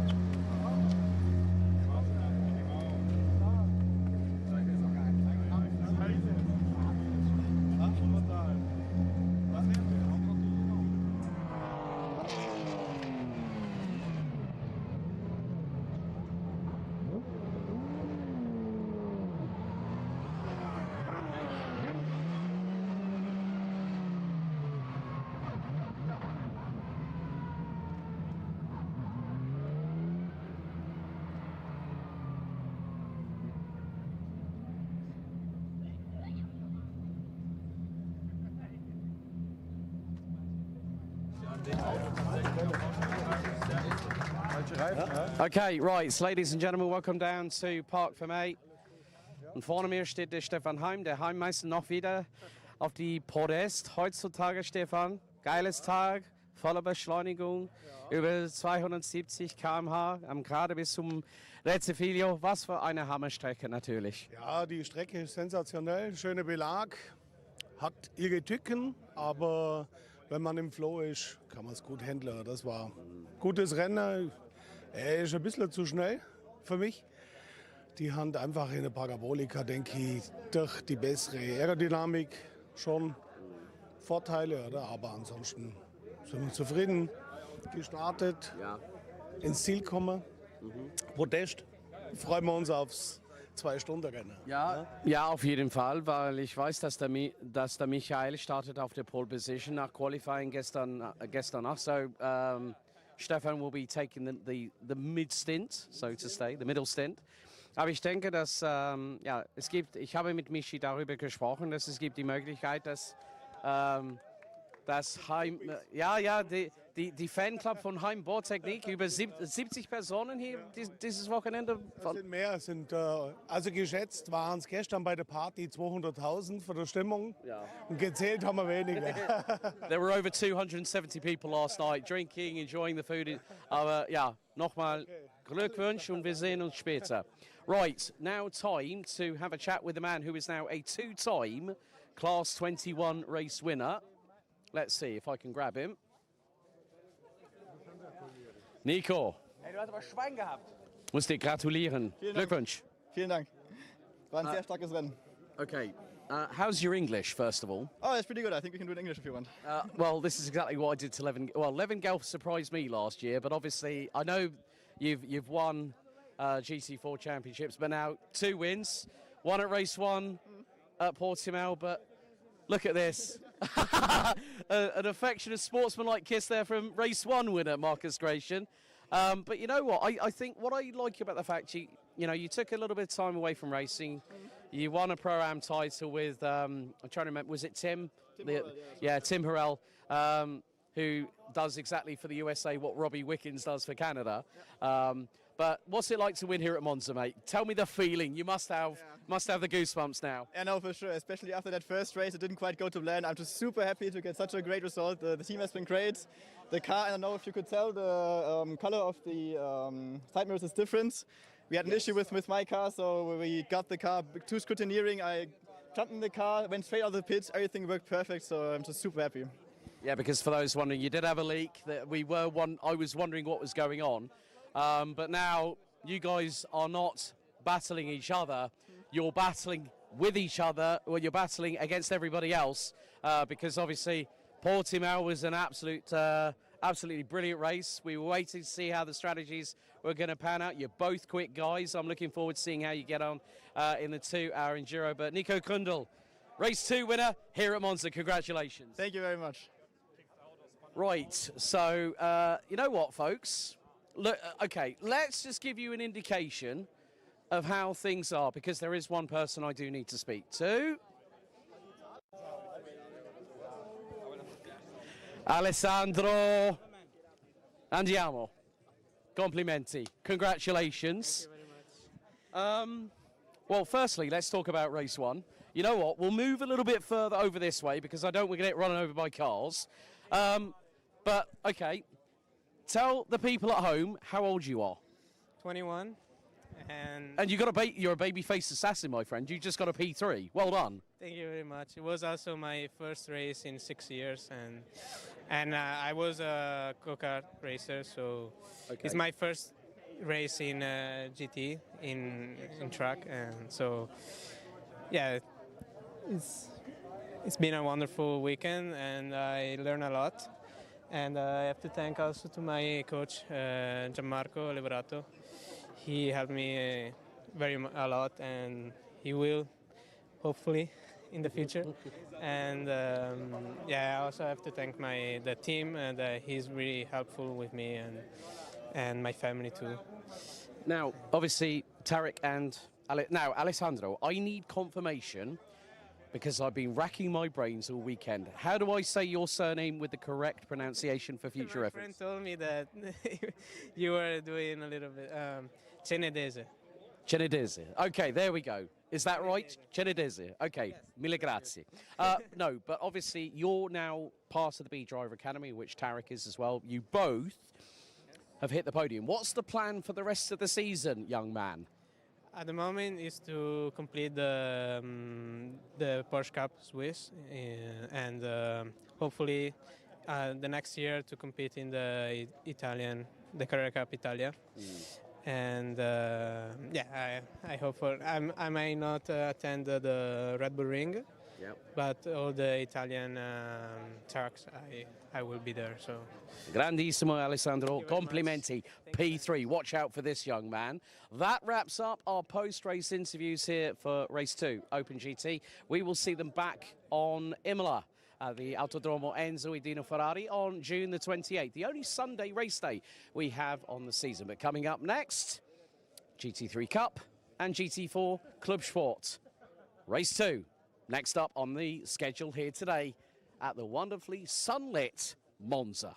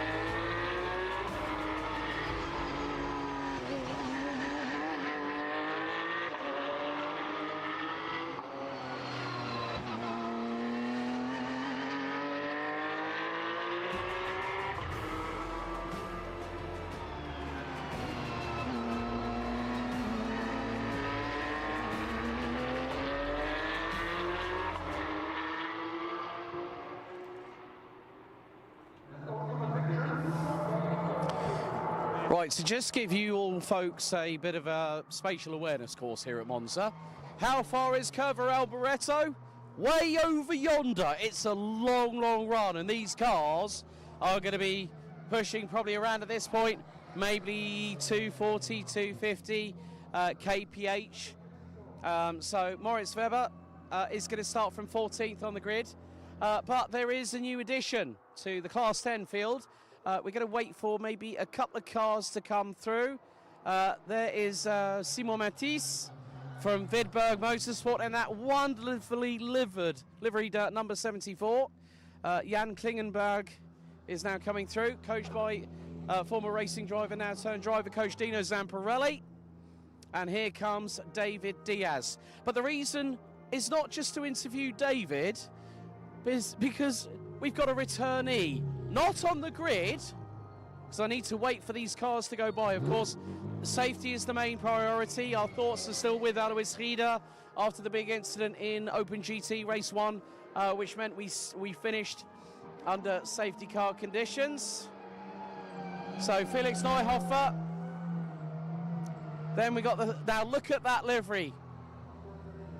Barbati and Introna, both supported by Centro Porsche Bari. Then we've got Gioga from Bell Speed, Salmeri from Prima Ghizzani, and this is a wonderful sight to see. Okay, right, let's head on over.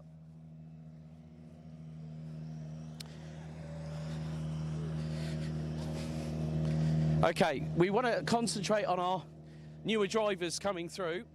So, as you can see, anyone might remember this lady here, Iron Dame supported driver, winner at Red Bull Ring in Class 1, Karen Gaillard. Back with us, but only this weekend. So she's just having a conversation with David at the moment.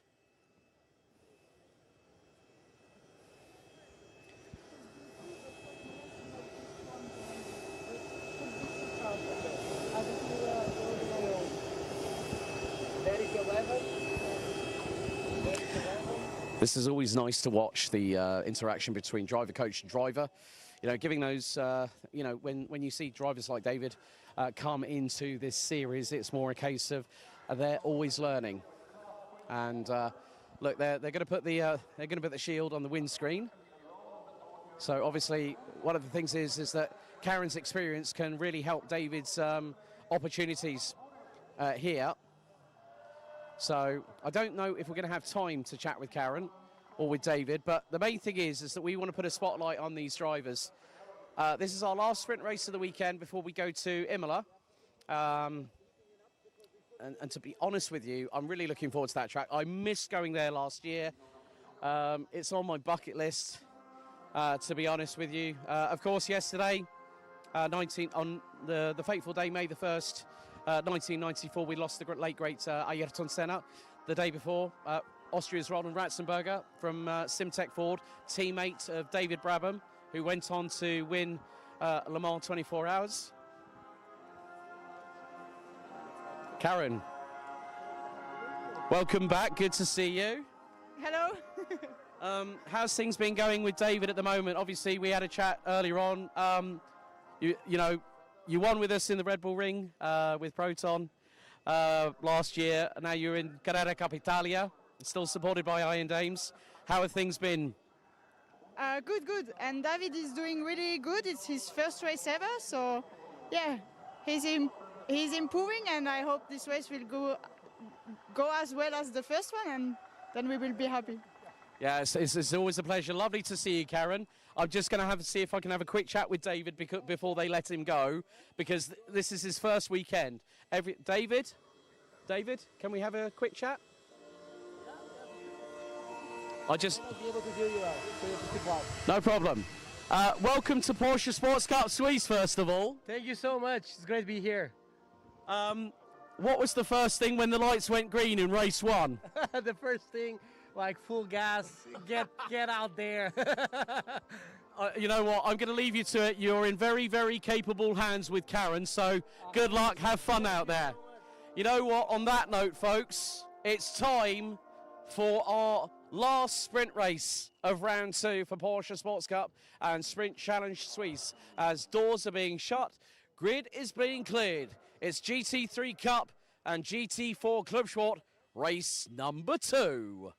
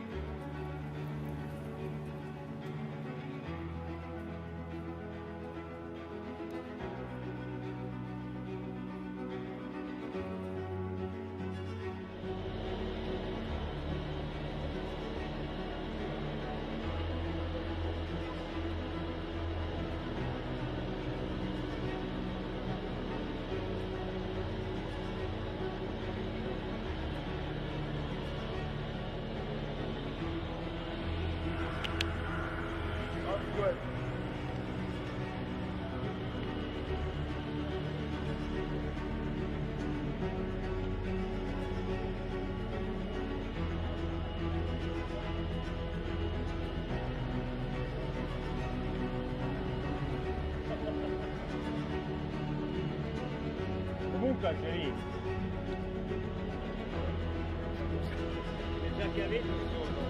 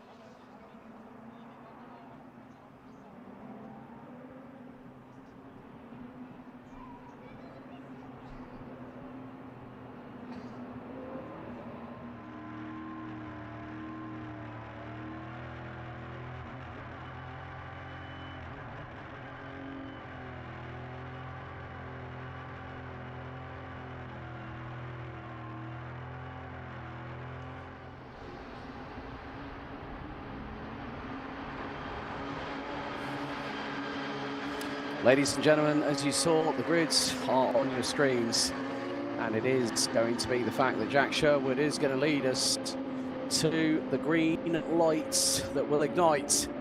A lot of horsepower here at the Temple of Speed for GT3 Cup. Lights are green. We're underway for 30 minutes. Plus an additional lap. It is the run down to the Rettifilio chicane. To the inside, it is Sherwood at the moment. To the outside, it's Karamuskia. Everyone, if you try to blink and dart to the inside, you could make a pig's ear of it. Through we go. And Karamuskia cuts the second half of the Rettifilio chicane. He is going to need to give any advantage that he's gained back. But it is Sherwood, the birthday boy today, 20 years of age, in the car that he runs in the Carwow Porsche Carrera Cup GB Championship with Team Parker Racing. He leads the way, but here comes Felix Neuhofer. To the inside, it's Sebastian Pidou. Through he goes as the Austrian. Without even blinking, he gets through, and straight away Pidou has now got teammate and team owner Greg Burkhardt hot on his heels, hot on his case to try and go for position. Burkhardt has already had a P3 finish. He wants 4 podiums in a row. Does the man from Herdy. And now he's going to try and get the run down in towards Saraglio, out of Lesmo number 2. And more to the point, he's doing a great job at the minute. But here we go into Ascari for the first time. Sherwood has got advantage over Karamuskia. Introna, P3. Pidou has been passed by Neuhofer in the meantime for 4th place as we now make our way down towards the Parabolica. Pidou runs wide out of turn number 10. And still at this moment, it is going to be the case. It is the Jack Sherwood show. But here goes up the inside of Ilario Introna. Felix Neuhofer, the Austrian, has got through for the final step on the rostrum. And now he will charge towards the rear end of the number 95 from Prima Ginzani Motorsport, Karamuskia. And the gap now between first and second after the opening 2 laps has now gone to just under 1-1. So this is going to be a real opportunity for our drivers to move forward. And also at this point, the track temperature has really gotten hot out there. It is absolutely. But more to the point, we are just probably about 2.5 minutes in, so we still have time on the board here at Monza.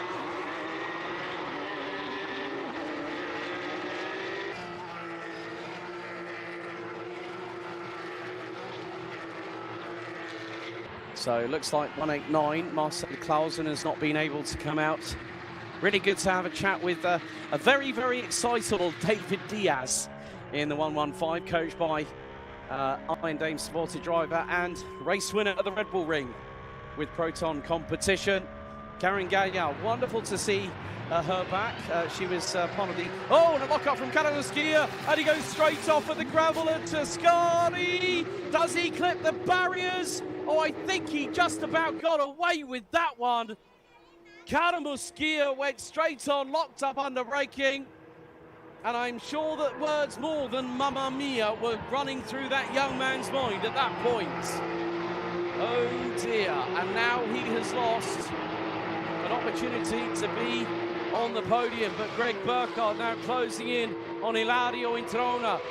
Burkhardt, the boss man, trying to get through. He's looking to the inside line, down the start-finish straight. Burkhardt with a big lick of speed in the number 88 car. Down we go into Rettifilio, and Burkhardt to the racing line and keeps Introna at bay. Pidou is there to wait. He's waiting to pick up the pieces.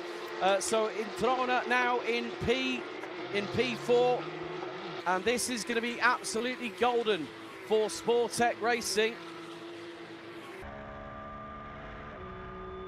And you can follow Mr. Burkhardt. There we go. There's a bit of Instagram marketing signage there. At Greg_who is Greg Burkhardt's Instagram. And yeah, really nice collaboration with a company called I think it's Benji Brothers in Switzerland, with a very limited run of really cool retro 80s style trainers. Recent collaboration that was celebrated. But no further action after investigation by Race Control. And once again, we ride on board with Greg Burkhardt. This is going to be the opportunity. This is into, well, that's actually, well, that is Sebastian Pidou trying to get through on Ilario Introna. So Greg Burkhardt is now up into P3. And, oh, right. Everyone that's been looking forward to this, it's Sherwood versus Neuhofer. Ding, ding. Seconds out. Round 2. Both Felix and Jack were incredibly smiley after that race earlier on today. But more to the point, they proved that racing in Porsche Sports Cup Suisse can be exciting. And if they start battling, all I can say is Greg Burkhardt, with a lot of experience, he's finished second in Porsche Sports Cup Suisse. Oh, and Sebastian Pidou hits into the side of Ilario Introna, and the number 9 from Sportec, unfortunately at Rettifiglio, spins around after contact. A real shame there for Sebastian. Been competing in this for many years as well. And now Neuhofer is through on Sherwood.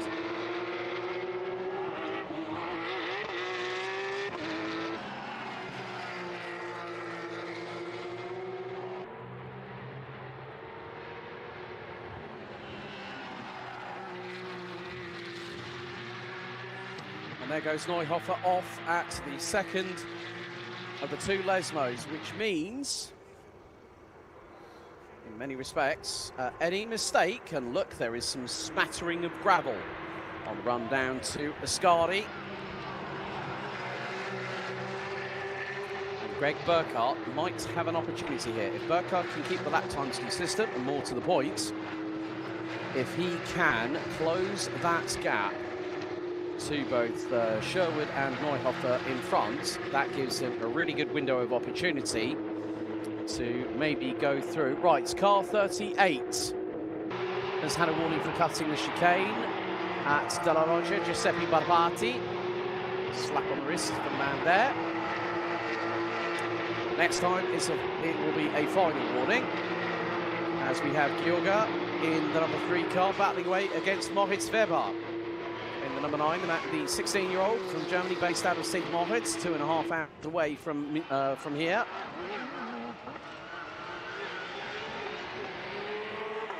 And at this point, you know, there is always an unpredictability factor in motorsport. And oh well, that is not what Christian Canamaskia wanted to do, coming out of Rettifiglio, cutting the chicane at the second half of it. So he's got to be very, very careful indeed. Doesn't want to incur the wrath of anybody.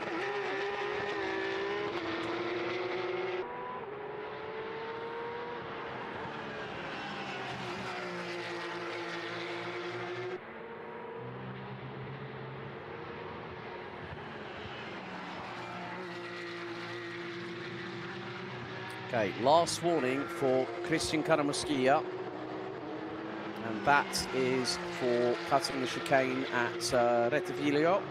So the next time he does so, that is an automatic 5-second time penalty for the young Italian of Prima Ghinzani Motorsport.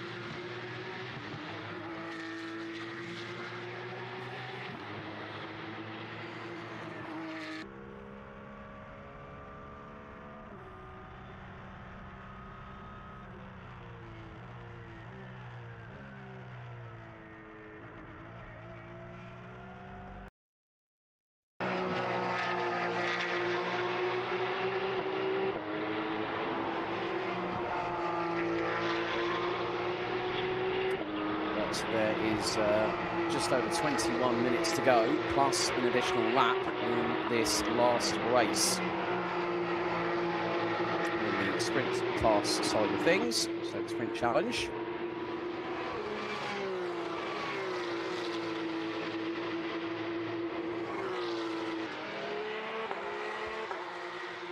Caramusquilla now going into battle for P4. Keep your eyes on Simon Matisse in the number 74 Vidberg Motorsport car. Oh dear, Ilario Introna is going to get, I think, either, well, it might be a warning, it might be a final warning, or potentially could be that 5-second time penalty for cutting the chicane.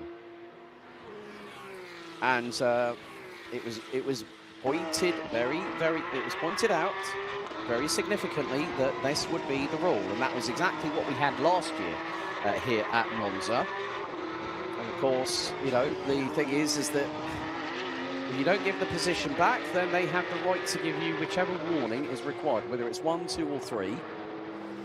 And now, one of the things that the race direction did say, if you don't give that place back within a certain time window, you will get a warning, or you will get a drive-through penalty.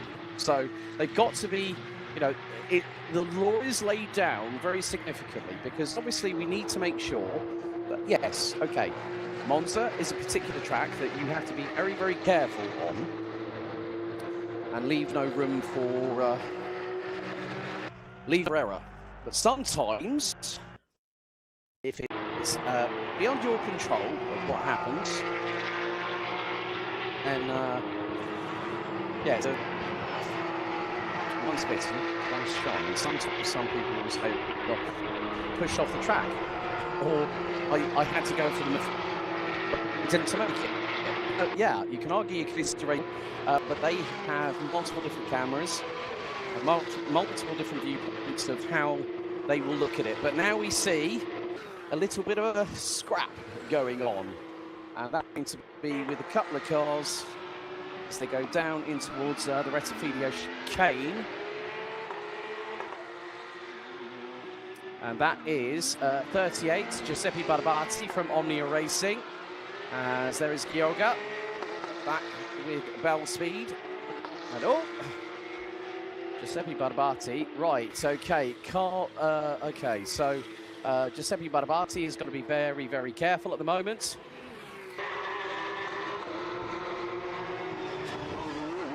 Because he will not want to incur the wrath of race control.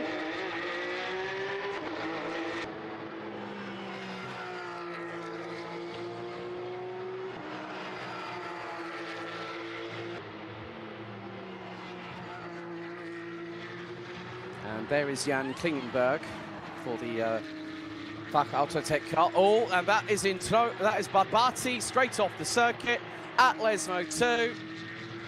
Dust kicked up in the air. I did see that there is a little bit of damage. Oh yeah, look at the front splitter on Gioga's car. It's hanging down, big hole in the middle of the front splitter. So that is going to be scraping on the ground. And I would say that's probably from impacts with another vehicle. As now we have a real good battle here. This is going to be Simon Matisse closing in on the pair of Ilario Introna and Cristian Caramusquilla for Omnia Racing, and also Prima Ghinzani. Caramusquilla on the flashers. Matisse waiting to, he's like a coiled spring waiting to pounce. It's the man from Vidberg Motorsports. As, oh, how close was that? Ilario Introna nearly went 2 wheels in the air if the front bumper of Cristian Caramusquilla's car, it could have ended up hitting the passenger door. It was literally about 1.5 feet from the pair making contact.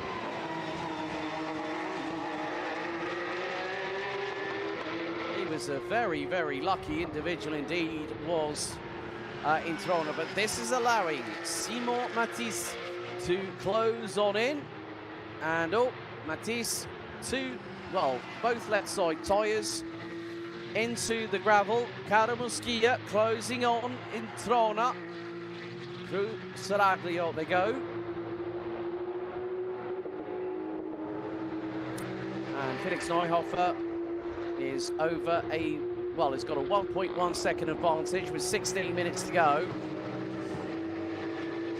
And I can tell you this, Ilario Introna is not hanging about. He's absolutely throwing caution to the wind. And Karamuski is trying to chase him down.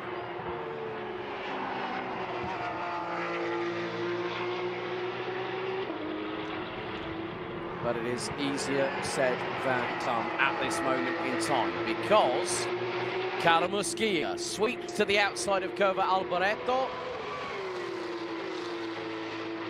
And now we'll go hunting. Introna will have blue and red and purple and white in his rear view mirrors. All three of them, one on each side. Karamuski shows his nose to Introna to the inside of Rettifilio, and Introna 180 degrees, spins it around at Rettifilio. Back end goes into the gravel. He's got to wait. He's got to wait. Oh dear. Now he might be better off reversing the car. Yellow flag to Rettifilio at turn 1. Ilario Introna on his own. Oh, that's a real shame for the Omnia Racing number 26. He just got himself a bit too crossed up. Now finds himself behind Sebastian Pidou, who is now in 10th position. When the timing adjusts itself, when everyone breaks the timing beam through sector number 1.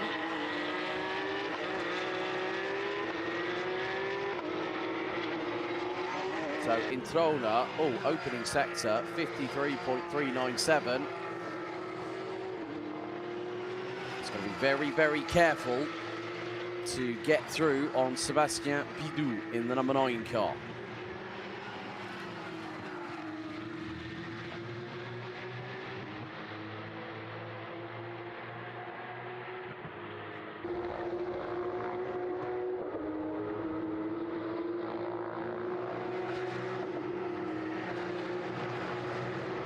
Once again, it is getting closer and closer between these two drivers, but Pidou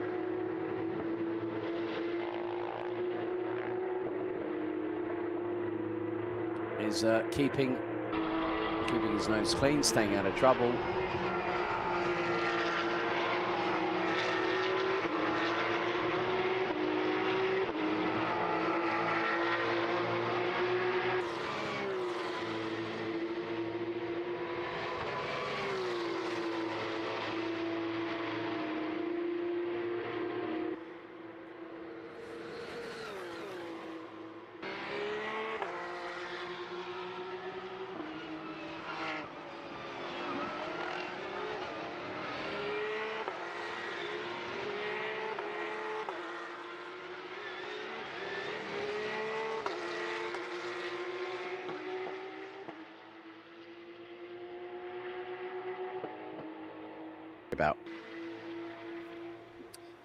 So we are coming down to around about 12.5 minutes plus change remaining on the counter for GT3 and GT4 Club Sport race 2 out of round 2.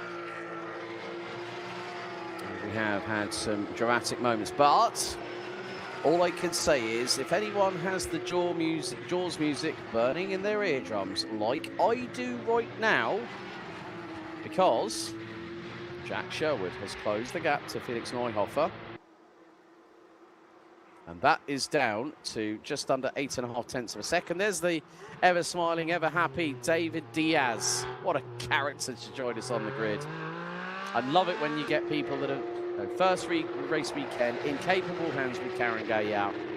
And more to the point, it's wonderful to see new faces joining our family here at Porsche Sports Cup and Sprint Challenge Suisse.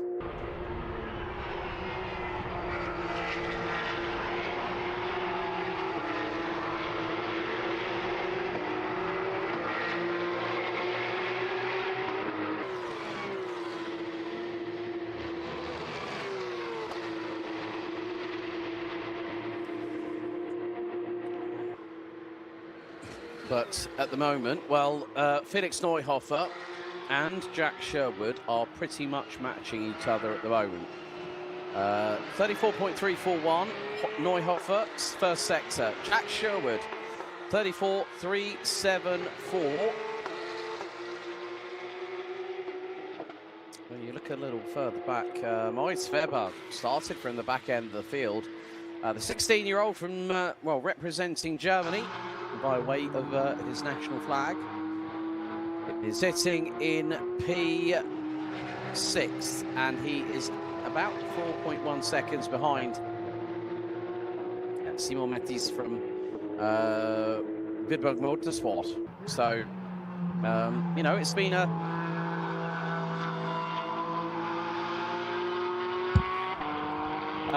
well, the thing is, Introna actually dropped the car, spun himself around.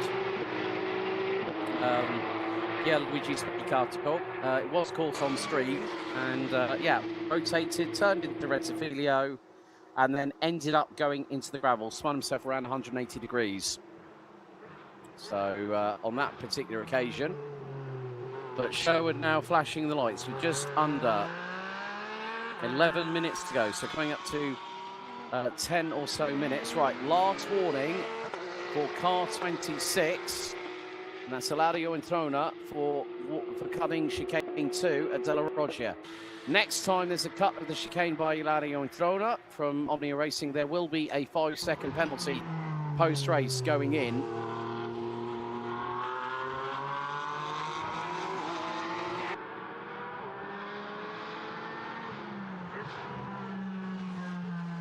But we are into the final 10 minutes. So David Diaz, the only runner in the Class 10 division. Marcel Clausen looks like he didn't even make it out of pit lane in the 189 from Sibach Motorsport. There is a lot of work going on the 244 car of Class 21 racer Levin Gelf, who's going to be who is set to start with Yanis Fitcher in the 2-hour endurance race, which will start at 4:52 p.m. local. So if you are watching from the United Kingdom, that is 3:52 p.m., which is the provisional scheduled time.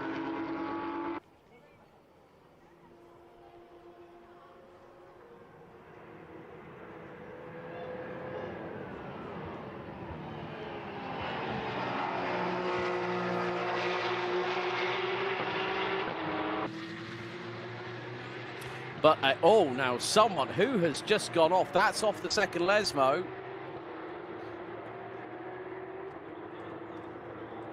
So someone has had a big off, waiting for the dust cloud to clear to see who has just gone off big time. And has that car hit the barriers? That is going to be Giuseppe Barbati, 38. It's gone deep into the, well, possibly into the barriers. The dust cloud is clearing. And where is Barbati's car? More to the point, because that dust cloud was mighty. Couldn't see anything. It was like a low-lying mist. Well, Giuseppe Barbati has kept it on the track. And there is the number 15, Antonio Salmeri. And Giuseppe Barbati should hopefully, I think, might be making his way down to probably the start-finish straight, because Barbati is now fallen behind Ilario Introna.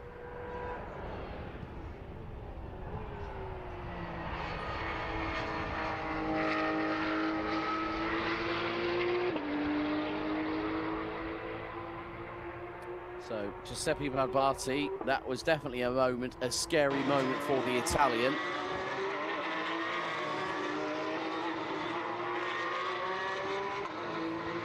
So let's see how much dust there is on the on the car. Quite a bit. Oh, Barbati is flirting with the limit. Right, let's have a look at the replay.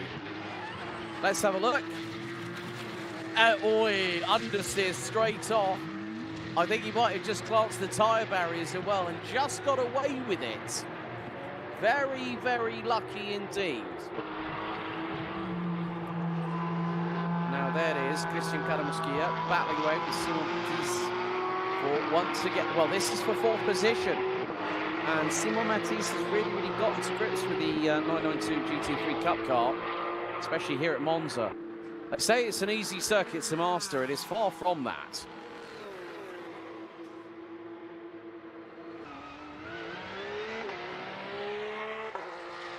Matisse will hopefully try to look and get a top 4 finish before the day is out. But if they keep on battling, there is a bright silver with the number 77 on there. David Diaz. Good job there, my man. Doing a very, very good job in keeping out of the way.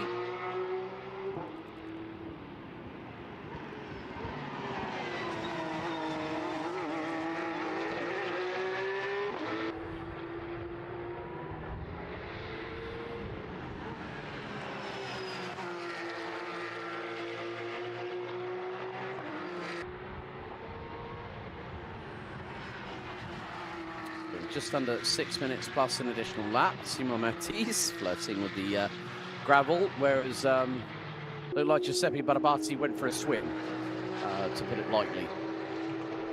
Very, very good recovery from the number 38, despite the fact it dropped him all the way down to 11th position.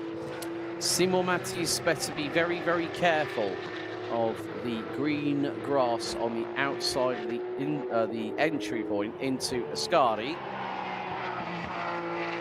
That was very, very close indeed for the number 74.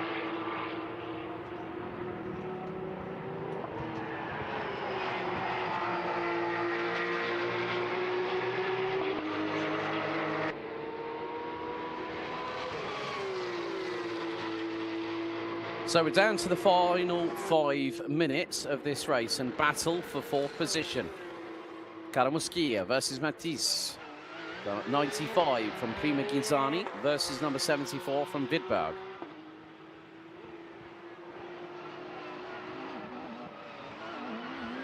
Just going to be very, very careful coming through out of Rectifilio. And Simon Matisse just clips the grass on the way out, as you do. Gets a little bit tighter to the apex of Cova Grande through at 3.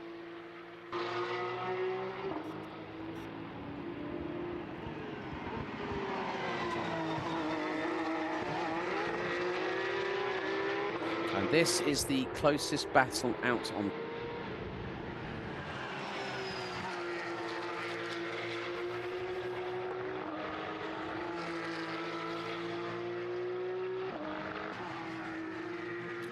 Right. Oh, right. Okay. Hold the phone. Hold the phone. Jack Sherwood, new fastest lap of the race. 1:48.840. He has got that gap down to Felix Neuhofer to just under 9.5 tenths of a second.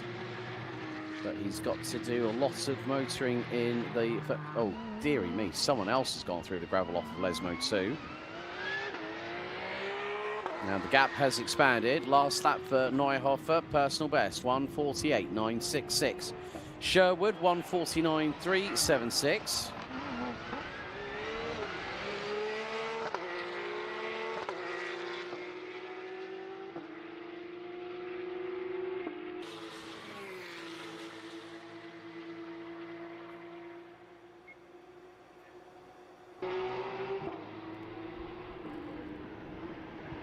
After a very, very exciting race one.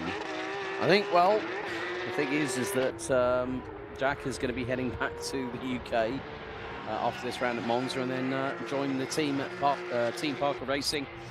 And then once again go into battle for the Carwow Porsche Carrera Cup GB Championship, supporting the Toka package with the Quick Fit British Touring Car Championship.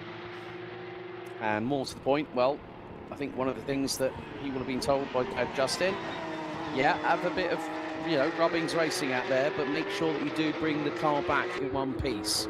And that will be, you know, that will be 3 wins and a second for the 20-year-old from the United Kingdom, as we are getting closer and closer on time for this particular race. It's over 2 minutes, so we might be on the cusp of possibly maybe 2 more laps, maybe 3 at a push. But we will have to see once Felix Neuhofer comes across the line. This is going to be tight. I think we might be 2 laps remaining. So 7.2 miles. And that is just under 11.5 kilometers left to go.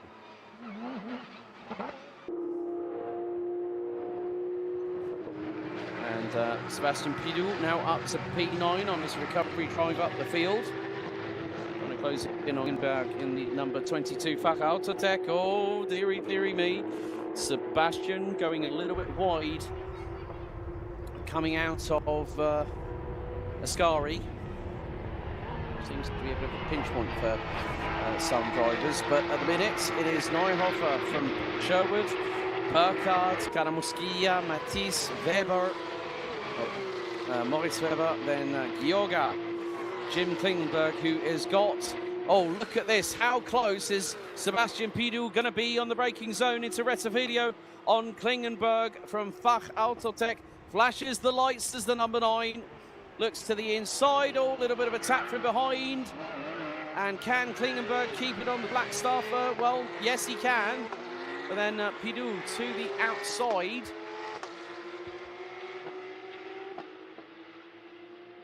But we are coming down to the final, just under 30 seconds of what has been an enthralling and exciting round 2 of the Sprint Challenge component of Porsche Sports Cup Suisse for 2026 here at the Temple of Speed in Monza.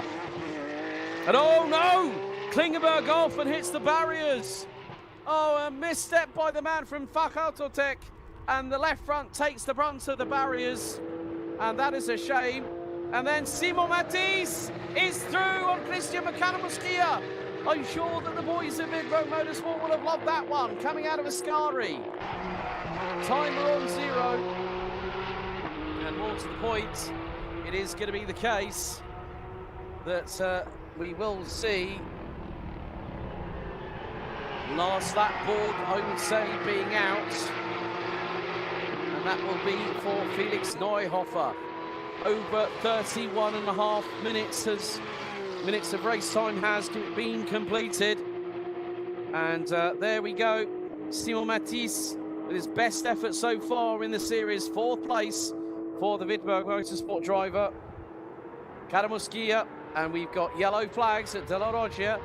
So no overtaking permitted, where Jan Klingenberg has gone off and into the barriers, thereby giving him, unfortunately, an early shower. And an early trip to the showers. So Simon Matisse keeping himself very, very honest indeed, but we are now coming down to the final few moments of this race. Felix Neuhofer, the man from Austria, for Team Neuhofer Rennsport, runner-up in race number 1 after a titanic battle with the man behind him, birthday boy, 20 years old today, Jack Sherwood from the United Kingdom.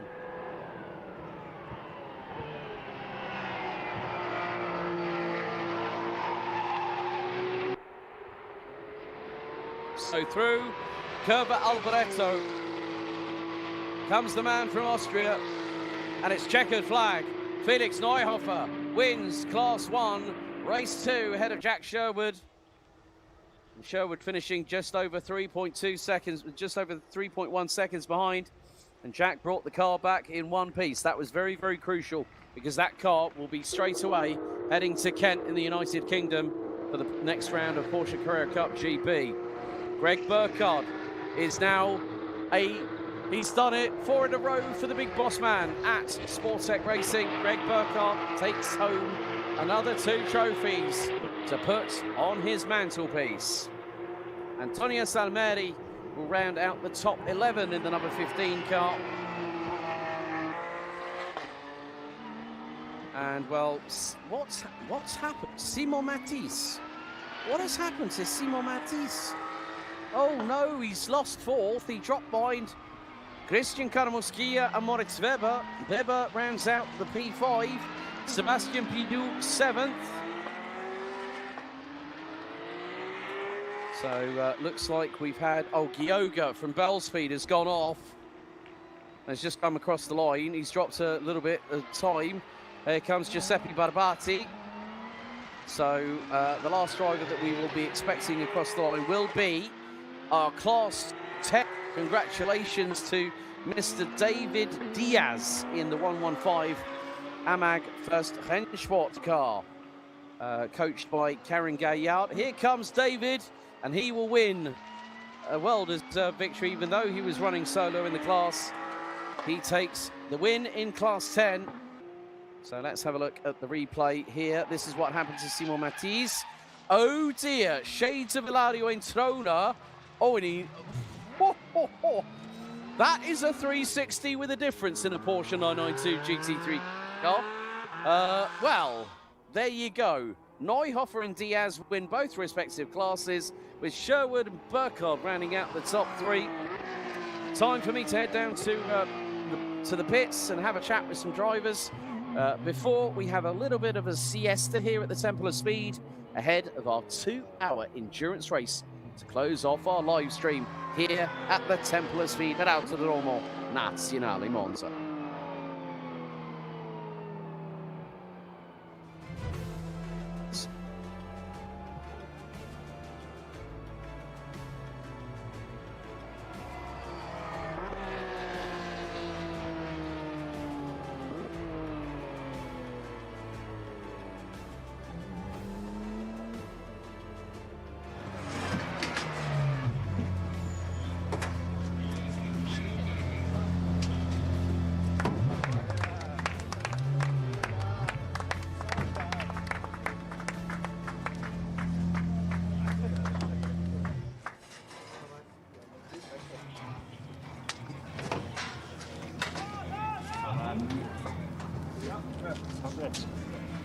Erster Schaden hinten. Ja. 20 Minuten lang. Ja, ich bin nicht hochgekommen.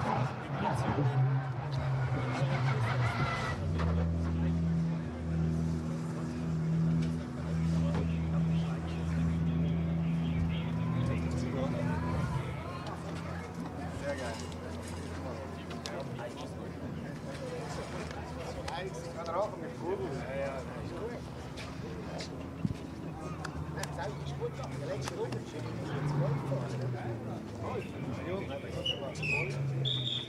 Hey! Nein, die 40. 40 nu. Nu hebben. Ja. Sehr gut. Congrats, man.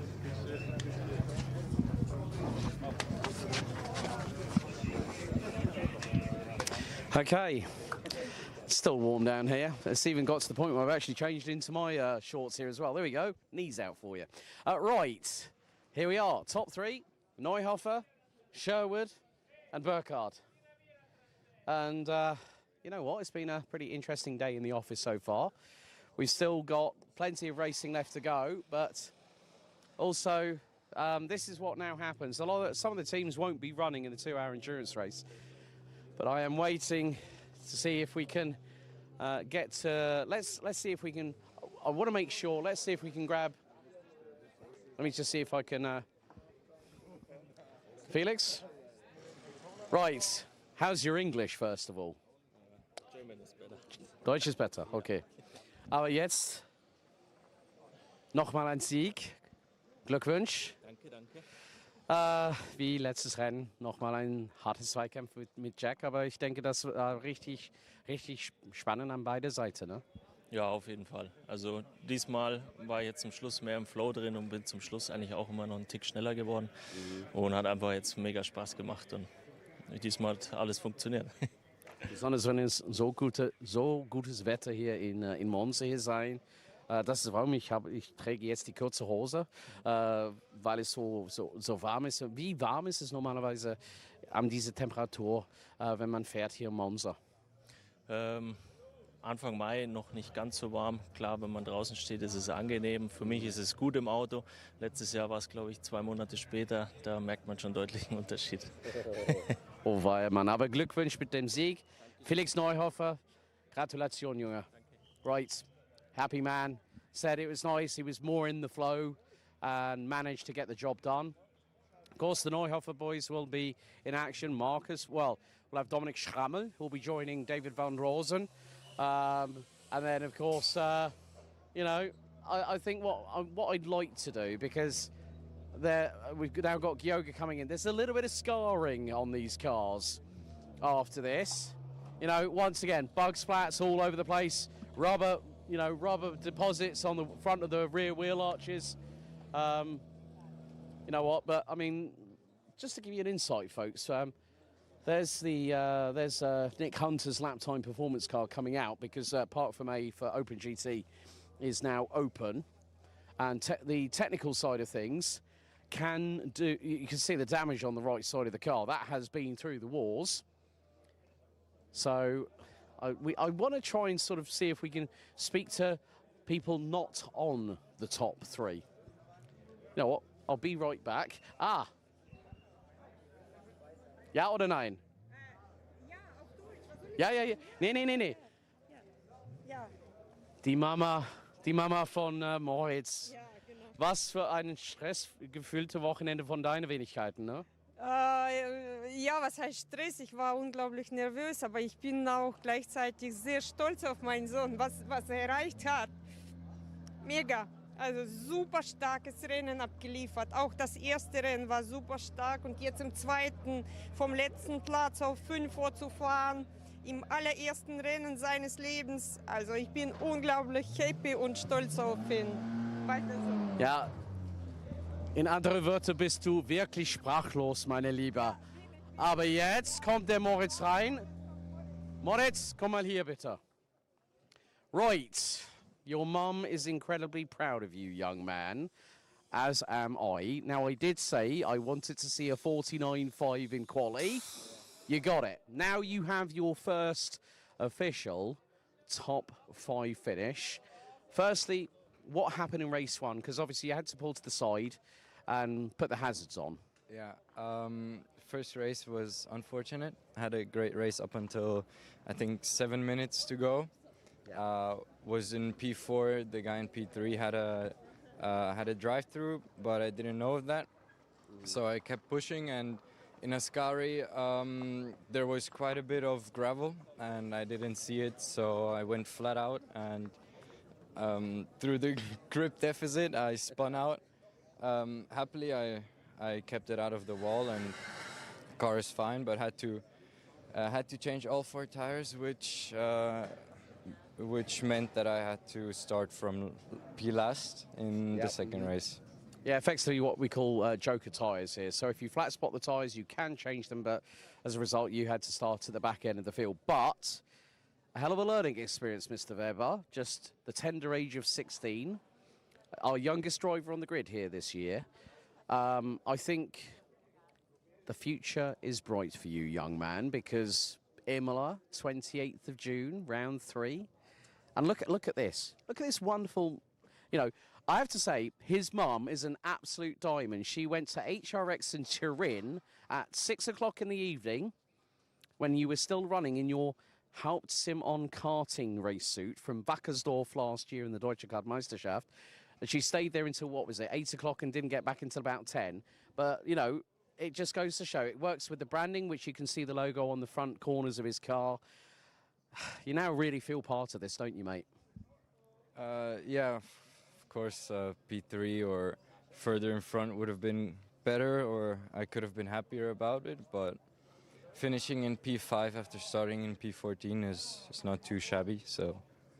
I like that word, not too shabby. Moritz, congratulations. Looking forward to seeing you in Imola in a few weeks' time. Ladies and gentlemen, that's it. Round up for our Sprint Challenge Suisse component of the series. So, Neuhofer, Sherwood, Burkhardt, your top 3. Moritz Weber gets the top 5. And that, over there, just means volumes. The bond between mother and son. A mum who has gone through the ringer with her boy. And that just shows the heart of this championship, that we are a part of a family.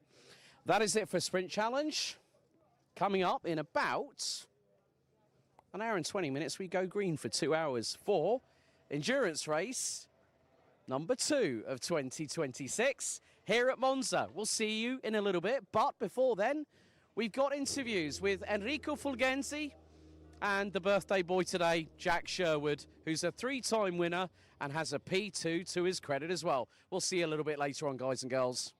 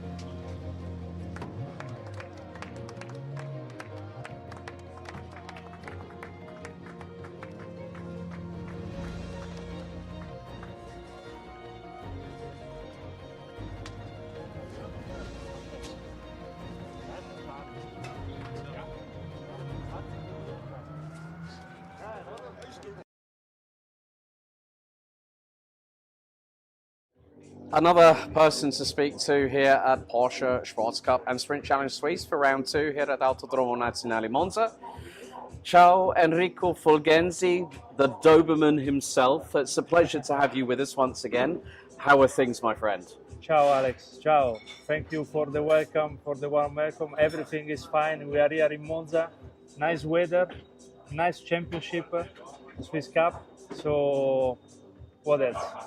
Exactly. Now, for those wondering about where the origins of your nickname, the Doberman, came, it was very early in your career when the commentators said, oh, here comes the Doberman. and I think that's really, really good. It sort of gives you your identity as a racing driver. Of course, on your race helmet, you have Doberman on the partial visor.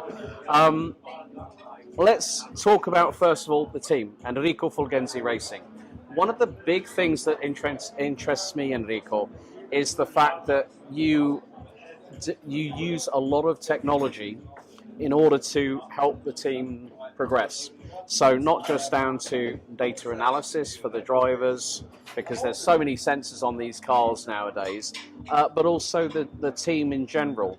Why did you decide to take that approach to go more into, you know, like we used to have the days where they used to have the old stopwatch in the hand or using the chronometer on the watches? What made you decide to go on a more technology-based route for racing?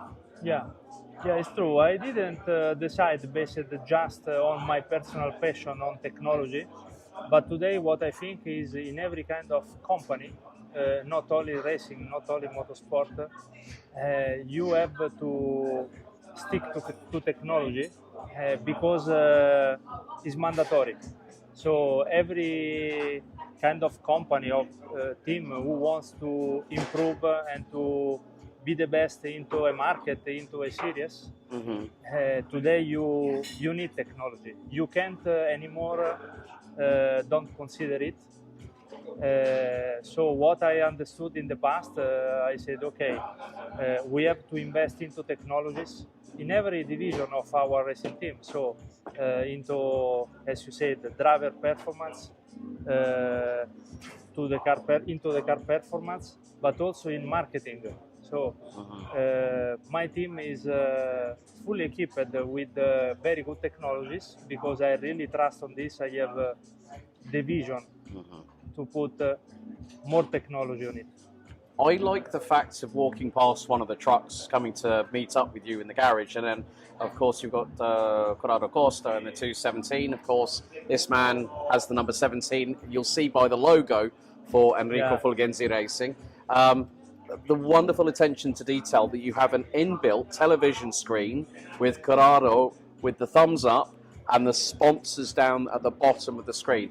And that just goes to show how far technology can be applied. Like you say, with marketing, with what we're doing here with the live stream, it's all technology-based, cloud-based servers, ways in which where we can have someone off-site. So, like say with, for instance, Formula One, where you have a strict amount of restricted personnel at the track, and then you have about 600-700 people back at the headquarters. Let's say, for example, McLaren, they've got people over for the Miami Grand Prix that are allowed on trackside, and then they've got the rest of the support crew on site at Woking. And it might be, okay, yes, it's early afternoon in Miami, but it's evening time in the United Kingdom. Yeah. And I think that's one of the beautiful things. Your career, though, has spanned quite a lot. And it's also nice that this man is getting behind the wheel.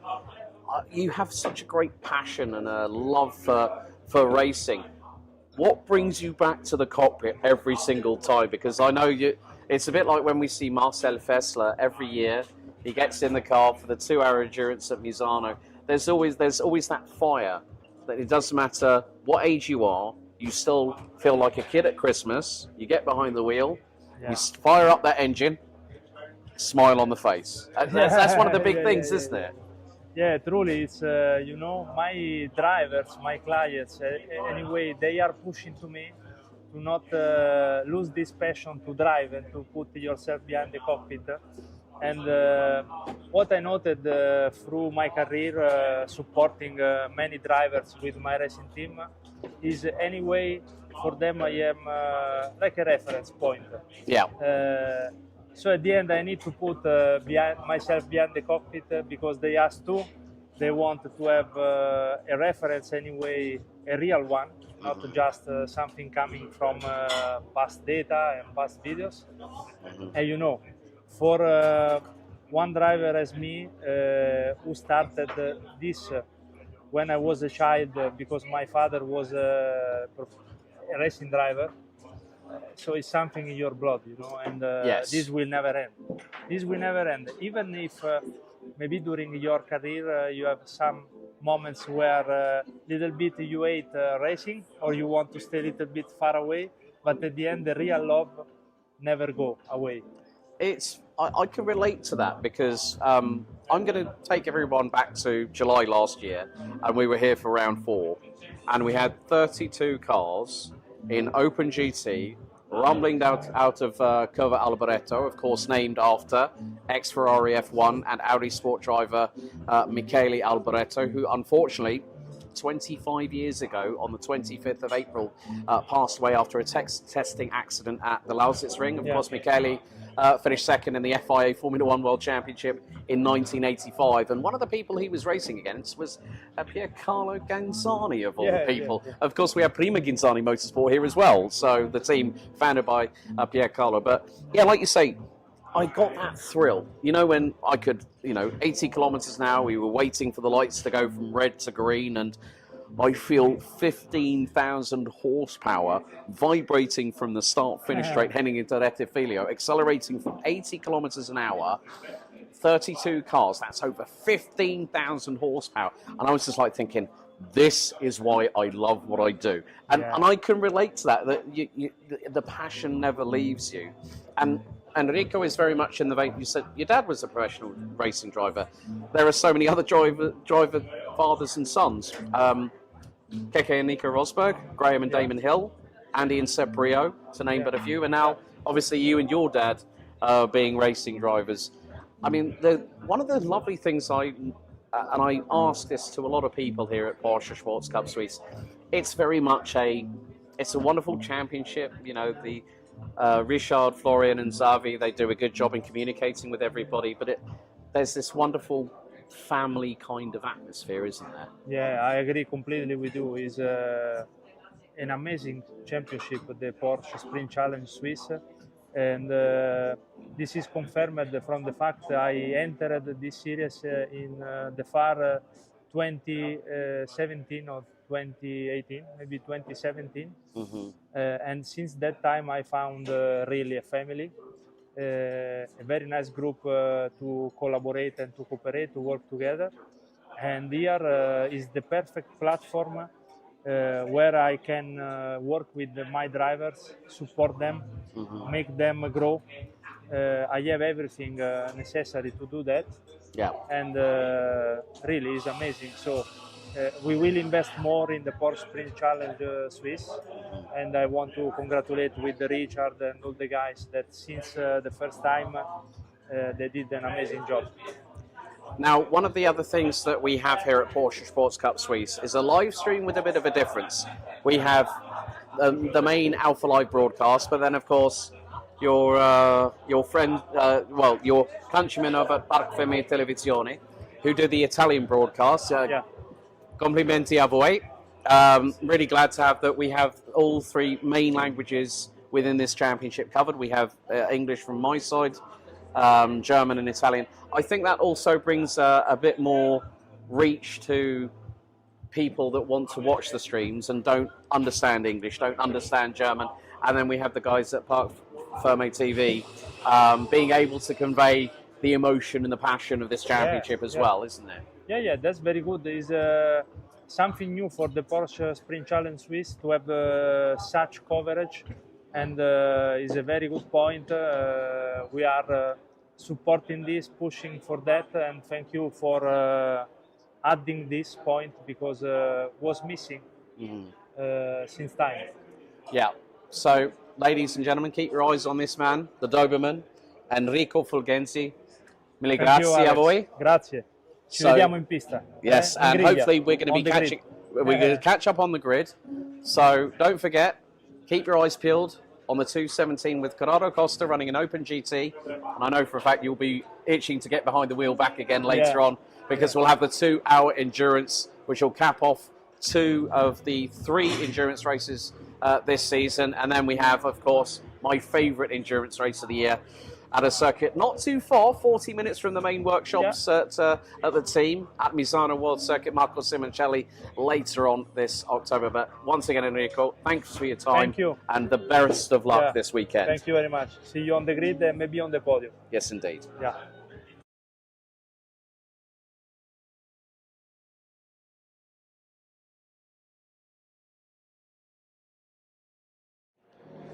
So, our final interviewee of the weekend here at Monza, Mr. Sherwood. Welcome back. Thank you. Fresh from your escapades, not just at the opening round where you took both victories in Class 1, double pole position, but if you did catch the opening round of the Porsche Carrera Cup Great Britain at Donington Park, this man made a hell of a manoeuvre on a good friend of mine, which started at Craner's, ended up round the outside of Max Coates of all people, Schwanzka, with David Addison absolutely going ballistic on the mic as he always does.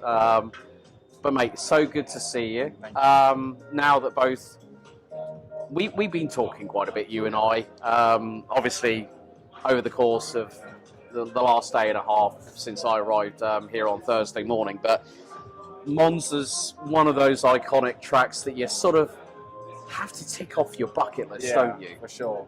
Yeah, I mean, first time you come here is really special. Yeah. It's one of them historic tracks. They've got a bit of, you know, a bit of aura around them. They've got a bit of, I don't know what it is, atmosphere. Mystique is another word we could use there. Exactly. So, yeah, it's so cool to be here and really enjoying it. Now, the big thing is, you and your dad, Justin, came down because on the grid this weekend, he's not running the number he ran in Portimao. No, no, no, no, no. Your Porsche Carrera Cup GB car from Team Parker Racing is here in person. And I have to say, mate, cracking livery, first of all. We were discussing that on Thursday. What does it mean to be able to compete here in Porsche Sports Cup and Sprint Challenge Suisse in the wagon that you are running in as part of also... not just with Team Parker Racing, but you're also part of the Porsche Carrera Cup GB talent pool now, which is indicated on the rear wing end plates. That must be nice to have that little caveat as well thrown in for the mix, you know, having that that opportunity at Silverstone at the Porsche Experience Centre, and now really getting the campaign for 2026. It's full throttle now, and there's no let off until the end of the year. Yeah, for sure. The talent pool is, you know, a great initiative, and Porsche GB do a really good job with it. Like you said, the 2 days at Silverstone were massively beneficial, and yeah, it just kind of gives you that extra level of support, which I think is really helpful coming into a rookie year in these cars. They're tough cars to get right, so that any help you can get is much appreciated. So yeah, pretty happy to be a part of it, and yeah, as I said, massive help.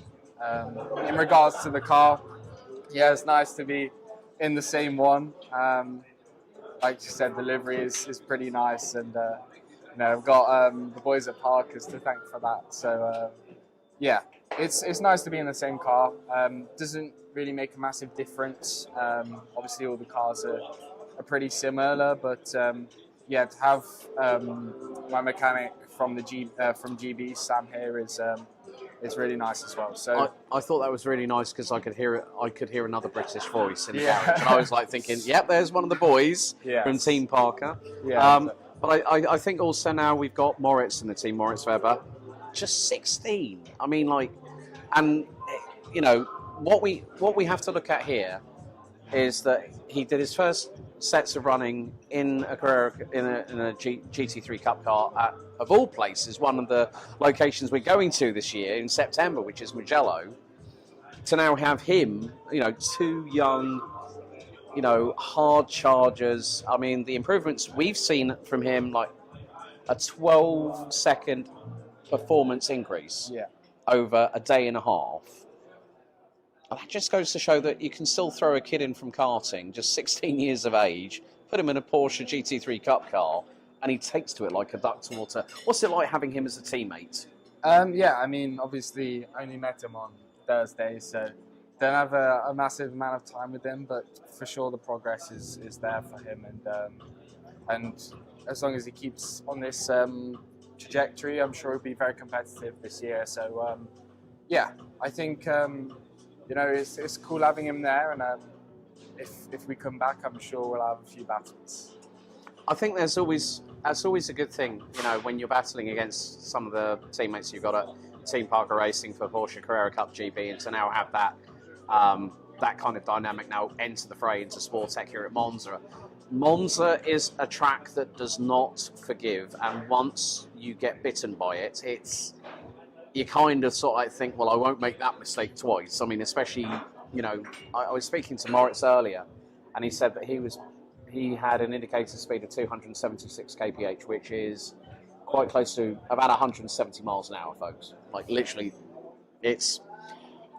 you must be thinking, coming out of turn 11 at Parabolica Alboreto, and then all the way to the Rettifilio chicane, you are flat chat, full throttle, 6 gear, 8,000 RPMs, 510 brake horsepower, screaming through twin exhaust tailpipes. When you went out onto the track for the first time this weekend, Jack, when you gunned it off that pit lane limiter and you just went, right, 60 kph, I'm done with first gear, bang, up the gearbox, and then got a full flying lap. Did it feel like time was standing still a little bit? It was cool, and when you string a lap together around here, it's perfect. It's a really satisfying track to get right, and also just a really fun track. And you know, I've really enjoyed this so far this weekend, and it's hard. There's a lot of important exits you need to get right, while still carrying a lot of minimum speed. So yeah, I think it's a tough track, but it rewards you when you get it right. Yeah, as Mr. Burkhardt, you get a mention in that one, because obviously he managed to find the kitty litter where Charles Leclerc found the barriers a few years back. But yeah, it's one of those circuits. I think, you know, my first time here was actually when we were here for round 4 last year. We had the Open GT, so with the Class 21, so the 992 GT3 with ABS, GT3Rs from 991.2, 992 GT3Rs, and the Caymans, 32 cars, 15,000 horsepower, roaring from 80 kph when the lights went green. Yeah.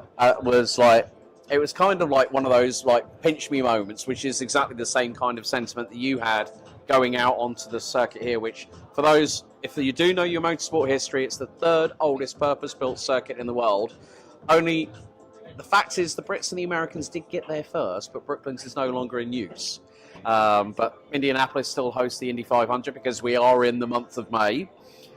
But the way that things work really, really well back at Portimao, we're now here three weeks later.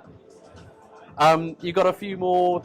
You got triple the teammates. So you got not only Moritz, you got Greg, you've also got Sebastian Pidou as well. So it's like the Sportec quartet against the world here at Monza, isn't it? Yeah, it's definitely going to be a bit more tricky to replicate the results from round 1, but we're pushing really hard within the team to do that. So yeah, I'm just looking forward to getting going, and we all come here to race, and you know, it's been tough to be on top this weekend, but I'm pretty confident looking forward to tomorrow. So. Yeah. We also have to give a shout out to a good friend of this man who's currently racing at the Donington Classic, Joe Warhurst. Hello. But I think it's also good to see other drivers from the UK like Joe, who's also part of the Porsche 6 Carrera Cup Deutschland talent pool, and he's running with Target Competition this year. I think it just shows, like, if someone as humble and as appreciative of his worked career with Porsche, Nick Tandy, can make it through the ladder. I'm so glad that there's drivers like you and Joe and so many others that are now part of the Porsche Motorsport family. As you can hear, the music is in the background because it's barbecue night tonight here on Friday, which we've been told. We both had a discussion before this interview. We're both looking forward to it. But I think, you know, and this is, when you think about it, Carrera Cup GB is cutthroat. Yeah. And it's sort of like everyone sticks to their own patches, you at Team Parker Racing and everyone else as well. But here it's a bit more, I think the French term I would use is laissez-faire, so it's a bit more chilled, it's a bit more relaxed. And like when you've got out of that car, cooled down after all that adrenaline of pushing at 75% of the lap here at Monza, it's nice to sort of like just get that debrief out of the way and just go, right, fluids, electrolytes down the neck, recharge, get changed, and then enjoy the evening. It's a very different atmosphere, isn't it, for you personally? Yeah, I mean, Porsche Cup Suisse do like a great job, you know, with the barbecue tonight to really bring everyone together. And don't get me wrong, in GB there's a good atmosphere in the hospitality, but not quite like this. And you know, you get everyone down here, and it's good. So they do a really good job there. You know, everyone in Swiss wants to win just as much, so it's no easier. But yeah, I think it's a great championship and a nice one to come and do.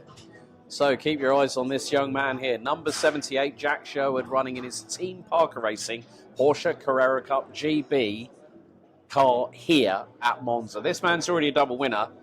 I'm looking forward to seeing what this man does today. So keep your eyes peeled.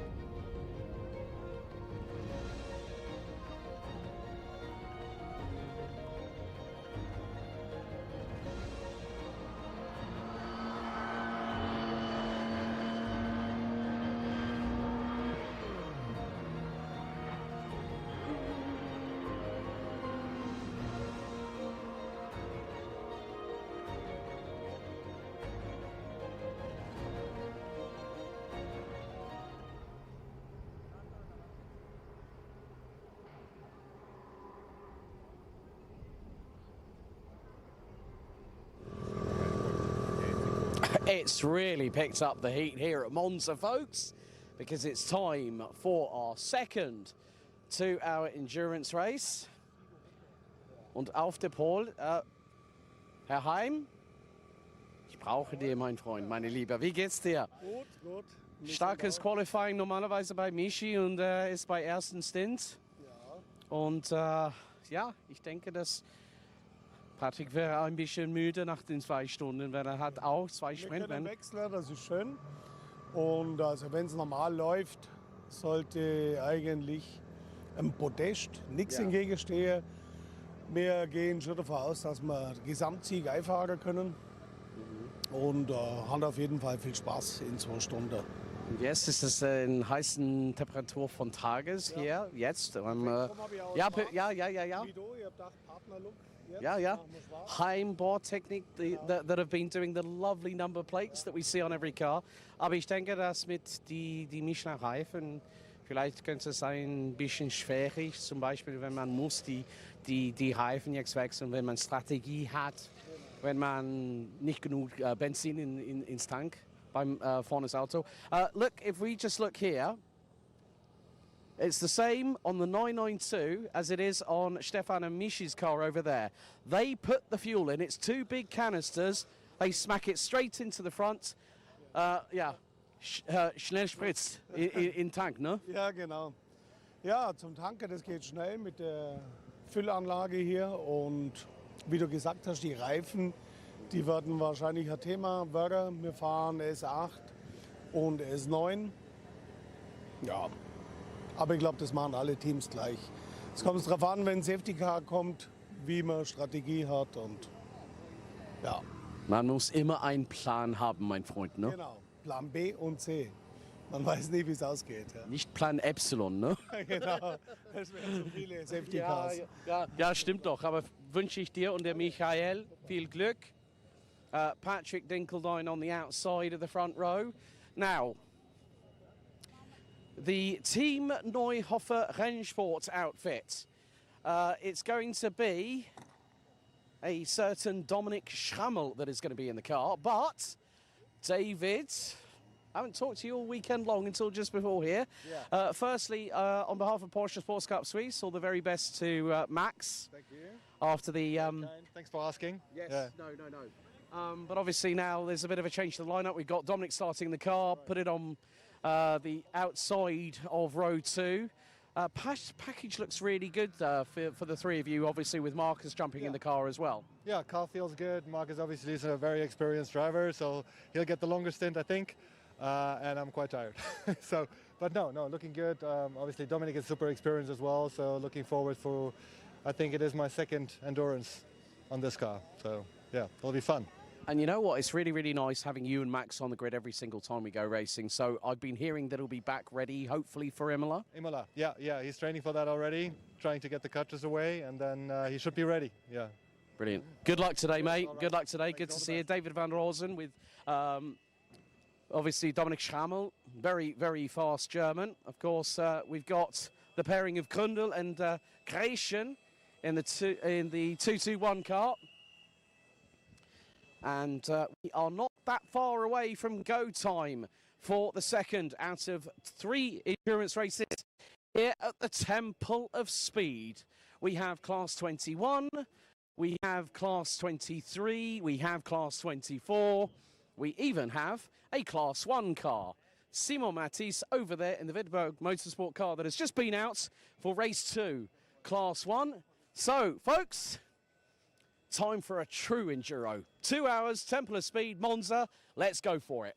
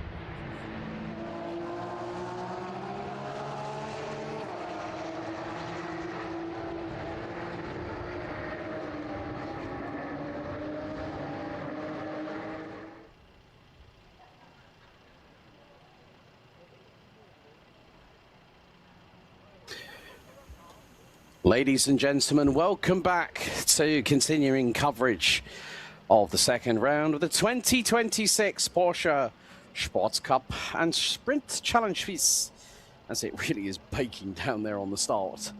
Starting grid here at Autodromo Nazionale di Monza, the Temple of Speed. We are ready and set for a 2-hour enduro here at Monza. North of the point, Patrick Dinkeldein. He might have turned 50 yesterday, but they do say that age is nothing but a number. He is going to do the full 2-hour enduro on his own in the Proton competition.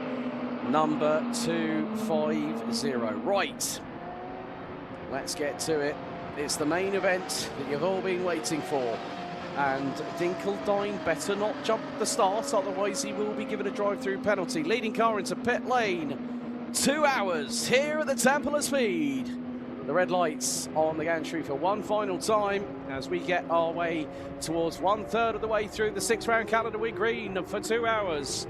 The run down to Rettofilio starts right about here, and Dominic Schrammel is like a stabbed rat at the minute. He's trying to go for 3rd place, which might be the lead in the Class 21, but look at Dinkeldein. Oh, he got the cheeky crossover, but look at Michael Hughes. Oh, they tangle, and there's contact.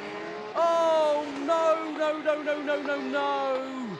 It's all gone horribly wrong. 291 had already done back-to-back enduro victories. Misano last year, and they took the win in the opener out of the 3. There's no points up for grabs, folks. So there is very much the case of, I think, a bit of pride, I would say, and more to the point of trying to put your best foot forward. Well, that was not best foot forward at that particular occasion, going through the Rettofilio. And also good to see Jukka Honkovairi, the Flying Finn, who has been doing some driver coaching. He's doing the endurance side of things. But we are riding on board with the 288, but drama for Michael Hughes. Stefan Heim is now waiting to get behind the wheel of the car. But it is going to be very, very tricky. Air temperature a lot hotter than what it has been. We're at 24 degrees centigrade. As now the field makes its way down the back straightaway in towards Curva Alboreto here on what will be the opening lap of this race. And there is the 288, the partnership between Mike Alonso and, in this particular occasion, Germany's Maximilian Schmidt.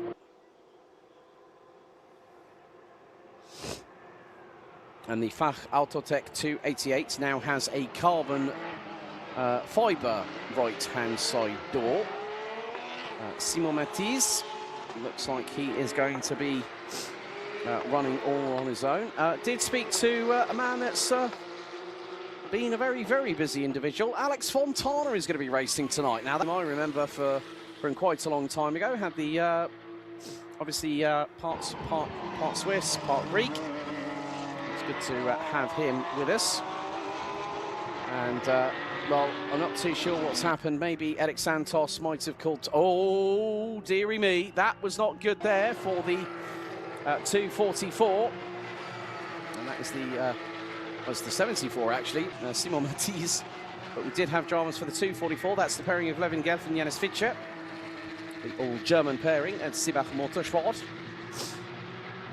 And they took the win at Portimao for the first. But look at who is in the lead of the race. It is Dominic Schrammel for the Team Neuhofer Rennsport 253 car. As we continue to ride on board with the 288, the Fach Autotech car. Now, was there... oh, and that is Michael Hughes, the team used by Hein Bartechnik car after the contact with Patrick Dinkeldein. That car has now stopped on the exit of Ascari. So there will be localised yellows being waved. And hang on a second, Michael Jules is trying to see if he can get the car fired up again. Now, whether that has damage. Now, if the damage was significant enough to damage the cooling system on the 291, then Michael Jules cannot start the car.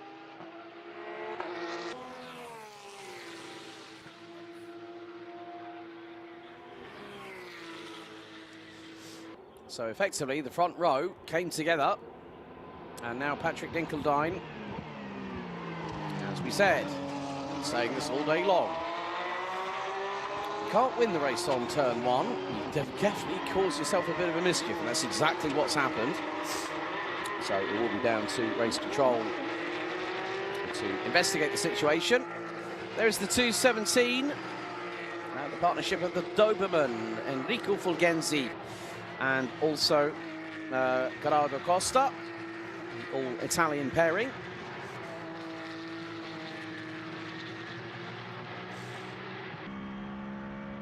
And right, okay, now, with regards to the pit stops, after a certain time, right, yellow flag, this is going to say safety car to me, possibly. But yet, and safety car has been deployed. There is the Porsche Panamera GTS coming out of pit lane.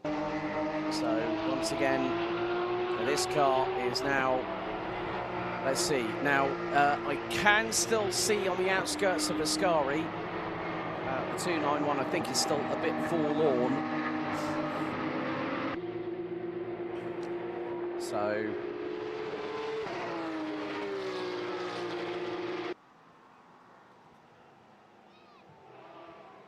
please.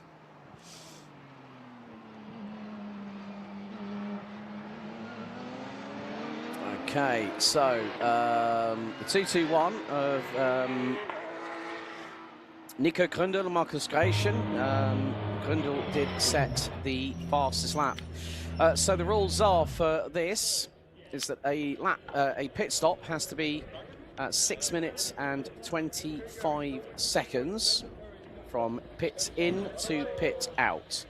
Now with the 992 GT3 cars, there is no they're going to ground it with a crocodile clip, so they tear off the tape at the bottom of the bonnet and open up basically the clamps that hold the bonnet in place. So there will be a fuel line and obviously an air pressure line, so to make sure that the fuel is pumped in with no air pockets in there, because that will then basically take up additional unwanted air or space in the tank. And then they have to ground the fueling rig, and then the process begins. But no other work can be done whilst the car is being fueled. It must be 6 minutes and 25 seconds from pit in to pit out. And if there is a, let's say for example, it goes 6 minutes, 23.5 seconds. That basically makes it 2 seconds. And for every second over that the pit stop is short by. So let's say, for example, minimum time is 6 minutes and 25 seconds. You go out at 6 minutes and 20 seconds. So that is so you gained 5 seconds. For every second that you are quicker doing the pit stop, what it then means is that for every second, you get a 3-second time penalty. So if it's 5 seconds that you're shorter by, well, there we go. You're going to get 15 seconds added to your race time. The pairing of Lucas Wolf from Germany and Gary Bufkin from the USA. Let's take a look at the replay of the start. Dive and then some. Stefan Heim goes towards the outside of the Rettifilio.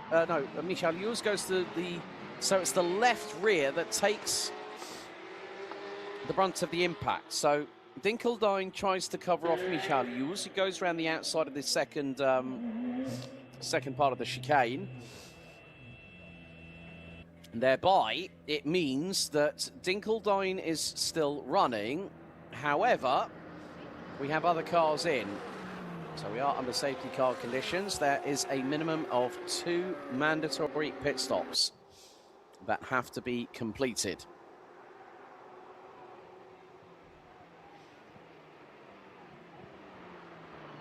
So at the moment, Gratian and Grundel are in the pit lane, along with, it's the 226, that is Gary Bufkin and Lucas Wolf. Corrado Costa and Enrico Fulgenzi are also in pit lane. Gratian and Grundel are out.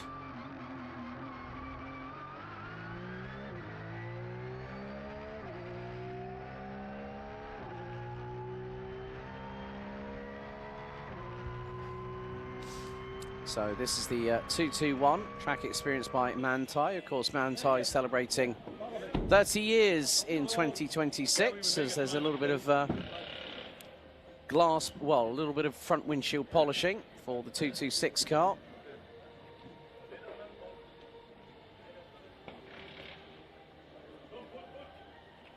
So that is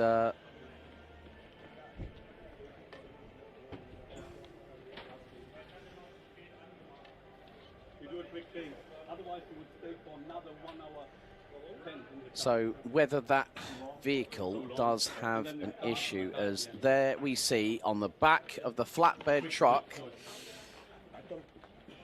Michael Hughes is still behind the wheel of the car. Gary, I don't think Lucas Wolf was quite prepared, but at least the good thing is, with 6 minutes and 25 seconds, I've never seen someone run so quickly to get into the car.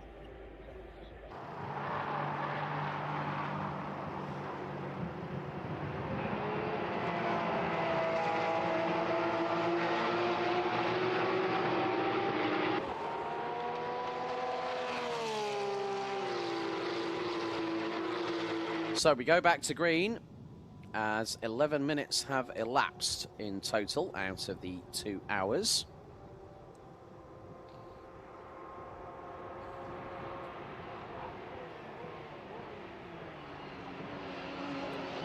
And here comes the 244 on the 74. Sibach Motorsport versus Wittberg Motorsport.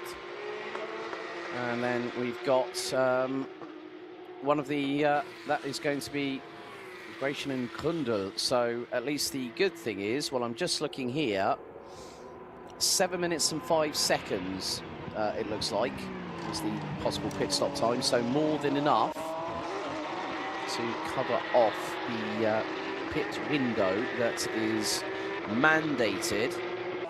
Bearing in mind, the pit stop, well, the pit lane speed limit is 60 kilometers an hour in first gear for all competitors. So they will have to be very, very careful about that.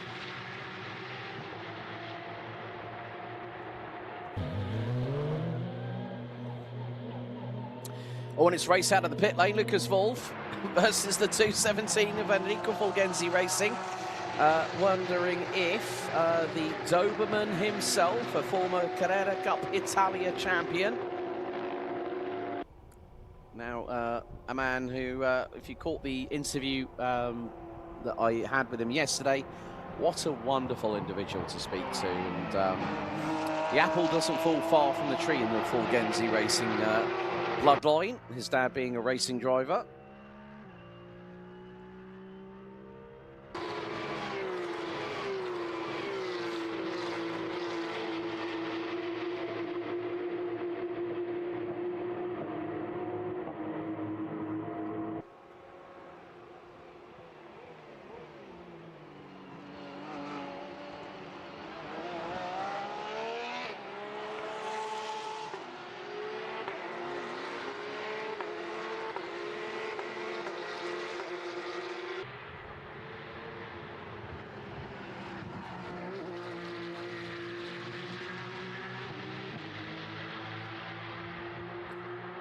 Of course, weaving a little bit from side to side just to get some needed temperature in those tyres. But with the heat hitting the tarmac, the bright late Saturday afternoon sunshine here at the Royal Park of Monza, very abrasive, very, very intense, but should help with the acceleration of getting the tyres up into their heat cycle. Right, start has been declared. No further action after further investigation.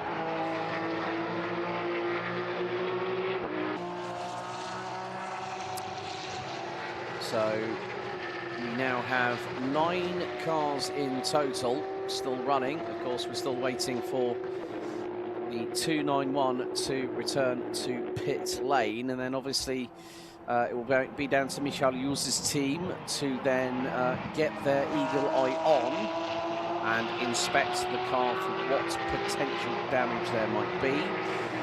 If it is relating to the left rear wheel, if the wheel is buckled, I don't think it'll be that much of a problem.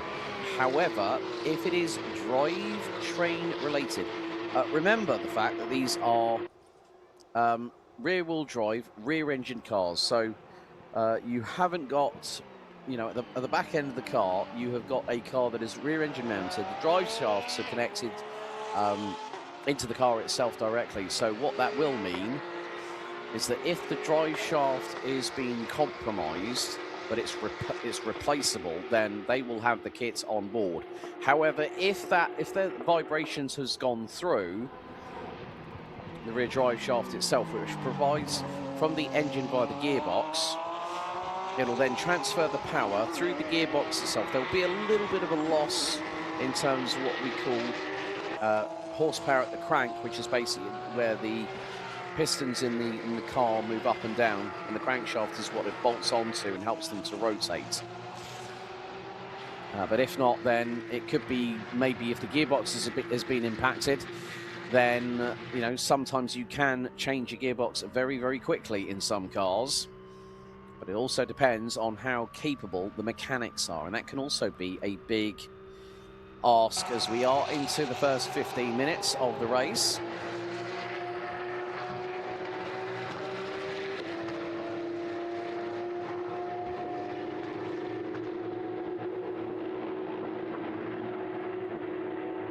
And this is where a lot of drivers, okay, a lot of them have been put through the ringer today.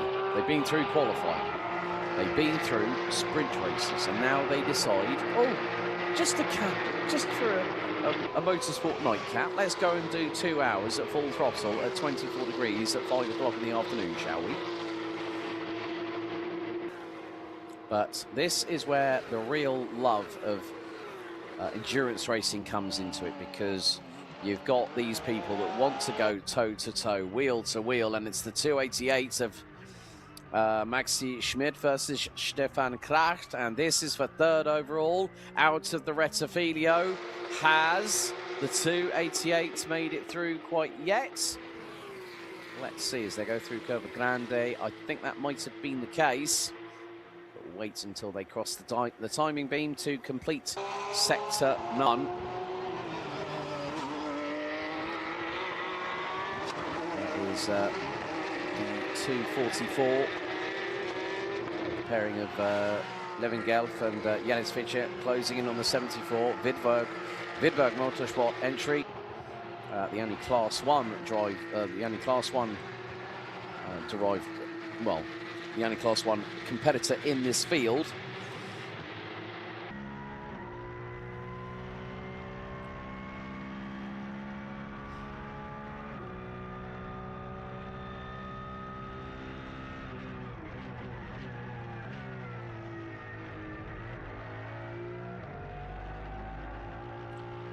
One of the beautiful things about onboards here is to just really give you a true, real sensation of how fast these cars are going, as we have an overtake, and that is going to be Lucas Wolf on the 217 Enrico Fulgenzi racing car.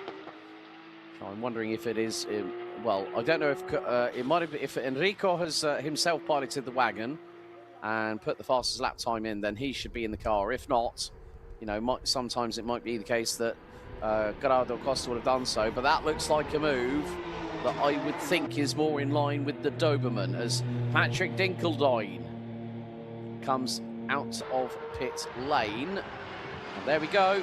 The 217 is through on the 226. And then, well, out of Lesmo 2. Out of Lesmo 1, into Lesmo 2. And look at the suspension on the 226. And here comes the 217. This is going to be very, very close indeed, because they're going to come under the bridge, head towards Variante Ascari. They are still wheel to wheel. Look at this for commitment. And then the 217 decides, well, you know what? Sometimes you live to fight another day, and that's exactly what has happened here.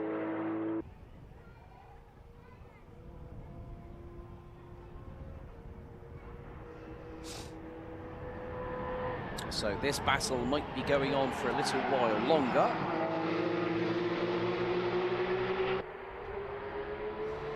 And it's always nice where we see, you know, this is not about points, as here we go, Widberg versus Sibach. And that is through into Variante Ascari.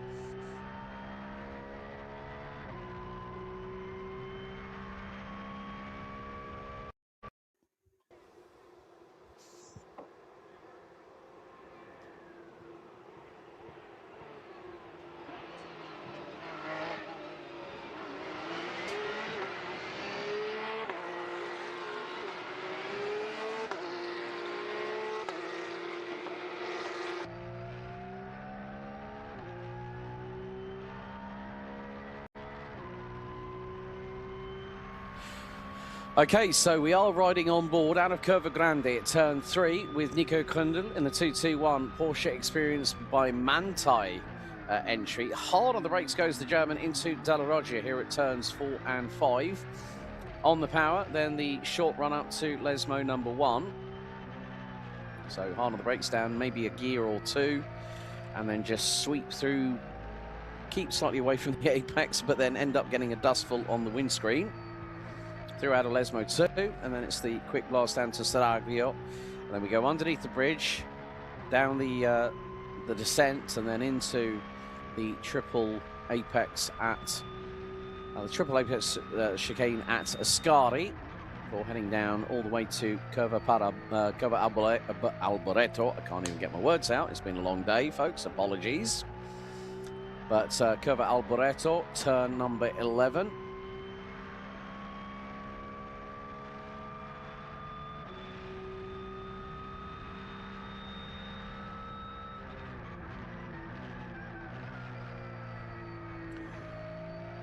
Just see how committed the young man from Germany, race 2 winner in Open GT today, one of the very first drivers to come into pit lane. Now, there is no mandated pit stop window. However, I have to give a shout out to a good friend from the state of Qatar, Ahmed Al-Mehdi, who basically did the cleans. He did a really, really good job. Won all 3 races, won both races in Open GT Class 21. And then I think it was the win in the Enduro on that day, but also he has moved on to the Michelin 992 Cup Championship, which is organised and promoted by Preventec. He's been able to experience some really, really awesome and cool tracks, so good for Ahmad, and really pleased that we have been part of his development as a racing driver. It is never easy to try and get through into motorsport, and some people start later than others. Some people won't have the opportunity to go into certain classes of racing. But that's where the bigger picture lies. It's sometimes about how you act now rather than what you might do later.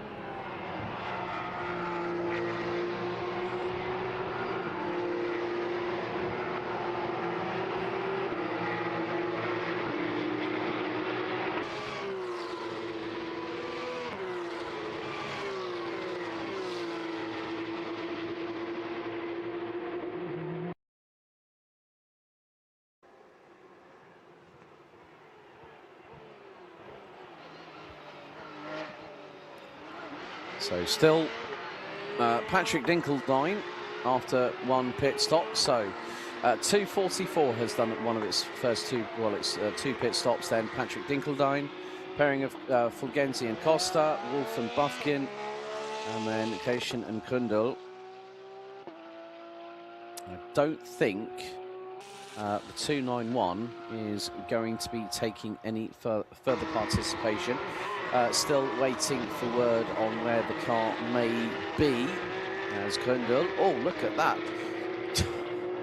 Talk about using the suspension on your car to great effect that it ends up becoming nearly a trampoline on each side going through Della Roggia.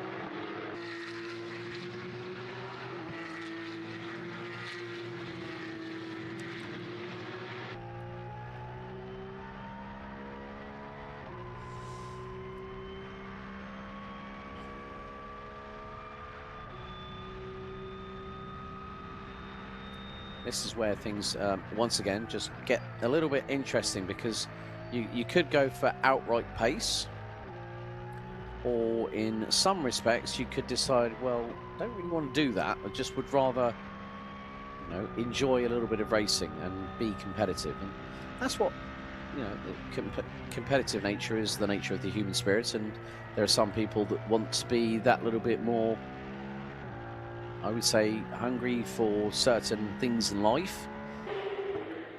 But, right, okay, the car is now in. And there is Michael Jules actually out of a race suit. So, it's on the trolley jacks. So that car, not sure if that, I'm not too sure if it will go out. I'm sort of like hoping for Stefan Heim. I mean, Stefan's already done 2 races today, plus qualifying this morning.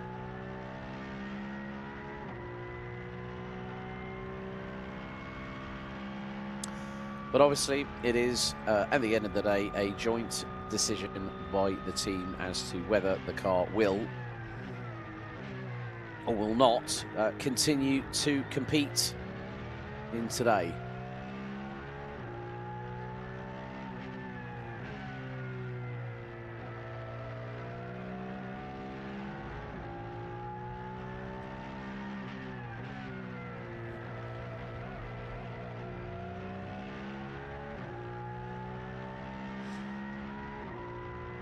And this is the 277 pairing of Stefan Kracht and Alex Fontana. Alex recently having success at Portimao at the International GT Open, 1 week after we actually had our season opener at the very same circuit 3 weeks ago. But yeah, the 291 Team Mules by Heim Technique 991.2 GT3R. Looking a bit forlorn, unfortunately. It's never nice when these kind of things happen. It's part and parcel of the racing industry that you can say, yeah, I've never had any accidents, and all of a sudden you have 3 in a row. Sometimes it comes with luck, sometimes it comes with skill, and then there's other times when it just really isn't your fault at all. And at the end of the day, these people, you know, they all respect each other.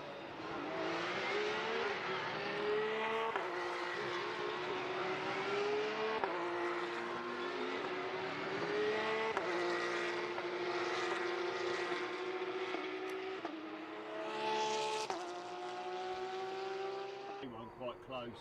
You should follow him through on my shot.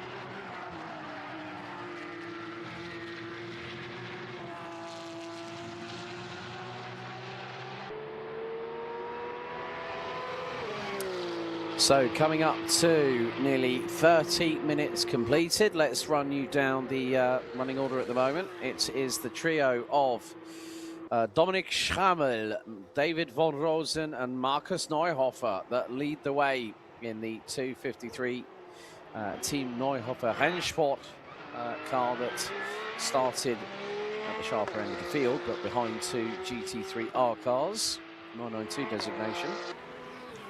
Then we have Maximilian Schmidt and Mike Alonso, the German-American pairing, in the 288 for Fach Autotech, running in second. Then Sebastian Kraft and Alex Fontana in the 277. That's the Porsche Basel Racing Team entry. And Patrick Dinkeldine. Well, at the moment, well, Simon Matisse has actually got through on Kraft, on track as well. Stefan Kraft. My apologies there for getting his first name wrong. Then we've got Dinkeldine, Levin Gelfin, Janis Fischer, Corrado Costa and Enrico Fulgenzi, Gary Bufkin and Lucas Wolf. And then the pairing of Marcus Gratian and Nico Grundel rounding out the 9 out of 10 cars that did start a little bit earlier on.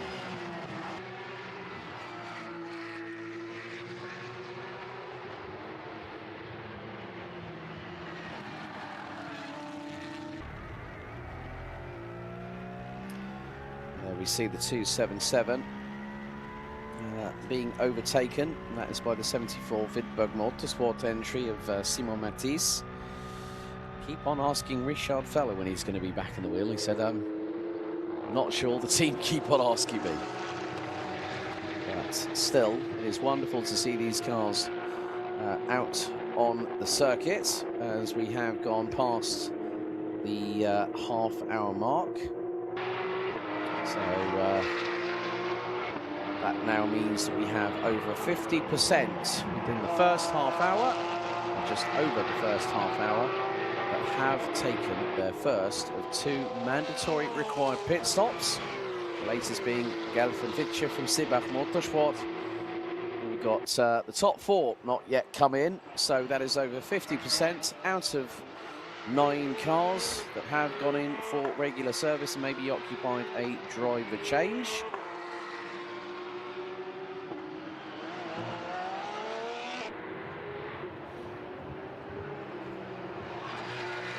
There is the 244 making its way through Varianti Ascari.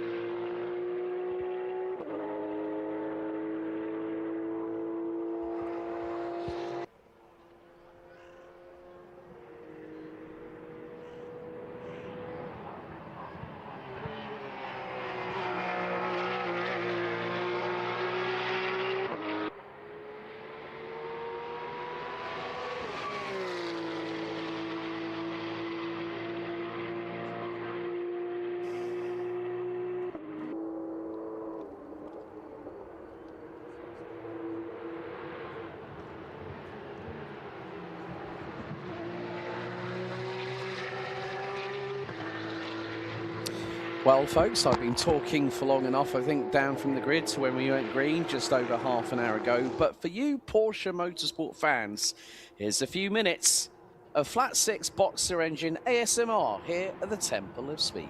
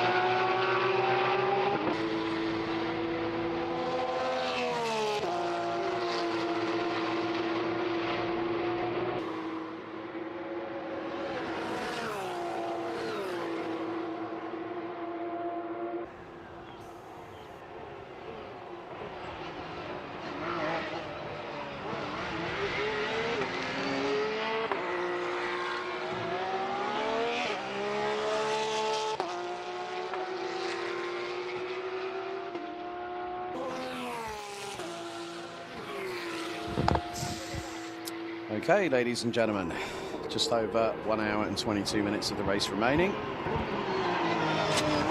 Minutes, it is, well, the highest place of the cars so far that are running, has done their only pit stop of the race, is Mr. Patrick Dinkeldine.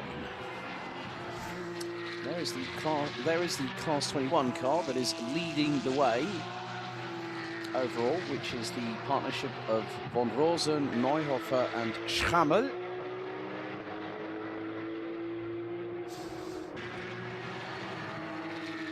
But there is a little bit of a dogfight going on, and this is going to be on board with Nico Gründel in the 221 car.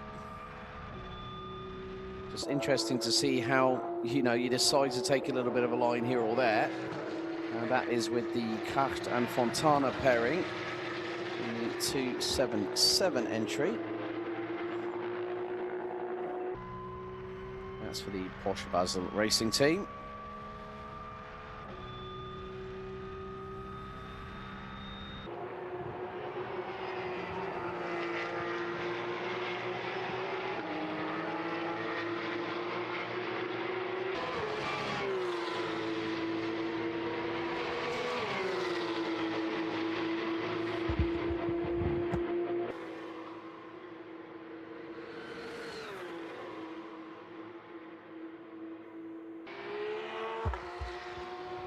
So we now see that Gründel versus Kracht into the Autofilio chicane.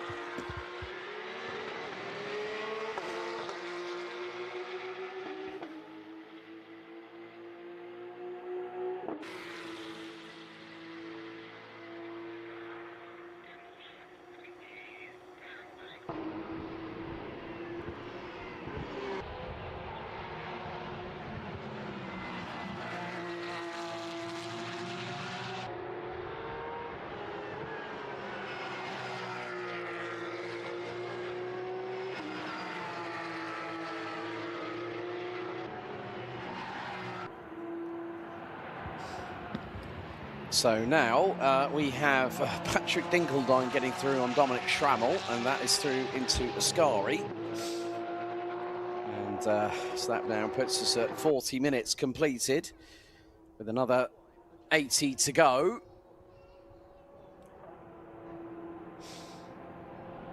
And thanks to Kieran from the team here at alphalive, who went down and had a check on one of the cars. Thank you, Kieran. The 291 will not be taking any further participation in the race. Damage to the left rear. So a real shame. Could have been 3 from 3 out of... we had Misano last year. Michael Hughes and Stefan Heim won that. Then they did the same at Portimao 3 weeks ago.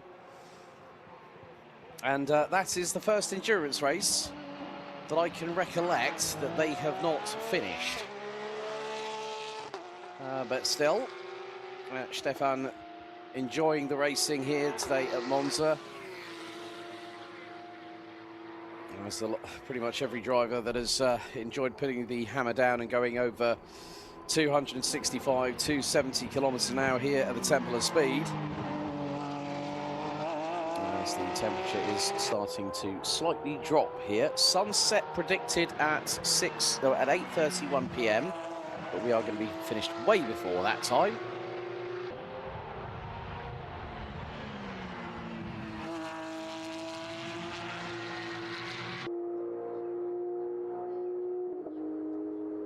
And I have to agree with what Kieran's just said. Yeah, temperature isn't dropping. Yes, it hasn't. And it's still going to be around about 22 degrees at about 8:30 tonight. So the heat has been a consistent barrage, let's say. But still, fastest lap of the race. No surprise, it is the car that is leading the way. Patrick Dinkeldine, 1:47.221. His last lap was a mid 1:48. And then when we go to the Class 21 division, fastest lap of the race so far is going to be, I'm sure it's going to be the Doberman himself, Enrico Fulgenzi, 1:48.76. Well, no, it isn't. It's actually the pairing of Janis Fischer and Levin Gelf, who are 98 thousandths of a second quicker Well, let's just call it a 10th, just to round up the number. And Janis Fischer is Levin Gelf's driver coach. Levin finally getting a very well-needed opportunity of a race win, which he did get at race 2 at Portimao. On board again with the 288. Maximilian Schmidt, I think, is behind the wheel of that car. Mike Alonso to take over at some point. That car still has not served one of its 2 mandatory pit stops.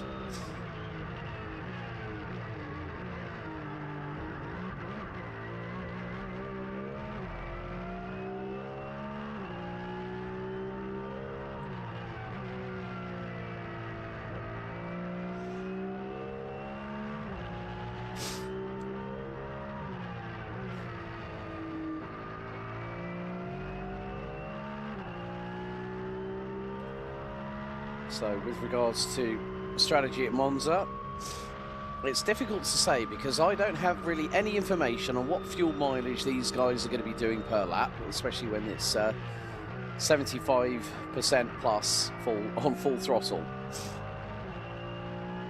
But considering the fact it does take a very, very long time on the 992 GT3 Cup cars, that's why they have that big flight case box in the pit lane. So self-contained unit makes it easier just to access and get everything done. But it takes no time to fill up a 992 GT3R as Patrick Dinkeldine, with an hour and a quarter left to go, has just come in for what will be pit stop number 2. Checking tyre pressures. Adjusting them if required, depending on how Patrick is putting the feedback to the team. And there is, now that is from the contact earlier on. The middle of the front splitter has got a little bit of a chunk. That's not exactly optimal for straight light speed here at Monza.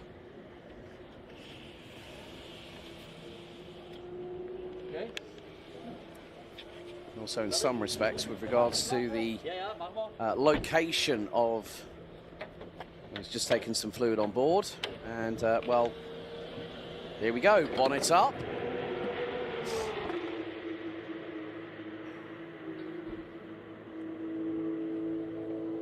And now at least the good thing is, one thing that Patrick has done that is going to help him in this heat, as that cockpit is going to be very, very toasty indeed, is that the car's got mainly white on the majority of the body, so that will reflect the sunshine back in the opposite direction, whereas if it was a black and gold car, well, yes, he'd be probably feel like he's in a sauna at that point. Well, he is in a sauna at the minute because there's no sort of traditional, you know, like when you get in your road car and you stick your AC on max AC, you know, full speed.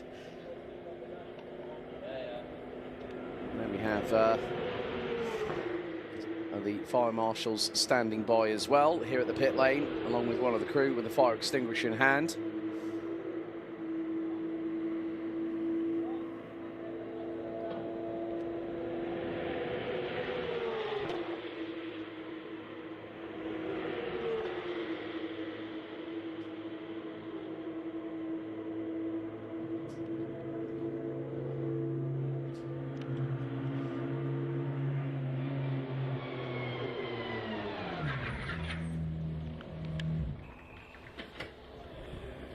Right, so in comes the 277.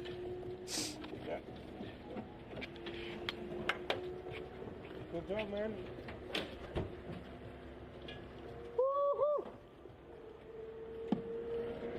So that is Stefan Kracht in, Alex Fontana out of the car. Alex Fontana jumps in. So to do his middle stint. So the first of their 2 pit stops. deciding to get Alex strapped in. There's a little bit of the good old black gaffer tape that we see when there's a little bit of scuffs, or when a body panel is... oh dear. What on earth has happened there? It's like parts of the clear coat's come off the paintwork. I did see on the back of Moritz Weber's number 77 car when we went through into technical under parc fermé conditions, the left rear bumper was quite heavily scuffed, especially underneath the rear tail lights. Now the refueling is now starting as we see the 244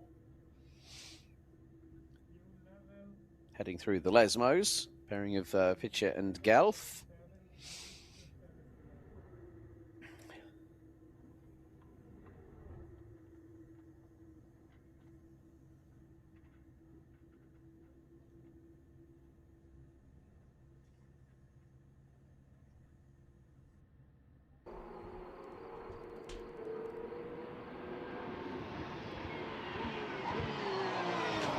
And now back in the race lead is the 253, the trio pairing of Von Rosen, Neuhofer and Schrammel.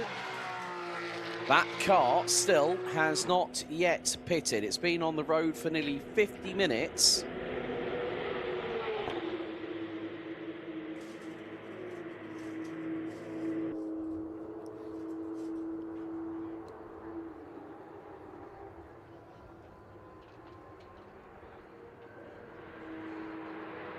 At the moment, the car does have a lead of just under 5 seconds. Is ahead of the 288, the pairing of Alonso and Schmidt for Fach Autotech. And there you see, there are the two leading cars down the same backstretch and into Curva Alboreto.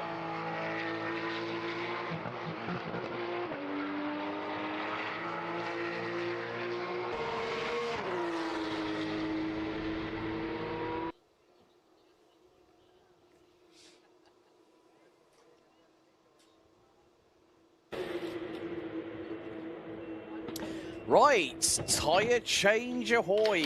Rear tyres going on. The back end of the 992 GT3R. Of course, there is now an Evo version of this vehicle, which has started competing in multiple championships, including the Deutsche Turnwagen Masters, who started their campaign just not that long ago at the Red Bull Ring. So all 4 tyres being changed, big amounts of brake dust on the alloys. Now, one of the things that you might have noticed, folks, as they get the car off the air jacks, now torque the wheels using the centre locking nuts to specification. So as soon as they get that nice little reassuring click, you see the triangle there, and that's actually quite a good point to bring this up. It's to basically give the mechanics a very good reference point. That is where the tyre valve stem is. So they can take the valve cap off, put the tyre pressure gauge in, adjust if required, and then it's quite easy. It's all about making the pit stops as quick and efficient as possible. Even with 6 minutes and 25 seconds at your disposal, it works quite well for the mechanics, because they go, right, that's one less thing that I need to worry about, because they'll just say, yeah, where it's coloured, that's where the tyre valve stem is, so you can check the pressures there. And that will work out for a few people.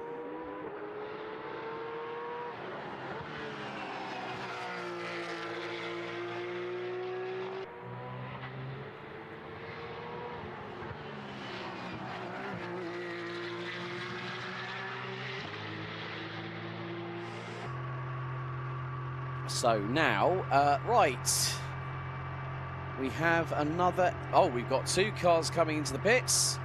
288, Fach Autotech, Alonso and Schmidt, along with 253, that's the Team Neuhofer Rennsport car, that is in pit lane. So Dominic Schrammel is now going to get out of the car, and Markus Neuhofer will jump in, very experienced individual. Of course, we saw Felix having that great tete-a-tete battles with Jack Sherwood in Class 1 earlier on. And there you see, on the left-hand side of the race helmet, that is now going to plug in the radio. And then it'll be a case of strapping Marcus in with the multi-point harness.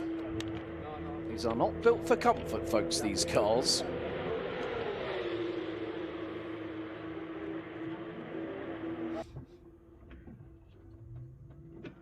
So Malta is right, okay. Simon Matisse in pit lane. So the car from Kracht and Fontana still in the pits as well. The Porsche Basel Racing Team outfit.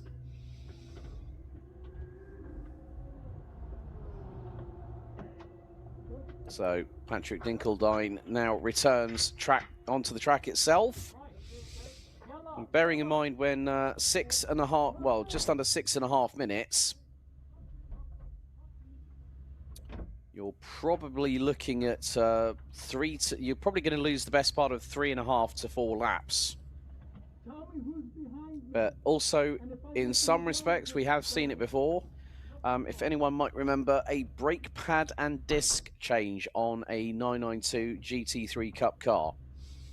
They can actually change them within that window, and when they take the brake discs off, I think it was Misano or Monza last year, and it was on one of the Manthey cars. They brought the car in and then changed the front brake pads and discs.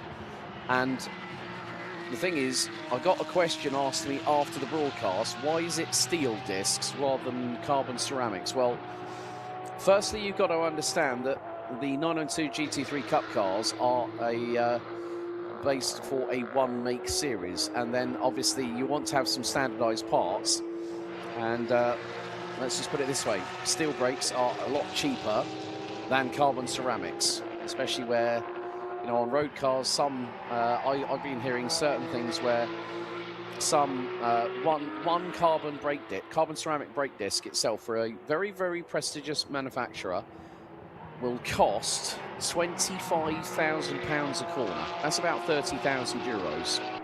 So that's not cheap. But we are heading down to just about 5 and a bit minutes before we go half-time here at the 2-hour enduro race. The second one of the season. We will not have another one until the season finale, which is the one that everyone enjoys, which is from sunset to night time. Here at well, it won't be here at Monza. It will be here. It will be then later on in the season at Misano World Circuit Marco Simoncelli when we head there to the Adriatic coastline just off of Rimini. So with just under 5 minutes to go until the turn of the hour, let's take you through the results as they stand so far. And at the moment, despite the fact of the top 3 being in the pit lane, leading the way, it's the 288 of Fach Autotex pairing of Maximilian Schmidt and Mike Alonso. That will change very shortly, I'm sure. Then the 253 trio of David von Rosen, Markus Neuhofer and Dominik Schrammel for Team Neuhofer Rennsport. Simon Matisse running solo for Widberg Motorsport in the number 74 Class 1 entry, rounds out the overall top 3. The pairing of Enrico Fulgenzi and Corrado Costa in the 217 rounds out 4th, head of Gary Buffkin and Lucas Wolf for track experience by Manthey. The pairing of Nico Gründel and Marcus Gratian rounding out the top 6. The Seebach Motorsports, Levin Gelf and Janis Fitcher. Porsche Basel Racing Teams pairing of Stefan Kracht and Alex Fontana. And last but by certainly no means least, Patrick Dinkeldine for Proton Competition in the 250 rounds out the 9 runners. We have had retirement from Michael Jules and Stefan Heim for the 291 991.2 GT3R for Team Jules by Heim Bohrtechnik.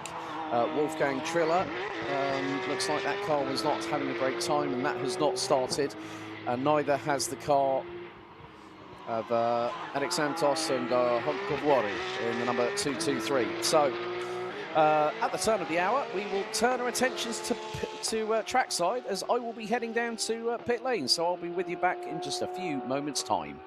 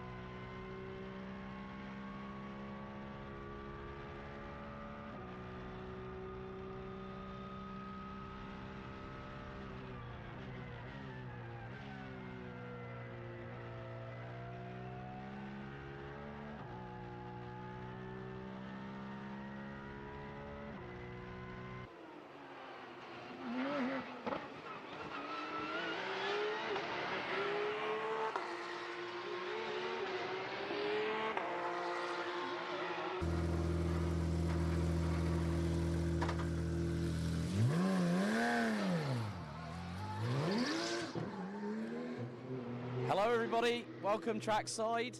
Nice little pull away. Well caught by our mobile camera lady for this weekend, Laura. A big shout out to Cami at Ascari. She's been doing some great work along with all the team here at alphalive. But as you can see, lighting up of Evans's. Sun is still so abrasive. It always is here at Monza. I mean, if anyone might remember when we were here in July last year. Sorry, I just had to take a moment and listen to a bit of ASMR myself down here. You know, up in the commentary box is a bit difficult, but this is one of the beautiful things that we have here, to have this opportunity to take a little bit of a wander. Of course, a big thank you to all the teams that have already packed up. Sportec has actually got Sonic the Hedgehog on Dragos Buriu's 992 GT3R as they're just about to load it up. As you can see, a lot of teams are already sort of packing things up, but there is still a lot of this race left to go. Local time just getting towards 6 p.m. local here in Italy, but you know, this was a big hive of activity earlier on today when everyone got prepped and ready for qualifying, and you know, we were getting very ready for things. But you know what? It's one of those things. Dominik? Alles gut? Ja, und bei dir? Auch gut. Bis bisschen doof gelaufen, weil viel Vorsprung gehabt. Und dann ging in der letzten Kurve leider der Fuel-Alarm an. Hab einen Aussetzer und hab dann diese, ich weiß nicht, 6 Sekunden auf Platz 2 dahinter mir verloren. War ein bisschen schade, weil Auto ist gut und alles gut. Und jetzt hoffen wir halt, dass vielleicht fürs Podium noch reicht. Ja, geil ist es, sind von deine Wenigkeiten, aber jetzt ist Markus am Steuer und geht richtig gut für die Mannschaft bei Team Neuhofer Rennsport im Moment. Alle gut. Felix hat ja vorgelegt mit dem Sieg und jetzt ist der Rest dran und wir haben eine gute Mannschaft, muss ich sagen. Es macht unheimlich Spaß und wir sehen, es geht in die richtige Richtung. Macht Bock. Ja, immer Bock hier bei Monza. Viel Glück. Danke dir. Yeah, really good to hear from Dominic there. Just saying that they had an advantage over Fach Autotech, and then obviously came in, did the pit stop change. Marcus got behind the wheel. Obviously, David von Rosen, related to Max. Obviously, Max, get well soon, buddy. We want to see you at Imola, racing in Open GT. So you're seeing now here, a lot of the shutters are down. People have cleared the garages. You know, it's one of those things. But you know what I want to do? I don't know who's behind the wheel of the 217, but I think we might need to go back to Enrico Fulgenzi Racing and see if Enrico's there himself, because I think we just gone past the halfway point. I mean, this is actually a good opportunity for me to stretch my legs, because, you know, being on the headset all the time can be a little bit disruptive to the blood flow, let's say. But we want to thank all of you that have been interacting on the YouTube chat, on the alphalive YouTube channel. Have to give a shout out. Liebe Grüße an unsere Freunde in Deutschland, Motorsport Television Deutschland. Vielen lieben Dank für deine Wenigkeiten und complimenti a tutti a parfumé. Grazie a voi. That's our Italian friends. Look, this is what we like. This is why we are a family here at Porsche Sports Cup Suisse. People are still staying here. I mean, like, we had the tribunes over there, like half, you know, quite a lot full. Now, you know, we're getting to the end of what has been a really good day. Obviously, we can see now fuel rig, I think, is being prepared. So, you know what we're going to do? We're going to stick around down here in pit lane, because I mean, look at this. At the end of the back of the Proton competition garage, there's still people here, because Patrick had his birthday yesterday. And this is, yeah. So we're just keeping an eagle eye out here at the moment. And so these, there is going to be, obviously they have already changed the tyres. Patrick's already come in for 2 pit stops. But of course, is there going to be enough for, in terms of fuel? Because they have that 6 minute and 25-second pit stop window to do so. They are getting, it looks like they are getting the fuel rig ready. So Patrick has got a brand new set of Michelin stickered tyres on that car. And you can actually see on the main tread of the car, the tyre there, 100 kilometres. So obviously they do take into consideration how much the tyres have been in terms of distance. So this is always interesting to see. But also, where a few people have been here today, is that glorious podium. There's nothing quite like it in the world. I was here at obviously for Porsche Sports Cup Suisse last year, and then of course the Pirelli Gran Premio d'Italia for Formula One, which celebrated the 500th Grand Prix of Pirelli being the official tyre sponsor of Formula One. You know, there's still a lot going on here. It might not be the hive of activity, but you know, one of the good things that we've had over the course of the weekend, I mean, we hope you've all enjoyed all the racing action. That's one of the things that I love about this series, that there's always something that's going to provide of some kind of interest. And one of the good things is coming down here also gives me an understanding of how long the pit lane is. I mean, we look back, coming out of Alboreto at turn 11, and then all the way down, especially if you get a drive-through, your first gear, 60 kilometers an hour, and then it's all the way down, right to the exit point on the other side of the pit lane. Now that is, okay, it might just look like, you know, a quick camera swivel from Laura, but it is really, it's trying to find people to interview. Now, I am trying to see if Enrico is around. Let's see. Not too sure. No, Enrico is in the car, so we'll have to catch up with Owen and maybe hopefully at the end of the race. So it is that sort of time where, you know what, I would like to go down and try and speak to people and try and find out what's going on, but sometimes it's better to leave the teams alone. There's only so much that you can talk to people for over the course of the day. So we're going to take it back to the track and give you a little bit more ASMR, and I'll be back with you in just a few minutes' time up in commentary.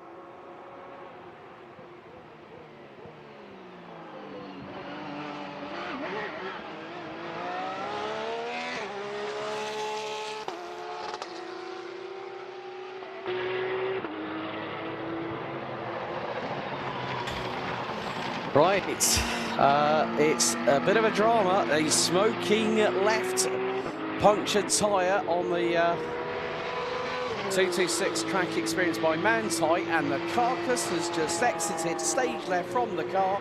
That has put debris on the circuit.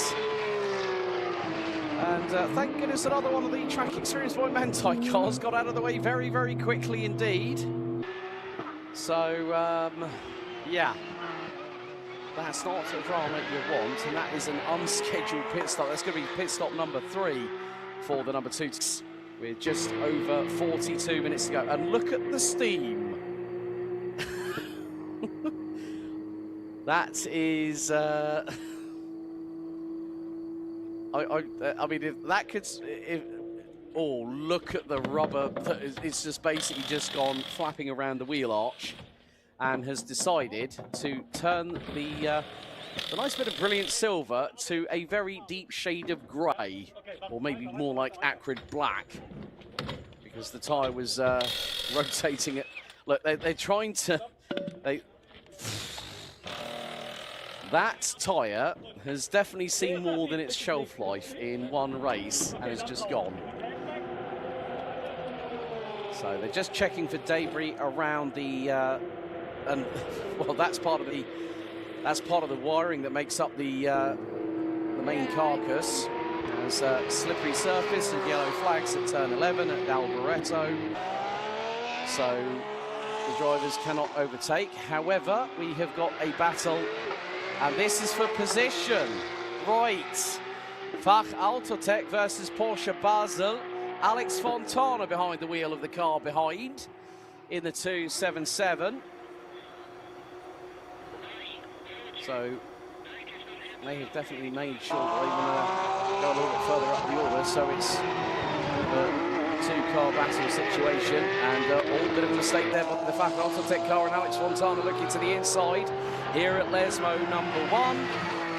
Well, 288 fights that one. They thought, well, okay, we'll just let them go through. There's still just over 40 minutes remaining.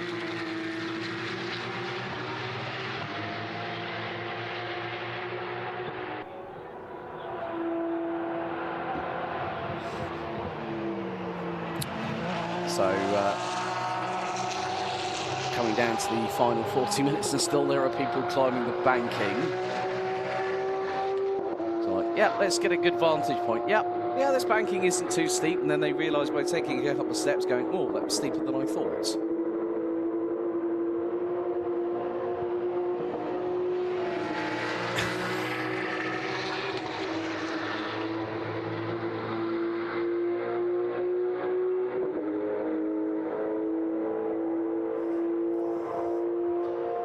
definitely know that wouldn't happen during the Italian Grand Prix.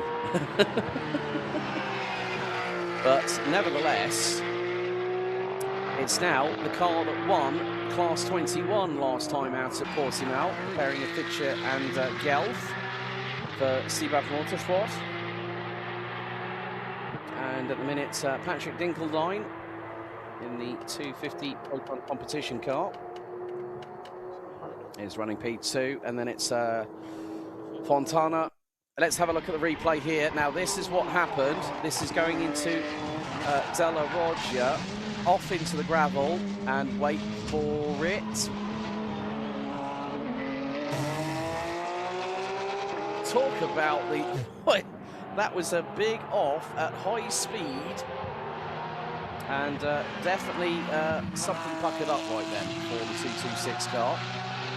And all that gravel, you know, it can be quite sharp and abrasive, and as soon as that happens, if it cuts the sidewall of the tyre, then the main carcass is then going to start having a bit of a adhering problem, as in the fact that the sidewall and if the main carcass, the main tread, centre part, gets separated in some way, shape or form, then that's going to cause a structural instability, and thereby the tyre will just basically go, no, I've had enough, that's it, game over.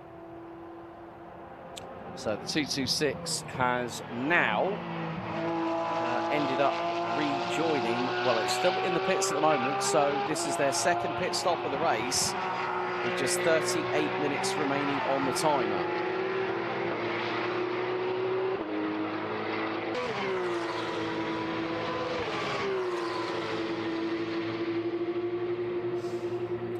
And well played by the marshals. Looks like they've cleared the debris, or the main carcass of it thereof.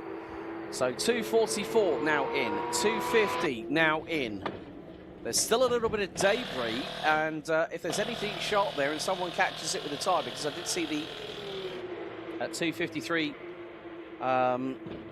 Team Neuhofer Rennsport car go through, and there was something that flew off into the onto the left-hand side of turn 11. Right, new Michelin Pilot Sport Cup tyres going on the 244.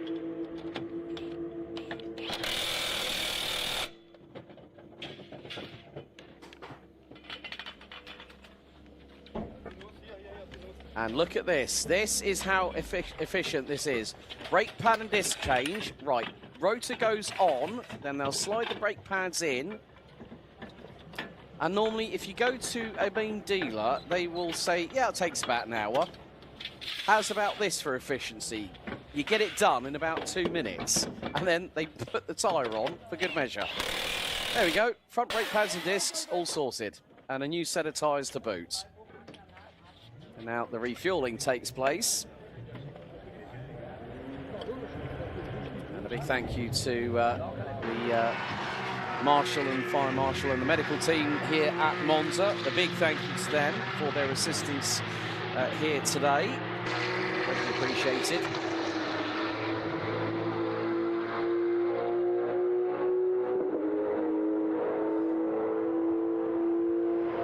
And again, Simon Mattis, for the second round in a row, has decided to do both sprint races in Class 1 and then also do the 2-hour Enduro.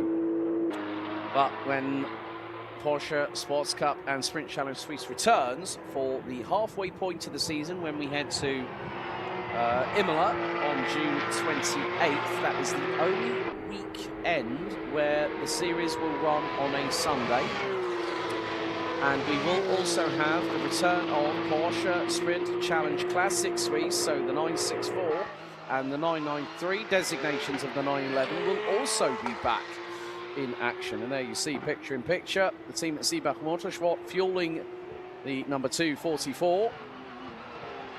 And there is number 217,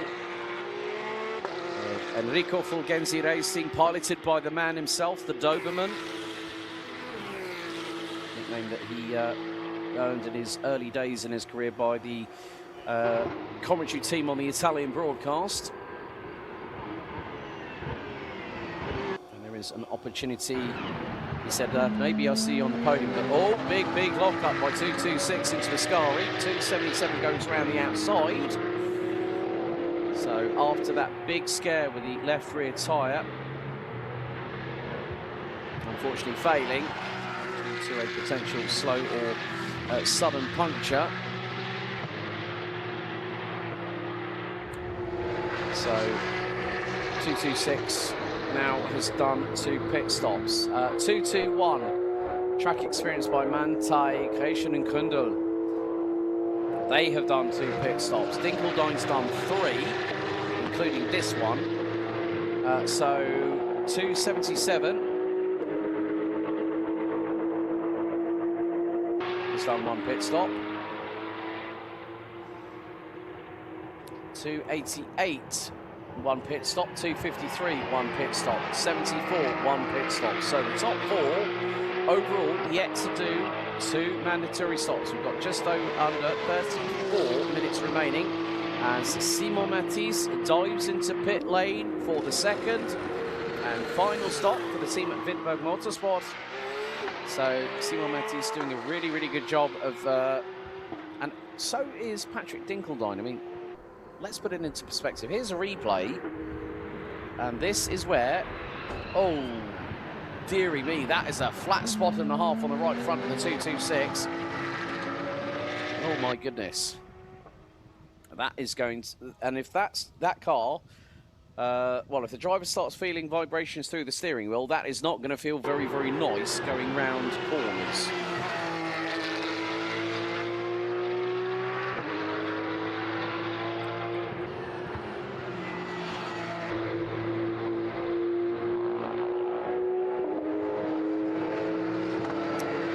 Has been a long day for everyone involved here at Monza. From the teams, from organisation, big thank you to the alphalive crew for once again doing a killer broadcast here at the Temple of Speed. A big thank you to everybody that is here and also not here. Obviously we've got a couple of members of the alphalive team working behind the scenes back in the United Kingdom, so a big thank you to them for their help as always. Big thank you to you watching at home for you all giving your support to the series and also cheering on your favourites as the day has progressed. But we are going to see blue flags being waved, and that is the 244 Seebach Motorsport car that has just come out of pit lane.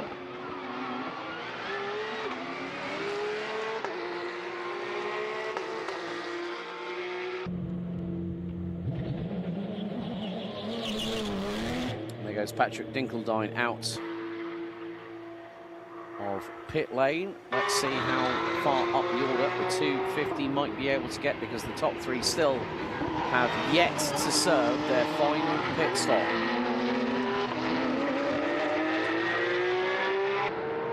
The strategy employed by Gelf and Fincher last time out, when Gelf did the qualifying at Portimao. Started from pole position.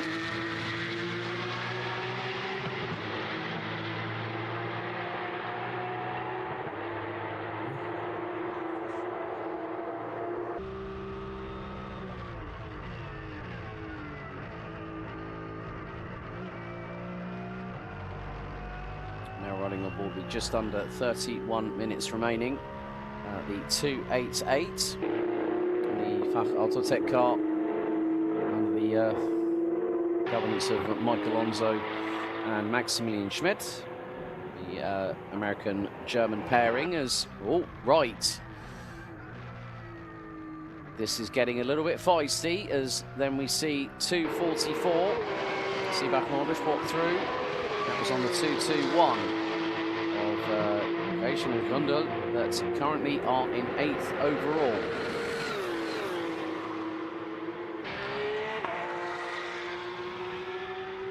And 288 is coming to the pit lane. Oh, I think Hefkin and Wolf have also come into pit lane, maybe for that big old flat spot on the right front Michelin after heavy braking. So tyres are being changed, and look at the amount of brake dust that's just come off of the back end of the car.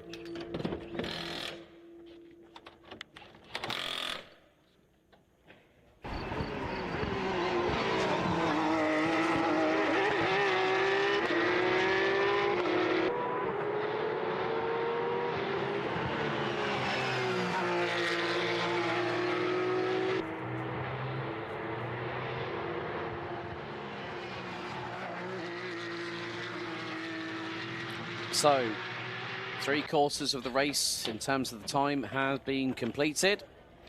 Bonnet goes up on the 288 from Fach Autotech. So they will then put the respective lines in. So in goes, we're trying to put in trying to put the line in. There seems to be an issue, but at least with 6 minutes and 25 seconds, if there is an opportunity, there's Maximilian Schmidt behind the wheel, having a chat with the engineers, possibly explaining an issue that he feels might need to be sorted out. There's Mike Alonso. Right, okay, fuel lines going in.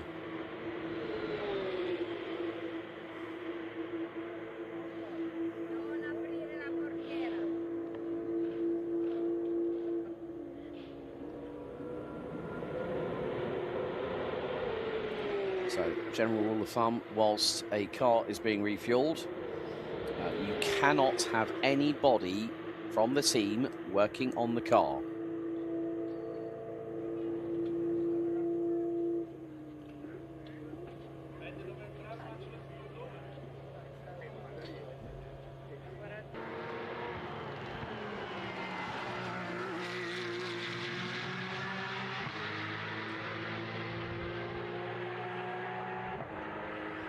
Okay, there is an engine firing up in pit lane as we speak.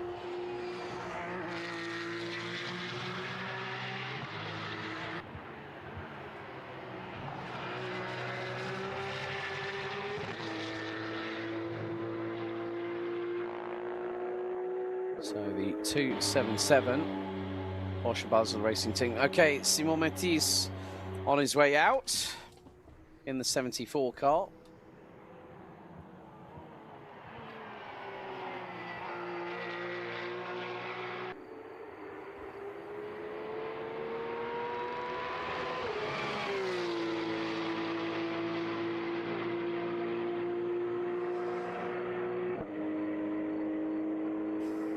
So that is now 46 laps completed of the 5.793 kilometre, 3.6 miles circuit here at Monza.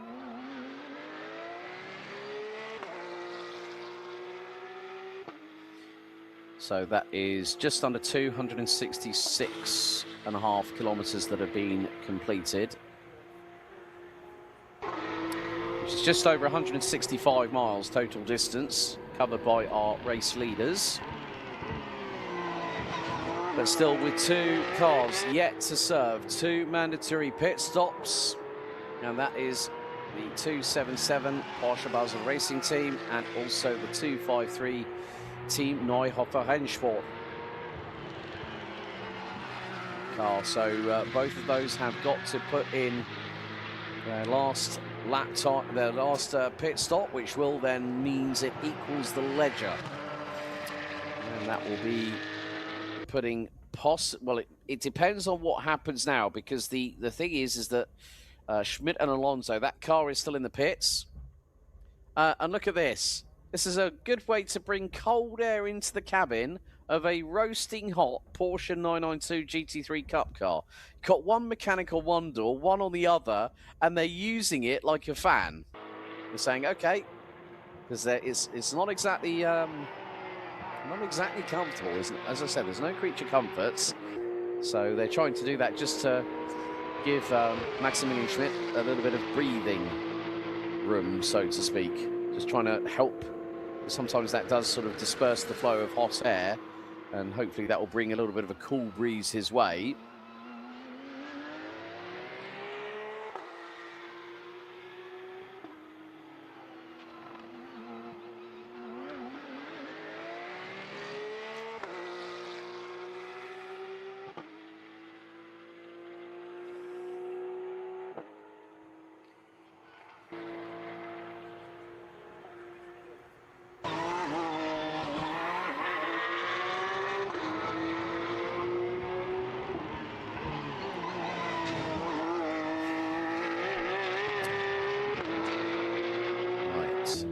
Okay, 2:53 now in. Team Neuhofer Rennsport is in for its second and final pit stop, and there you go. Who needs a stopwatch when you've got a timer on a mobile phone? And they're counting down the time. And there we go. Maximilian Schmidt will be told, okay, right, now you can go. We saw last year for one of the endurance races, someone even had the old LCD digital stopwatch with the 3-button pusher at the top of it and attached to a big long piece of string that wraps around the gentleman's neck. So this could very much be the case of seeing how the race will proceed. And bearing in mind, Gelf and Fitcher put strategy to the forefront at Portimao last time out 3 weeks ago. But can they do the double in the 2:44 here at Monza? It would be a welcome way to conclude the second round of the 2026 calendar.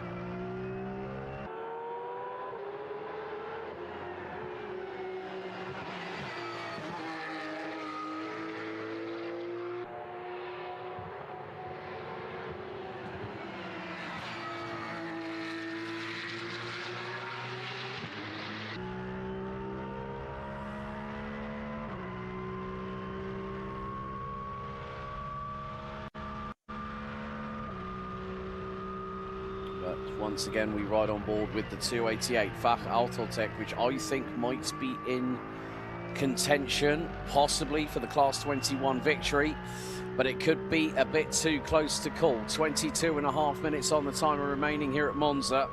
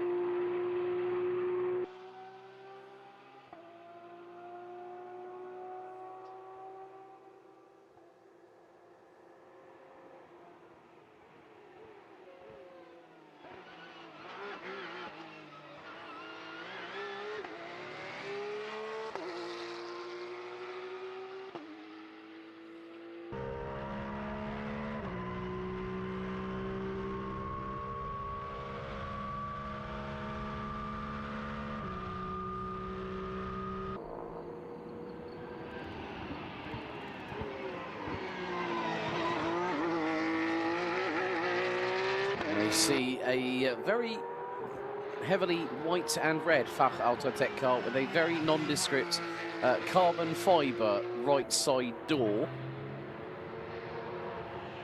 But that car is currently sitting in P7 at the moment, but there is still time to gather up things as they stand. But at the moment, we are very close to completing 50 laps of the circuit here at Monza. Enrico Fulgenzi for the EFR team, 217, has just completed 47 laps. When Alex Fontana comes into the pits for the Porsche Basel Racing team, then that will then bring us back into some kind of equilibrium with regards to the pecking order.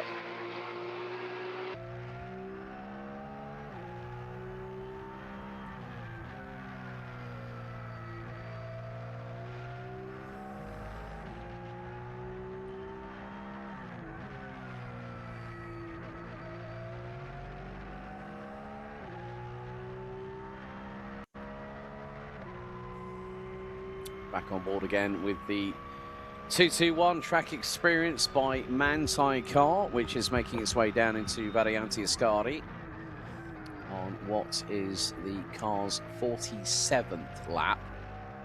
And see the amount of adjustment, the amount of steering input drivers having to make. It is not that easy to to race around here at Monza. It is just literally you are full throttle. You've got to be completely focused, 100% in the zone to try and make up as much ground as you can. But it will be dependent on who has played the better strategy game. Because here at Monza, yes, there's high top speeds, yes, there's heavy braking zones, but who has put in the best work with regards to the strategic calls that the drivers and also the engineers in the pit boxes have made over the course of not just qualifying, but also the race itself. Because it's a double-pronged effort. You get a good time in qualifying, you're high up the grid. If you get a good bit of consistency through a 120-minute enduro, then you must be doing something right.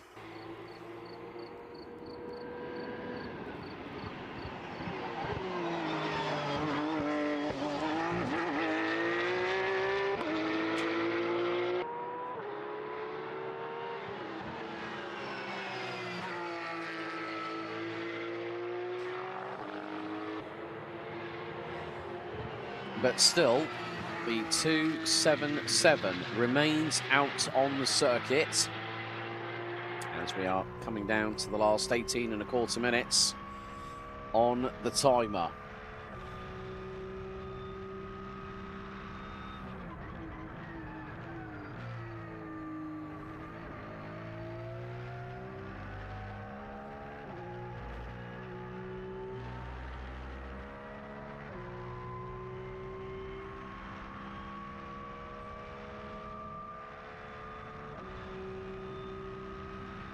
So on to lap 52 goes the race leaders.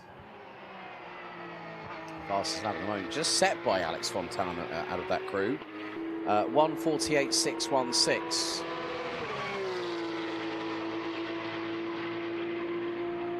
So things are starting to get themselves into a little bit of an order here. And I think that maybe on home soil, how about this?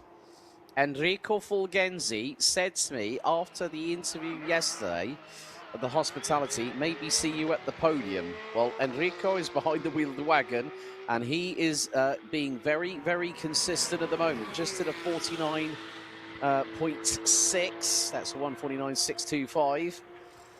And now Von Rosen, Neuhofer, and Schrammel. Looks like it's going to be more than likely David Von Rosen that is going to bring the car home if he hasn't already gotten in. Of course, David has been doing quite a lot of work behind the wheel today, qualifying in 2 sprint races, which haven't quite gone the way that he probably would have planned and nor expected either. But the big question is when will Alex Fontana bring the car into pit lane?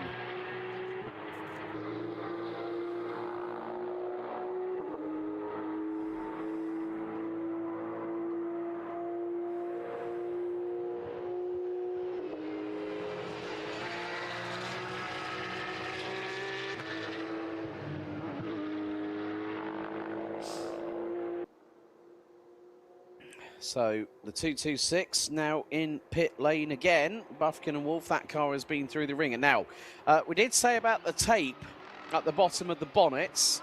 Well, the 277 has just proved the point. There was a big gap of about an inch. And when the air catches underneath the bonnet and it lifts it up, where it normally lays on the front bumper.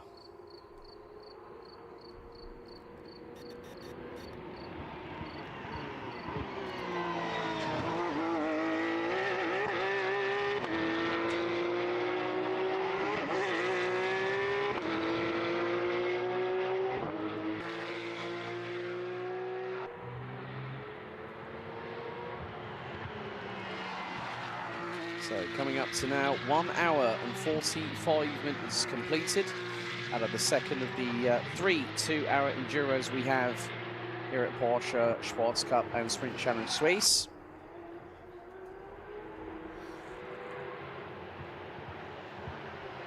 And the 277 Porsche Basel Racing Team entry, piloted by Alex Fontana, comes out to Valianti Ascari.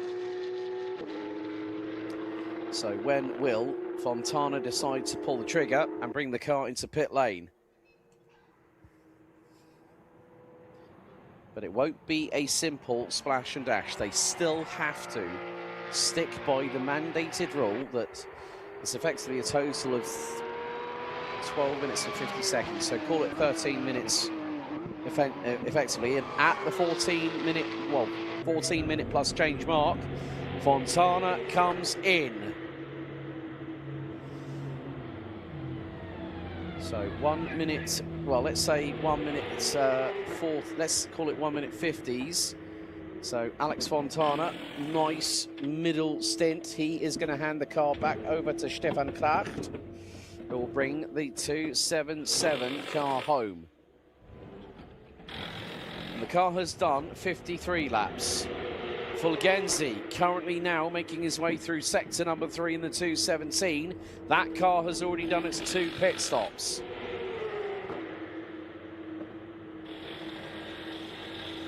So Stefan gets behind the wheel of the car.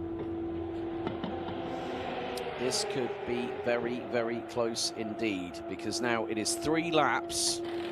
No, actually make that 2 laps.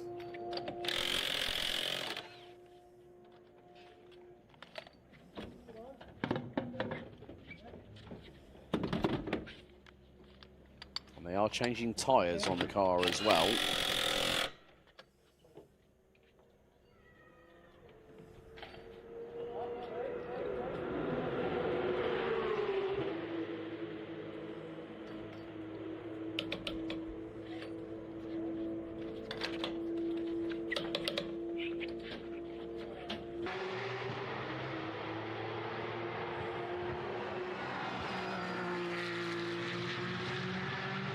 So what this means now is the 217 pairing of Corrado Costa and Enrico Fulgenzi are very much probably going to be about a lap away. And at the moment, as things stand, this car could become the new overall race leader.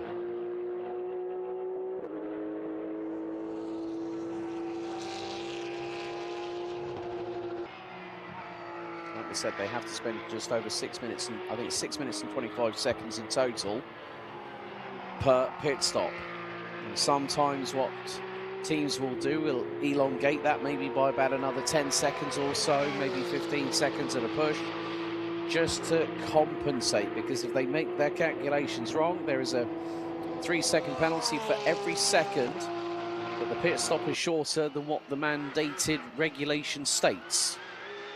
So if it's 6 minutes and 15 seconds, okay, 6:25 is the benchmark. The least time that you can actually spend before going out of the pit lane. That is automatically a 30-second time penalty. So 10 times 3 is 30, and then there'll be some very unhappy campers after that one.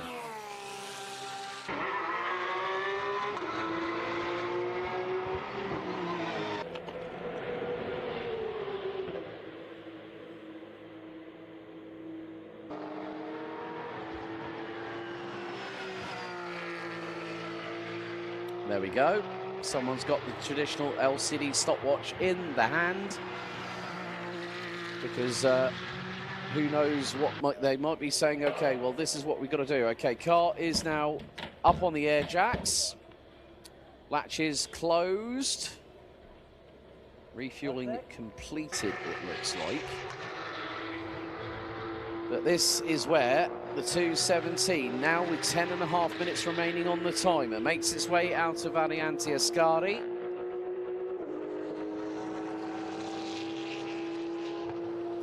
And there cannot be anything left to chance for the 277. Pairing of Kraft and Fontana. Kraft now back behind the wheel. So coming up to 10 minutes to go. Here comes the 217 Enrico Fulgenzi racing entry.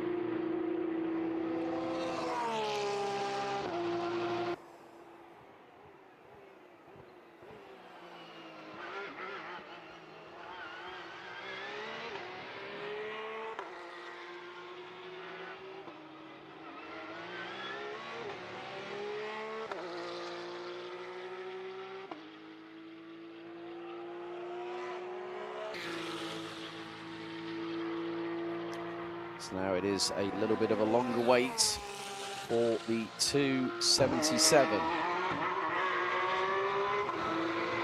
We see, so Stefan Kraft is probably saying, right, okay, how long until I need to get out of this pit lane? Because at this moment, Enrico Fulgenzi now fires the 217 car through into the first of the two Lesmos, and I think there's been a little sense of realisation. The way that Stefan Kraft's eyes literally went wide open. And there you can see communication constant with the driver, counting down the seconds that are left on the stopwatch in his right hand. 2:17 now, again coming through Ascari, 8 minutes and 40 on the timer.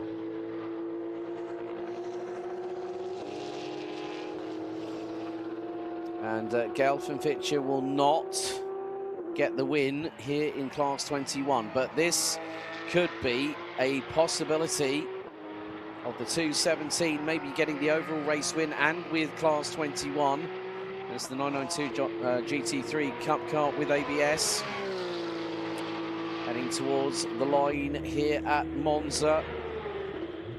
Oh, and it's a countdown. This is going to be close. So now this is going to be a bit of a feisty final 8 minutes, I think, but I don't think it's going to be enough. No. Enrico Fulgenzi Racing now takes the race lead. And it is a slow trundle at 60 kilometers an hour in first gear. Once they get that past that line, it's now put the hammer down, up the gearbox. Do not cross the white line on pit lane exit. Heading into Rettifilo. So now it's the case of, can this car do exactly what it needs to do to get to the checkered flag here at Monza?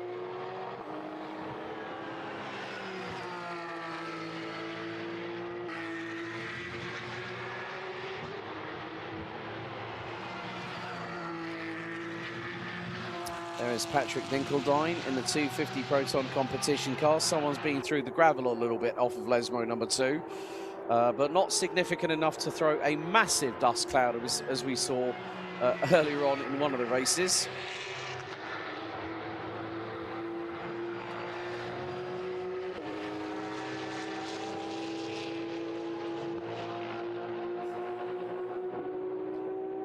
So now it is the run to the checkered flag here at Monza as we are coming to the inevitable conclusion of the second round of the 2026 Porsche Sprint Challenge and Sports Cup Suisse, live here from the circuit itself.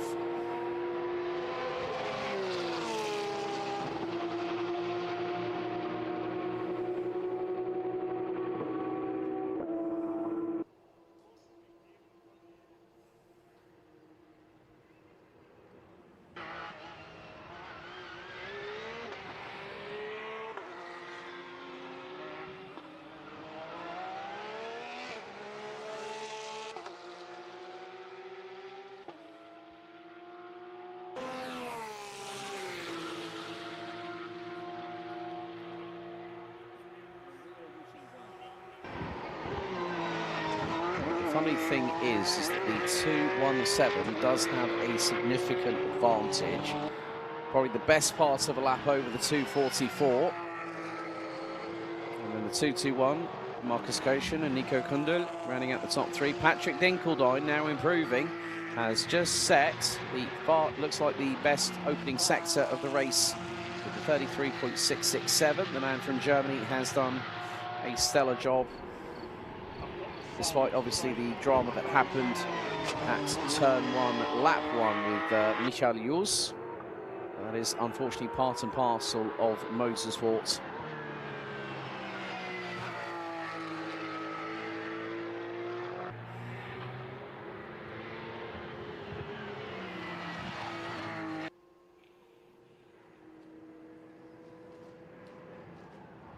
So now, with the fact that the 277 has ended up dropping down to P5.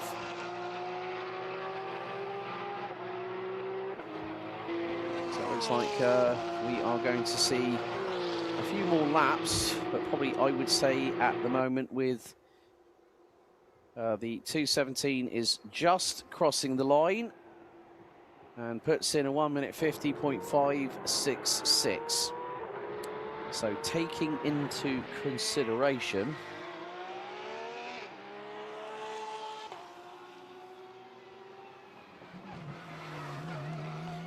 and that is uncharacteristic of Fulgenzi Racing. Left front puncture. Aye. That is the second car that has had a left rear puncture. Sorry, it's been a long day in the office. My bad. Don't shoot the messenger, just shoot the man who said about it being a left front puncture. It's been a long day. And it's been a long day for everybody. But this is not what the team wanted. And, right, there is debris being scattered. And again, the 217 is having to use the runoff area just to try and help slow the car down. And that now means there is a and look at this, it's off the rim now. Oh dear, that is exactly what we saw with the 226 track experience by Manthey, and it's basically, I think, maybe to do with the little bits of gravel that have been thrown onto the circuit. They're sharp, they're small, they're abrasive, they can puncture tyres quite significantly. Let's have a look at the replay. And right, okay, down the start, finish straight. The tyre lets go. And that's at high speed. That's probably at 220 plus kilometers an hour. And Enrico Fulgenzi himself saves the car, and now the carcass leaves, exits stage left and goes onto the grass on the entrance into Ascari. And what this will mean now, please just get that car back to the box.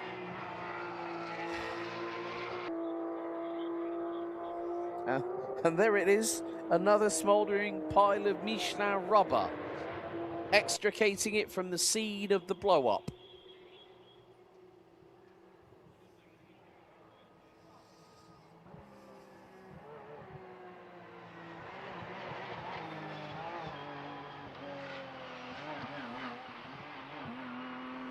Oh dear, that is smoking like a good un.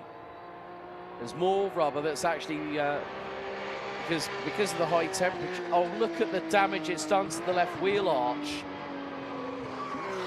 And that is not... Oh, and he's nearly lost it in the pit lane. He's just about getting it to the box. How on earth? And that is a lap. That is nearly 3.6 miles, nearly 5.5 kilometers. They throw the they throw the wheel away. Now, the thing is, they have done 2 mandatory pit stops. And the thing is, I'm waiting to see what happens now, because we've got 52 seconds on the clock. There's Dinkeldine. So I cannot believe what I have just witnessed. We nearly had a drama in the pit lane after the 217 went on the rim for a lap. And I have to say, that is exactly the kind of car control from someone that is an experienced individual that knows how these cars operate.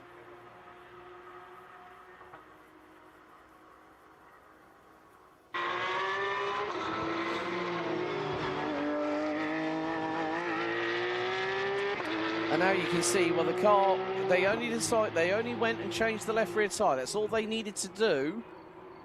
But with those 2 mandatory pit stops,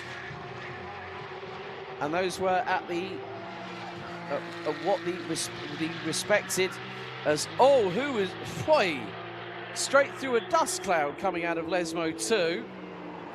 There is Patrick Dinkeldine. So got to see how things are going to go. It is going to be the checkered flag. And has this meant that Gelf and Fitcher, have they done it? The checkered flag is out. The timing has adjusted. Levin, Gelf and Yanis Fitcher from Seebach Motorsport after 58 laps. They haven't just won their class, they've won the whole thing. I cannot believe what we have witnessed. Patrick Dinkeldine P2, and it is going to be a podium for Enrico Fulgenzi Racing. The Doberman brings home the car in second position. Now I'm not. That has changed. Gratian Grundle P2 in class 21, P3 overall. Fulgenzi and Costa for Enrico Fulgenzi Racing round out the top three in class 21. Simon Matisse is over the line in seventh in the number 74 class 1 Vidberg Motorsport car. And then we will have another couple of drivers crossing the line, and that will be Clashton Fontana, Alonso and Schmidt, and they will round out the top five. Well, the top four. Hang on a second, let me just work it out here. That will be the top five. But how about this to end your day at Monza? Gratulation, Yanis Fitcher und Levin Gelf von die Mannschaft Seebach Motorsport, der Nummer 244, hat den 2 Stunden Endurance-Rennen hier am Temple of Speed in Monza in Italien hier heute Abend gewonnen. So the trio of Max van Rosen, Marcus Neuhoff, David van Rosen, sorry, David, apologies. David van Rosen, Marcus Neuhofer and Dominic Schrammel round out 8th, with the pairing of Lucas Wolf and America's Gary Buffkin round out the finishers. They both ended up in the pits. Unfortunately for Michael Jules and Stefan Heim, the 3 in a row, unfortunately it seems like fate had other plans. But that is the conclusion of the on-track action, and it's time for our final interview session with our drivers before we say ciao to the Temple of Speed here at Monza.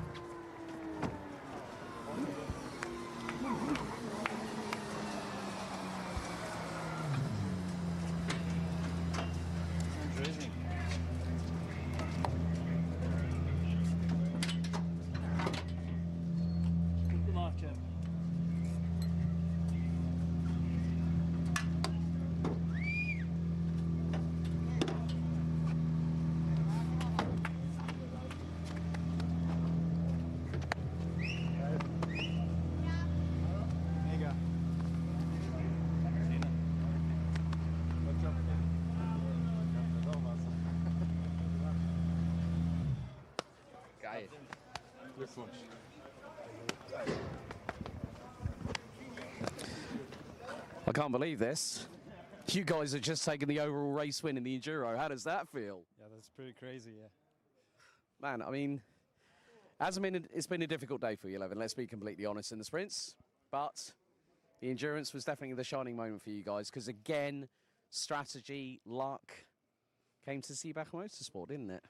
Yeah, I mean, I had no luck in race 2, unfortunately. But big shout out to the boys. They got the car ready back for the endurance, which was pretty tight, but they managed to get it done.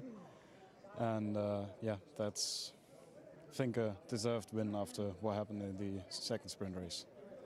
And also, you know what that means? You can have a good couple of beers with the boys. You need to buy them around. Yeah, I really have to. But congratulations to Yannis. Take a swig first of all. It's, as you can see by how red Yannis's face is, it's not easy in these cars, is it, buddy? No, you need to work much harder than GT3R, I have to say. Yeah, I mean, pushing 1.5 hours is not that easy at all. Doesn't matter if it's in a GT4, GT3 or whatever. 1.5 hours by this temperature, it's quite hard. Congratulations, you and Levin, overall endurance winners and also Class 21. Congratulations. Thank you. Right. Okay, so I want to try and see. Right, okay. We've got the Doberman over there, fresh out of the cockpit. And it's a big debrief here at Enrico Fulgenzi Racing. Let's see if we...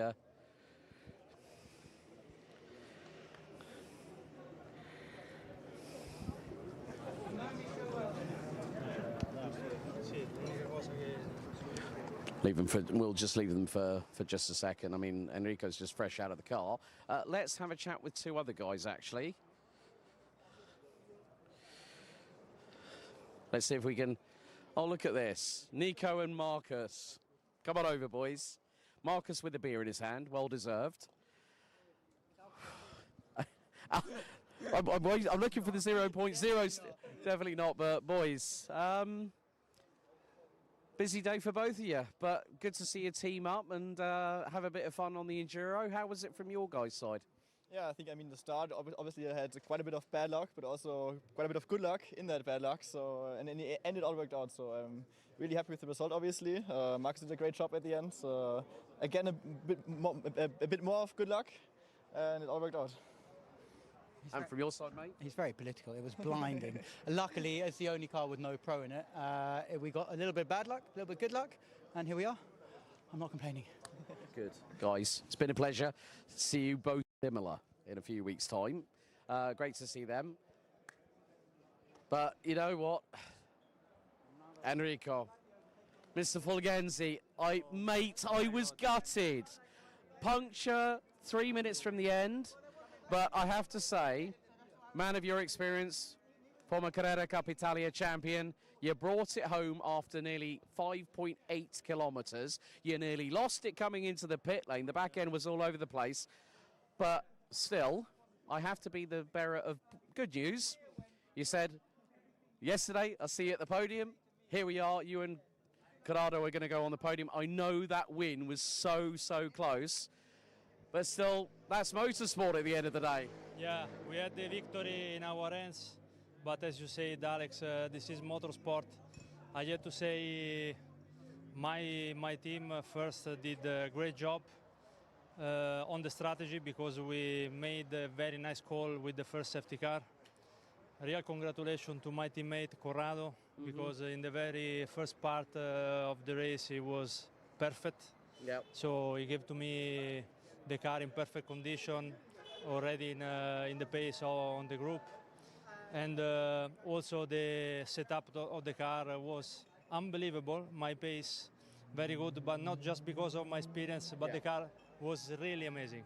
As soon as they bolted that brand new Michelin Pilot Sport tyre on the left rear, you lit up the rear tyres, you went as quick as you could, and that just shows the experience with the team, the setup. We talked about that yesterday, but still, there's always Misano at the end of the year, and I know for a fact you'll be chomping at that bit to go, right, team up with Corrado again at Misano, and we have the sunset to nighttime race. Corrado. I did my little job to give the car to Enrico, and then I think that he's the moral winner of this race. We had 2 minutes of advantage, so but we were lucky in the beginning because I have seen safety car and I sacrificed myself. I stopped, and so I gave the car to Enrico, and then he did this wonderful job. But at the end, we paid with little luck. But he's truly one champion, and I want that he come back to compete even. I am 64 years old, and he's No. Gerardo, you got it wrong. 64 years young. Age is nothing but a number, my friend. But guys, congratulations on the podium here at the Temple of Speed. You know what? Monza is magical. Let me say that again. Monza is magical. The good thing is, a very sweaty Patrick Dinkeldine, 50 years young. As I said, age is nothing but a number.